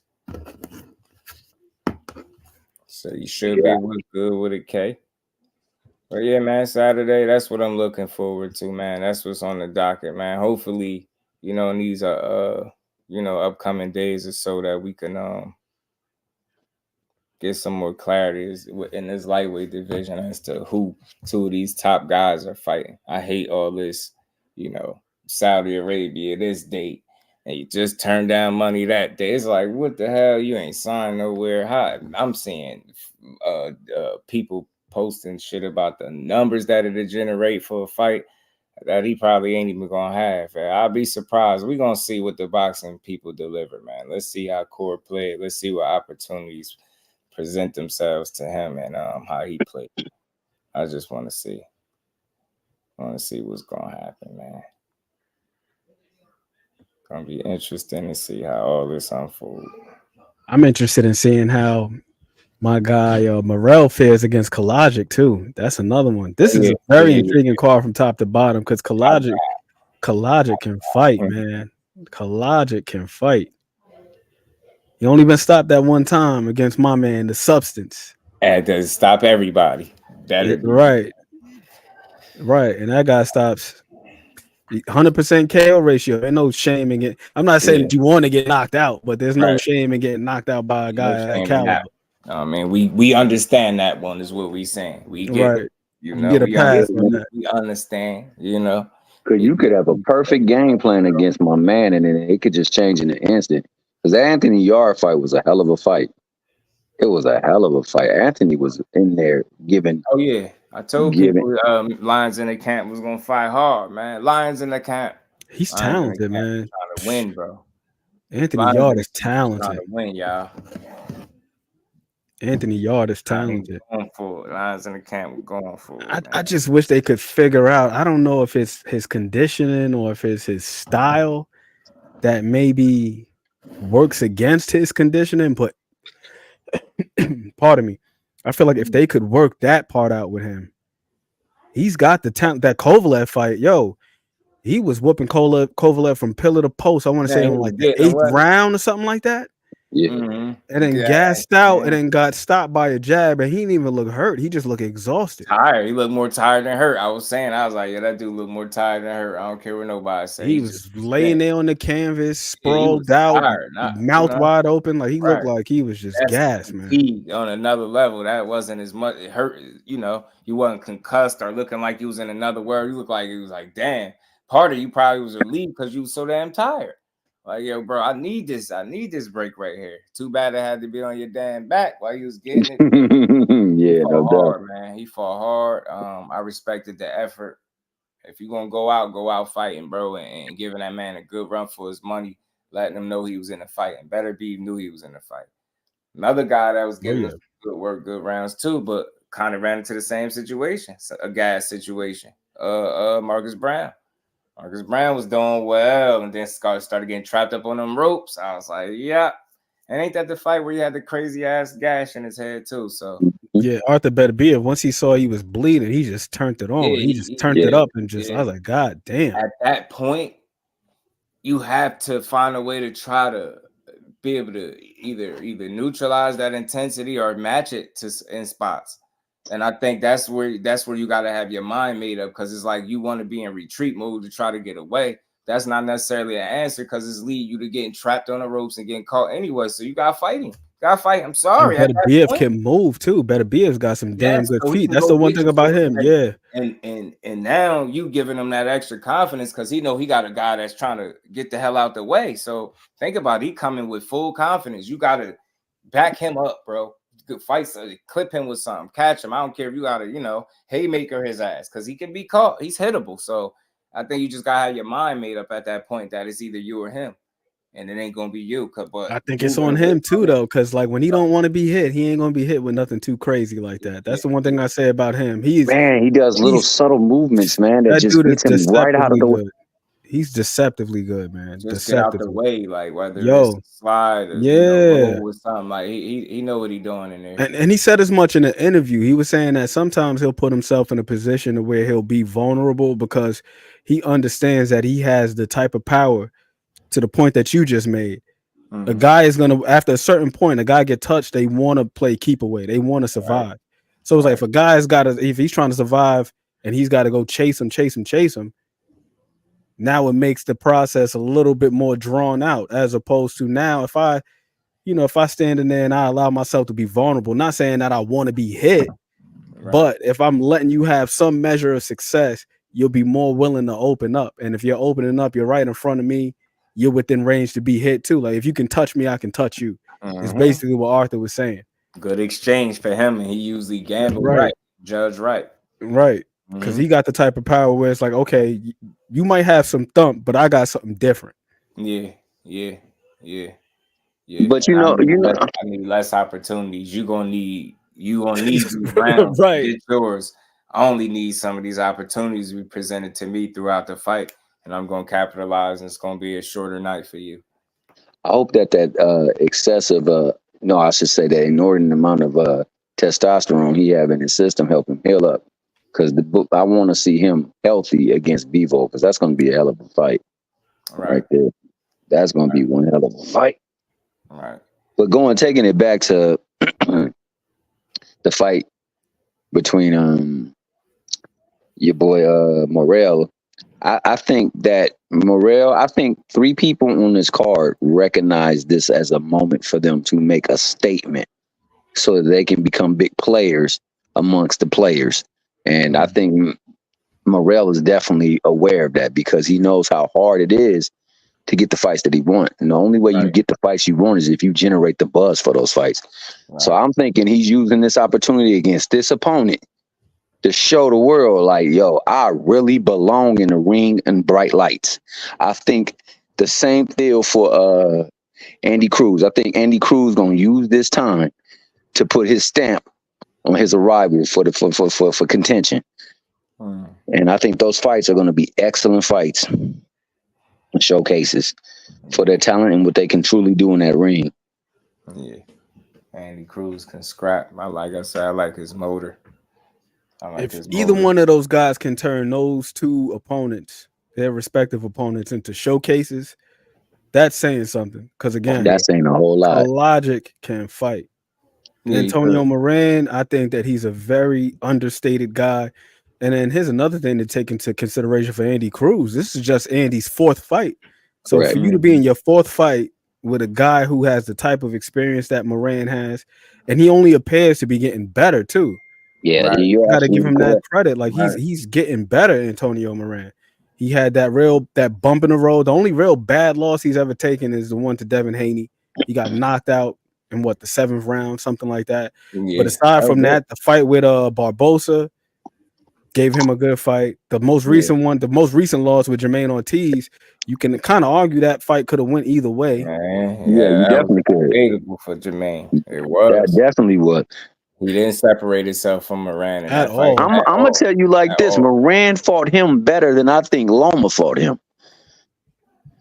It's crazy. I mean, he made the fight like tough more consistently throughout the duration in the fight than having like a moment where it's Jermaine Ortiz show and then turn the tide. Now it's alone. It wasn't like it was more consistent work and more competitive throughout. It wasn't no whole moment where Jermaine had control of the fight. How he did that never took place. That's a great way to put it too. That's a great way to put it. Like it was a pretty damn competitive fight, because you do have those moments. You do have those fights where you have a moment where guys have like the far bigger moments, but when you look at the fights in their entirety, like that Tyson Fury, Francis Ngannou, it's like so many people got caught up in the knockdown that they equated that to the totality of the fight. But it's like he just had that one moment. You go rewatch that fight, it wasn't really that competitive of a fight. It was Tyson Fury jabbing this dude and this dude trying to counter him with the left hook that he had landed in the 2nd round, much to his chagrin, because it didn't really work out like that. Or even the other fight with Ryan Garcia and Devin Haney. I mean, yeah, Devin got rocked a few times in that fight, but outside of those rounds where he got rocked, it wasn't like Ryan was just out there just putting the beats on him. He just had the far bigger moments. Right. So that Antonio Moran fight and Jermaine Ortiz, it was pretty much a back and forth affair. It was just back and forth, back and forth, back and forth. Yeah, no real separation. Nobody had real control of the fight for no extended period of time. It was like ebbs and flows, back and forth, like a real scrap to, see who really was going to win it. And nobody took the fight and seized control. So it was Now, you know that boy gave them boy the beats. Now he his son. No, I'm just kidding. I'm just kidding. No, I didn't feel that. Nah. Devin controlled most of the rounds in that fight. Like you said, he just had the bigger moments. It's like my guy, what's the name, says, Brett, man, he, I believe he coined the term the quiet rounds. Like the rounds where nothing crazy happened. It's the same thing with what's that other fight? Andre Ward, because you just had him up there. Andre Ward and Kovalev. You go rewatch the first fight. I remember watching the fight live, and I was like, damn, like Dre might have lost. Then I rewatched it several times, and I'm like, yo, outside of the first, I want to say maybe 3 or 4 rounds, I don't really feel like Kovalev really did too much work outside of that. Exactly. I didn't feel like he did too much work. He scored the knockdown early, but outside of that, he didn't really do too much work. Dre was getting on the inside and beating him to the body, and then the second fight was pretty much a continuation of the second half of the fight. Exactly. What up, fellas? What's good, D1? My main man, D1, the fan. What's happening, boys? I said, fuck this. I ain't Shout out doing to no my guy taping. D for the win, man. Much love, bro. He said for the overtime. Yeah, we're gonna rock out for another 15 minutes. We're gonna get to the 4-hour mark, y'all. Shout out to the bros coming up to build with your boy. And we ain't never got a box again. Well. I already been getting these back, but now it's time for you to get your just do. Shout out to D for the win. Oh my God. Yeah, D for the win. What was y'all talking about today, man? Man. Just a little bit of that. Yeah, we ran through this, we was chopping about this card that's coming this Saturday, man. And, the matchups, we got some good matchups, man. Yeah. Matchups for Saturday. Yeah, the card is fireworks. Yeah. I hope people. I hope ain't selling better than it is, though, but then again, it's boxing. I hope people buy that shit, man. I hope they support it, bro, because if it's successful, I mean, all the boxers and shit are saying about how big of, like, they're switching cities for the grand arrivals and the open workouts. Like, this guy is spending crazy amounts of money, and I can't imagine that he's making too many friends. Yeah, because you know what I mean. Listen, yeah, bro, this is America, dog. Anyway, we got people over here that already do that. You know what I mean? He's over here trying to show people up. I hope it's a successful event. Yeah, for sure. You know what I mean? Because all that can happen out of a successful event is more successful events. Exactly. Yeah. You know what I mean? Yeah. So, especially when they give you a good card. You know what I mean? It ain't top heavy. It's top to bottom. It's literally one of the best cards I've ever Just seen. imagine if they could have kept that damn. The first fight on there, I don't know them. Just imagine if they could have kept the zoo and man, that was too much. I'm sure they had. That would have been like known. You know what I'm saying? Night of main events. Like, fuck this. Virgil's the ticket seller. We're gonna do our own shit over here next week. You know that J.A. had and I love that brother. That brother is very, very, very intuitive, man. J.A. asked how can your boy get Shakur these fights and get Boots these fights. The only way he can do it is if he cross promotes. And I think that's what they're trying. I think they're trying to do that to try to make these fights happen. And that's the only way to make these fights happen. They got to start working with one another. Right. Right. Do y'all think there's any chance that we see more of that with the recent announcement of the partnerships between Golden Boy and Top Rank with Riyadh Season? I think so. I think that's the stepping stone towards it. I mean, when it's all said and done, I mean, I hate to say it like this, but it isolates PBC even further. So they're trying to do whatever they got to do to make these fights where they can still make their money, but get these fighters paid too. Right. And I think that honestly, that is the aim. I'll say that's the aim. Now, like Golden Boy would have to jump aboard because they're the missing piece. I don't know how much talent is at Queensberry's, but I'm pretty sure they can get them on board if they can get Golden Boy on board, because they got Top Rank already and they got Matchroom. And that's two big players right there. Yeah, the goal is to get everybody to work together. I'm all for that. Anything that knocks down, I told people, that invisible side of the street shit. I'm tired of that. Yeah, I'm tired of that. Tired of that, yo. I said, until somebody give me the damn address to this street, it don't exist. Show me where I can go visit. Facts. I need to smell the air on this side. Drop the location. Yeah, Oh, drop one the side of the street is scared, the other side wants too much fucking money. And when both the fighters want to fight, they live on the same street. That shit never existed. On the same street. Pay him and let him fight. Make him fight, man. Straight up, bro. Michael I think Garner, Al, what it do, fam? Al gonna just operate independently, give you a fighter or two here and there. You know what I mean? And do business as we have to. I ain't signing to your fucking... I ain't signing to your promo company. Who the fuck are you? You're Riyadh. I don't care how much money you got. I'm Al Heyman. I own the biggest boxing brand there is. You ain't gonna come over here and just debo my shit. Who the fuck do you think you are? Right. That's what it Yeah, is. but you see that Al Heyman's got some of his fighters on that damn card though. Because he ain't doing nothing. He ain't. There ain't no shows on the He ain't gonna PBC stop side. you from making that bag. And that right there. Figure some shit out. For you. Cool. There you go.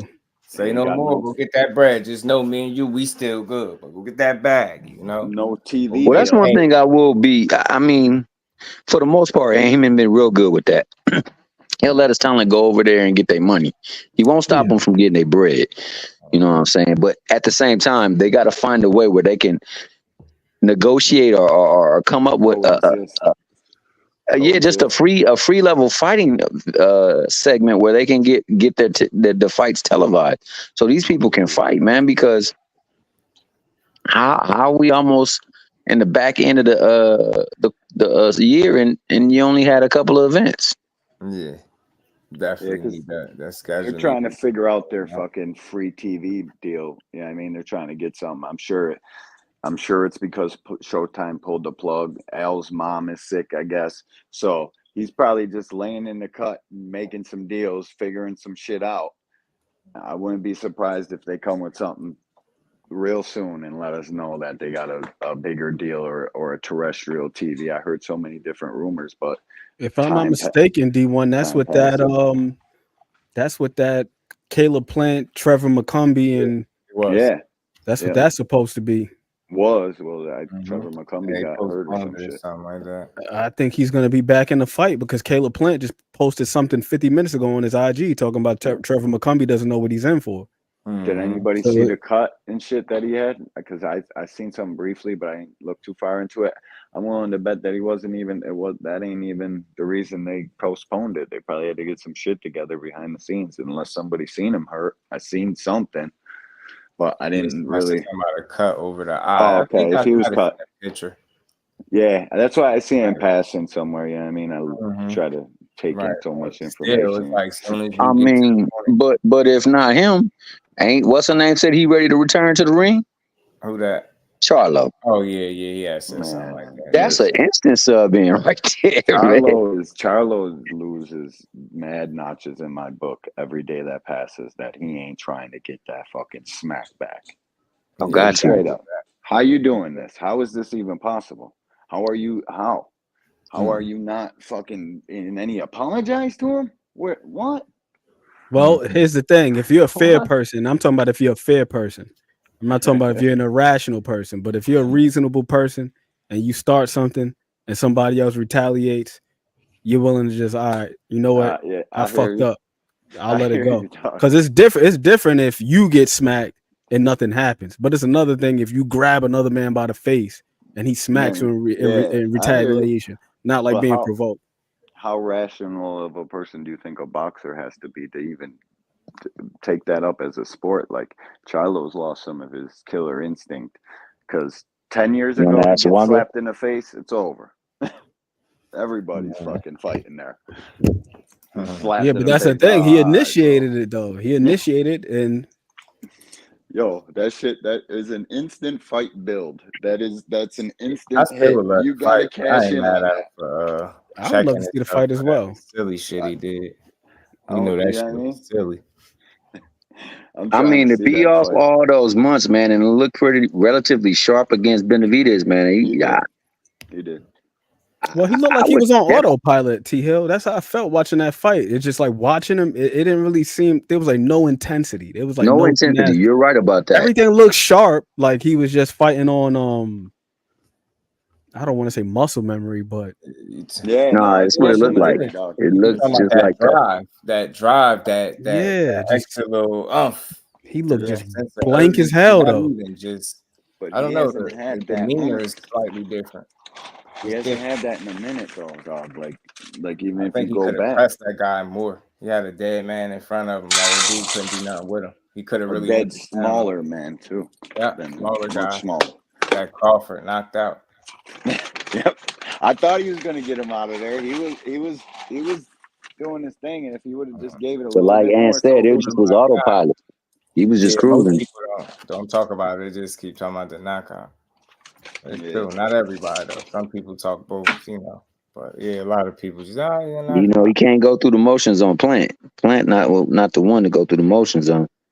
Yeah, Plant's still gotta make a comeback Plant too, is though, man. underrated. I'm gonna keep saying that. That's Super a guy that I underrated. wish that he had more power. I wish that for him because it's Me like too. people that have an easier time respecting him. That dude really can box, man. He Like really can really can box. box. I'm telling you, he's very skillful to me. Yo. I like Caleb Plant, yo. Win, lose, or Me draw, too. I'm rocking with that dude. He really can fight. I like him because he stand up, man. He ain't afraid of the moment. He ain't afraid of nothing. He ain't He backing get down. up in there. He a The white only G, Man, just come on, like bro. me. I Working fuck through with thumbs and Plant. personal life. Yeah, he had made an announcement like when Charlo said I'm back, best 54 pounder or whatever he said. Big Charlo had made an announcement or something like indicating that he would be back as well.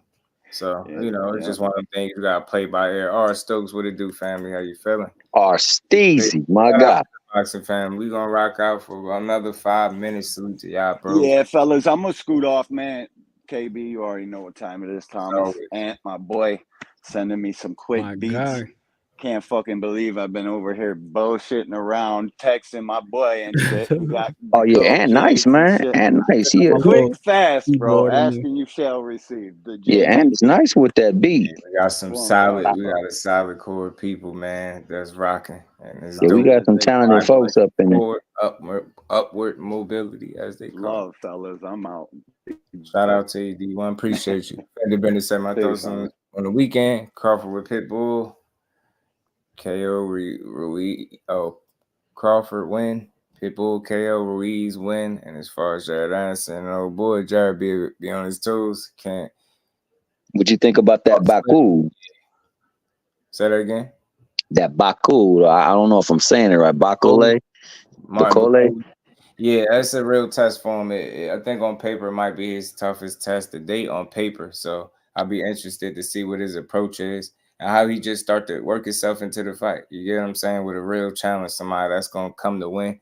He's not coming to be an opponent and just participate. I haven't seen that from him in his fights. It's a real challenge for him. So yeah, he better be ready. But I got faith in Jared Anderson, man. Keep putting that work in. Keep proving them wrong. Keep putting them W's in the column, man.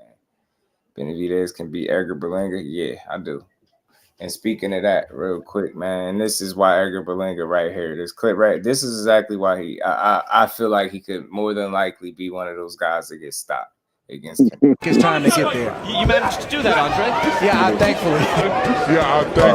Half on that shot. But he's tough. He's tough. That left hook. Boom. That left hook. Boom. See this beautiful hook. Able to pop Berlanga. No, sir. It's really making it competitive. Berlanga, nearly 200 amateurs.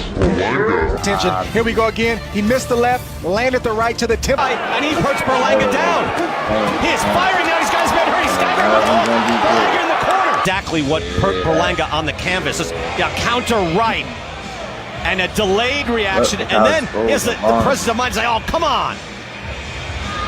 Angry with himself, but at least has the wherewithal to know what's happening. Yeah, fellas, that's what I've been saying. That this guy, Caceres, veterans are always dangerous. They're looking for one shot. And I just got done saying that Berlanga was having a good round. And then he fell asleep. He threw a shot and didn't anticipate a shot coming back. And then there you have it. He's sitting on his back looking up at the lights. Just too many openings, man. Canelo might be at the buffet when they fight. It's gonna be all you can eat at that point. It's gonna be all you can eat. I like Berlanga look. I'm rooting for you, bro, because I feel like he trying to cherry pick you. I feel like he doing that. We gonna sell the knockouts, Puerto Rico, Mexico thing. But again, it's some of the same advantages that exist in some of his other fights is present here, starting with experience. It's not nobody else you're gonna fight that's 64 fights in, 33 years old. All that damn experience through the weight classes. He still can fight, still a top guy. Edgar Berlanga just make too many mistakes. It's similar to Jaime Munguia. They fight differently, but very similar. Strong kids, whether you think it ain't all about the knockouts, they can punch, but it's just a lot of openings, a lot of inexperience. The competition level, the gap that they're jumping is a significant one. So it's gonna be tough. It's gonna be tough for Berlanga, but I will root for him just because, again, you being picked on. So ain't nobody making me think nothing else. Canelo not fighting nobody he think I actually beat him. That's how I feel. He done that already. I feel like at this stage is whatever I do whatever I want. Is that that's what's going on. Do Berlanga have a chin? I don't think his chin is bad because he got dropped. I just think when you that exposed and you dealing with missing a shot, you probably tired a bit. It's fatigue. It's a combination of things that factor into that knockdown. Because you clearly see the eyes were still clear. I look at that. He wasn't like out of his mind, but it's making those mistakes. That's taking advantage of his mistakes. Imagine what Canelo gonna do. Sharper, more accurate. He's gonna pick his shots better. He's not very wasteful. He got a very educated body attack. That shit gonna be it's gonna be a long night. William O's cool. He be getting hit with shots that he shouldn't get hit with. Berlanga, you know what I'm saying? He be getting hit with shots he shouldn't be getting hit with. Not saying that you're not gonna get touched. It's a fight. Yeah. But it's like you don't want to just make it that easy for the other guy. Because this is not the only time that we've seen this. We've seen this footage of him. Did you see that amateur fight where he got stopped? When he was in the amateur? Yeah, I seen the highlights and stuff. Yeah, way in the amateurs. He did. He got dropped like 2-3 times, bro. Yeah, he got put in that fight. Embarrassing. And then did you see this? Did you see that session that he had with Lubin? Yes. He got dropped. He got dropped in that sparring session too. And again, it's not saying that you're not gonna get hit with anything. You're not gonna get touched. It's a fight, but you know those openings, man. If you you're making it too easy for the other guy. I've already seen. If you look at why he's getting left with that hit with those left hooks, you seen what it was. It was just him.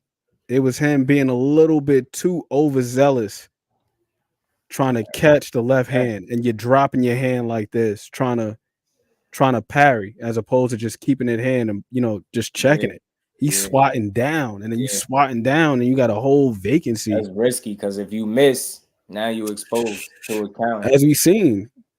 And you can be dropped. You will feel those shots from Canelo. Whether or not he'll stop you, it's up for debate. But I think he likely will stop you if you give him shots like that. That's what I'm saying. Like he only know one way to try to win this fight. Being this young, it's not here yet.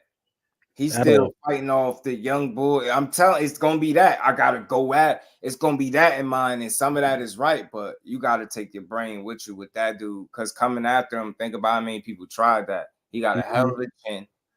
You ain't been able to get these lower level guys out of there. Your chances of a knockout is decreased, sliced pretty much in half or more when you get in there with him. So you can't bank on that. Now we talking about you outboxing him for 12 rounds. All that experience, the judges, the more popular guy, the money guy. It's a lot that you got to go up against. The stage that you've never been on. Let's see if that gonna impact you. Or you gonna come out there and, like I said, the moment gonna get to you, you're gonna feel like you got to do something early that you don't have to do instead of taking your time. And I mean, that's your best bet. Like trying to go balls to the wall. I'm not saying that's gonna be his approach, but he gonna have to go after him. And I think the young man in him, he don't know no other way but to try to go get his man. And man, it's a lot of holes in his game. It's just a lot of holes, and Canelo gonna feast. So, and that main one, that missed time in the parry like that, and just leaving himself exposed. I think that one is going to be the most detrimental because Canelo's money punch is the left hook. And if you having that type of issue with guys at that level, you got a nasty, mean ass uppercut. You cannot give Canelo those type of shots. Some of his shots, like you notice, he made a slight adjustment where he was throwing. What was that hook he caught Caleb playing with? He kind of changed the placement of the shot and hit him what was available. It was like did he around the temple? He got the placement. I can see that. I can see it, yo. I can see it. And if you find yourself in one of the moments where you throw one of the movie star punches and you miss all the way and have yourself exposed like that, man, oh man. And then the other thing is, let's say you actually do hurt Canelo, because Canelo's actually been hurt several times. It's not just the fight against Jose Cotto. He actually got buzzed in the John Ryder fight. But the thing with him is he's one of them guys where he can stay poised even when he's hurt. He got hurt in the Triple G fight too. So even if you do manage to hurt him, it's like, do you expend all of your energy trying to get him up out of there? Like, do you find an educated way to try to pour on the pressure, or do you end up doing too much and then now you just hang yourself out to dry? And as you like to say, shoot your load too early, and then now you spent, and now you pretty much a sitting duck. So I could see it happen in two ways. I was thinking the same thing, all things. I could see him getting either KO'd like Kirkland, or I could see it being one of those situations where he might just get tamed. And he might not fight the same way that we typically see him fight against other guys. You feel that power, and now you're just not letting your hands go. The only thing you can do at that point is possibly survive and get a moral victory by not getting stopped. But yeah, some part of me feel like that's what that inexperience would lead to if so happened to, a moment presented itself where he's able to capitalize and hurt Canelo. Sometimes I not necessarily have to shoot his load, but I think he'd be overzealous, like you said, over eager, anxious to get to him. Because I don't care what you say, he could say what he want, but you hurt that man visibly in front of you. You can see it's gonna be like a oh shit moment, and you're gonna feel the need to capitalize. And I think with your inexperience and your temperament, you're gonna want to go for him because you're gonna, in your mind, I got him now, I can get him, and you're gonna go, and it could be risky for you, man. I seen a guy misjudge that. I seen him recover and then punish, Jose Cotto and stop his ass. So let's see it, man. Or it might not even have to be one of those, just it could be one of them damn Andy Ruiz, Anthony Joshua moments. Remember, AJ dropped Ruiz in the third round. Then he thought he was wounded, thought he was about to get him up out of there, messed around, got hit with that damn punch on the temple, and that changed the course of the fight. Yeah, changed everything. You know what I'm saying? That was the difference between him not making it up out of there and them titles changing hands. He misjudged the moment. Rayo, same thing with he dropped De Los Santos. Rayo dropped folks talk about that fight with Rayo like he was just getting his ass beat from pillar to post. Like, he actually had some success in that fight until because he caught De Los Santos with a nice little counter left hand. Early too. So caught him early, dropped him. Got a little overzealous, and then De Los Santos was just letting them things fly, bing, bing, bing, and then that was all she wrote. Ryle had his head straight up in the air, and he caught a couple. That was all she wrote. Is some football on tonight? Well, shit, we'll probably take a peek at it, but man, much love to everybody, man. My brother Ann McQueen, Thomas Hill, man, D for the win. Salute to you, bro, and shout out to D1 coming up here and building with your boy as well, man. It's another dope build for the people, man.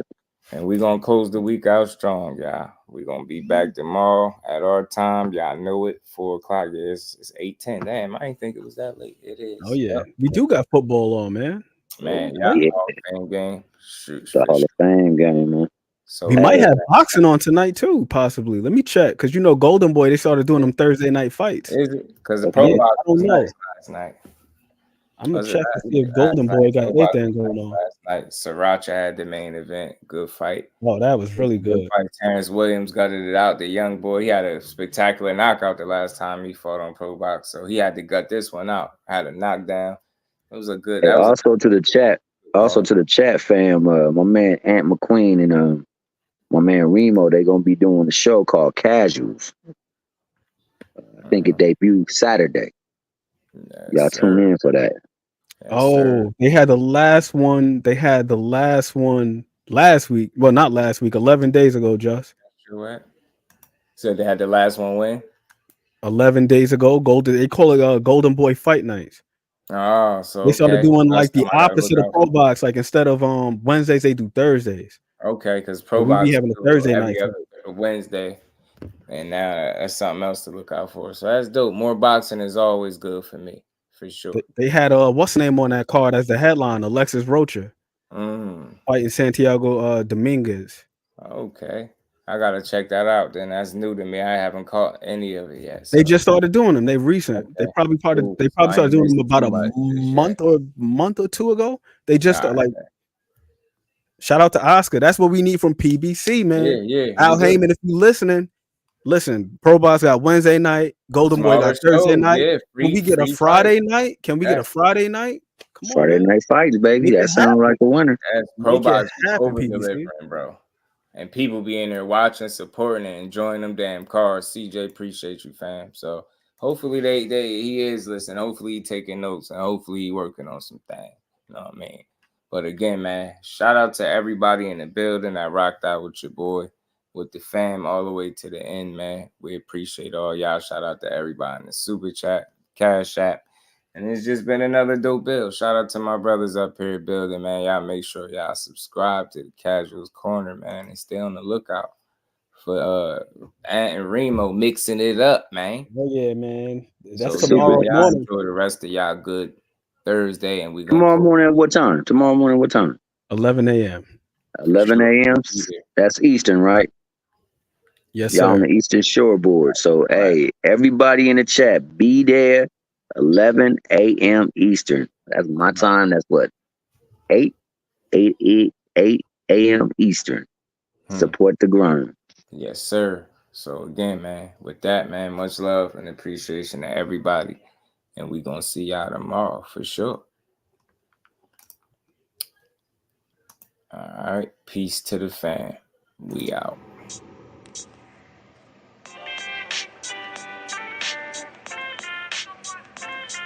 Yo, you know the deal. We back again. We never slacking. Word 'em up. Ladies and guys, whether if you drunk or you high, it's time to pay respects to the illest man alive. If you think you got a point, he'll shrink you down to size. And from there it's downhill like a slinky or a slide. Open your eyes, got a deep connection with the rise, so you might see them jump in whenever they go live. Peep it, this channel blowing up now, it's not a secret. With tons of exclusive interviews to listen to. Them other channels I hate, but yo, they missing clues. They start narratives, sip the goose and twist the truth. It don't take a rocket scientist to get the proof. Just click the live at 4 p.m. Eastern time. But when you chime in, make sure you keep it kind. But if cowards want to debate, then it's feasting time. My man Jusdu shine busy all the time. Grind 24/7, 365. Videos he might have 365. My rhyme's sick, they make you do a 365. You get a rich if you think you fit to survive. It's Jusdueboxing, time to click the live. Ain't no beginners, if you soft, you ain't down to ride. I crush you, respect too, it's Jusdu. He got the illest boxing show on the internet. The boy been a threat and he ain't even had dinner yet.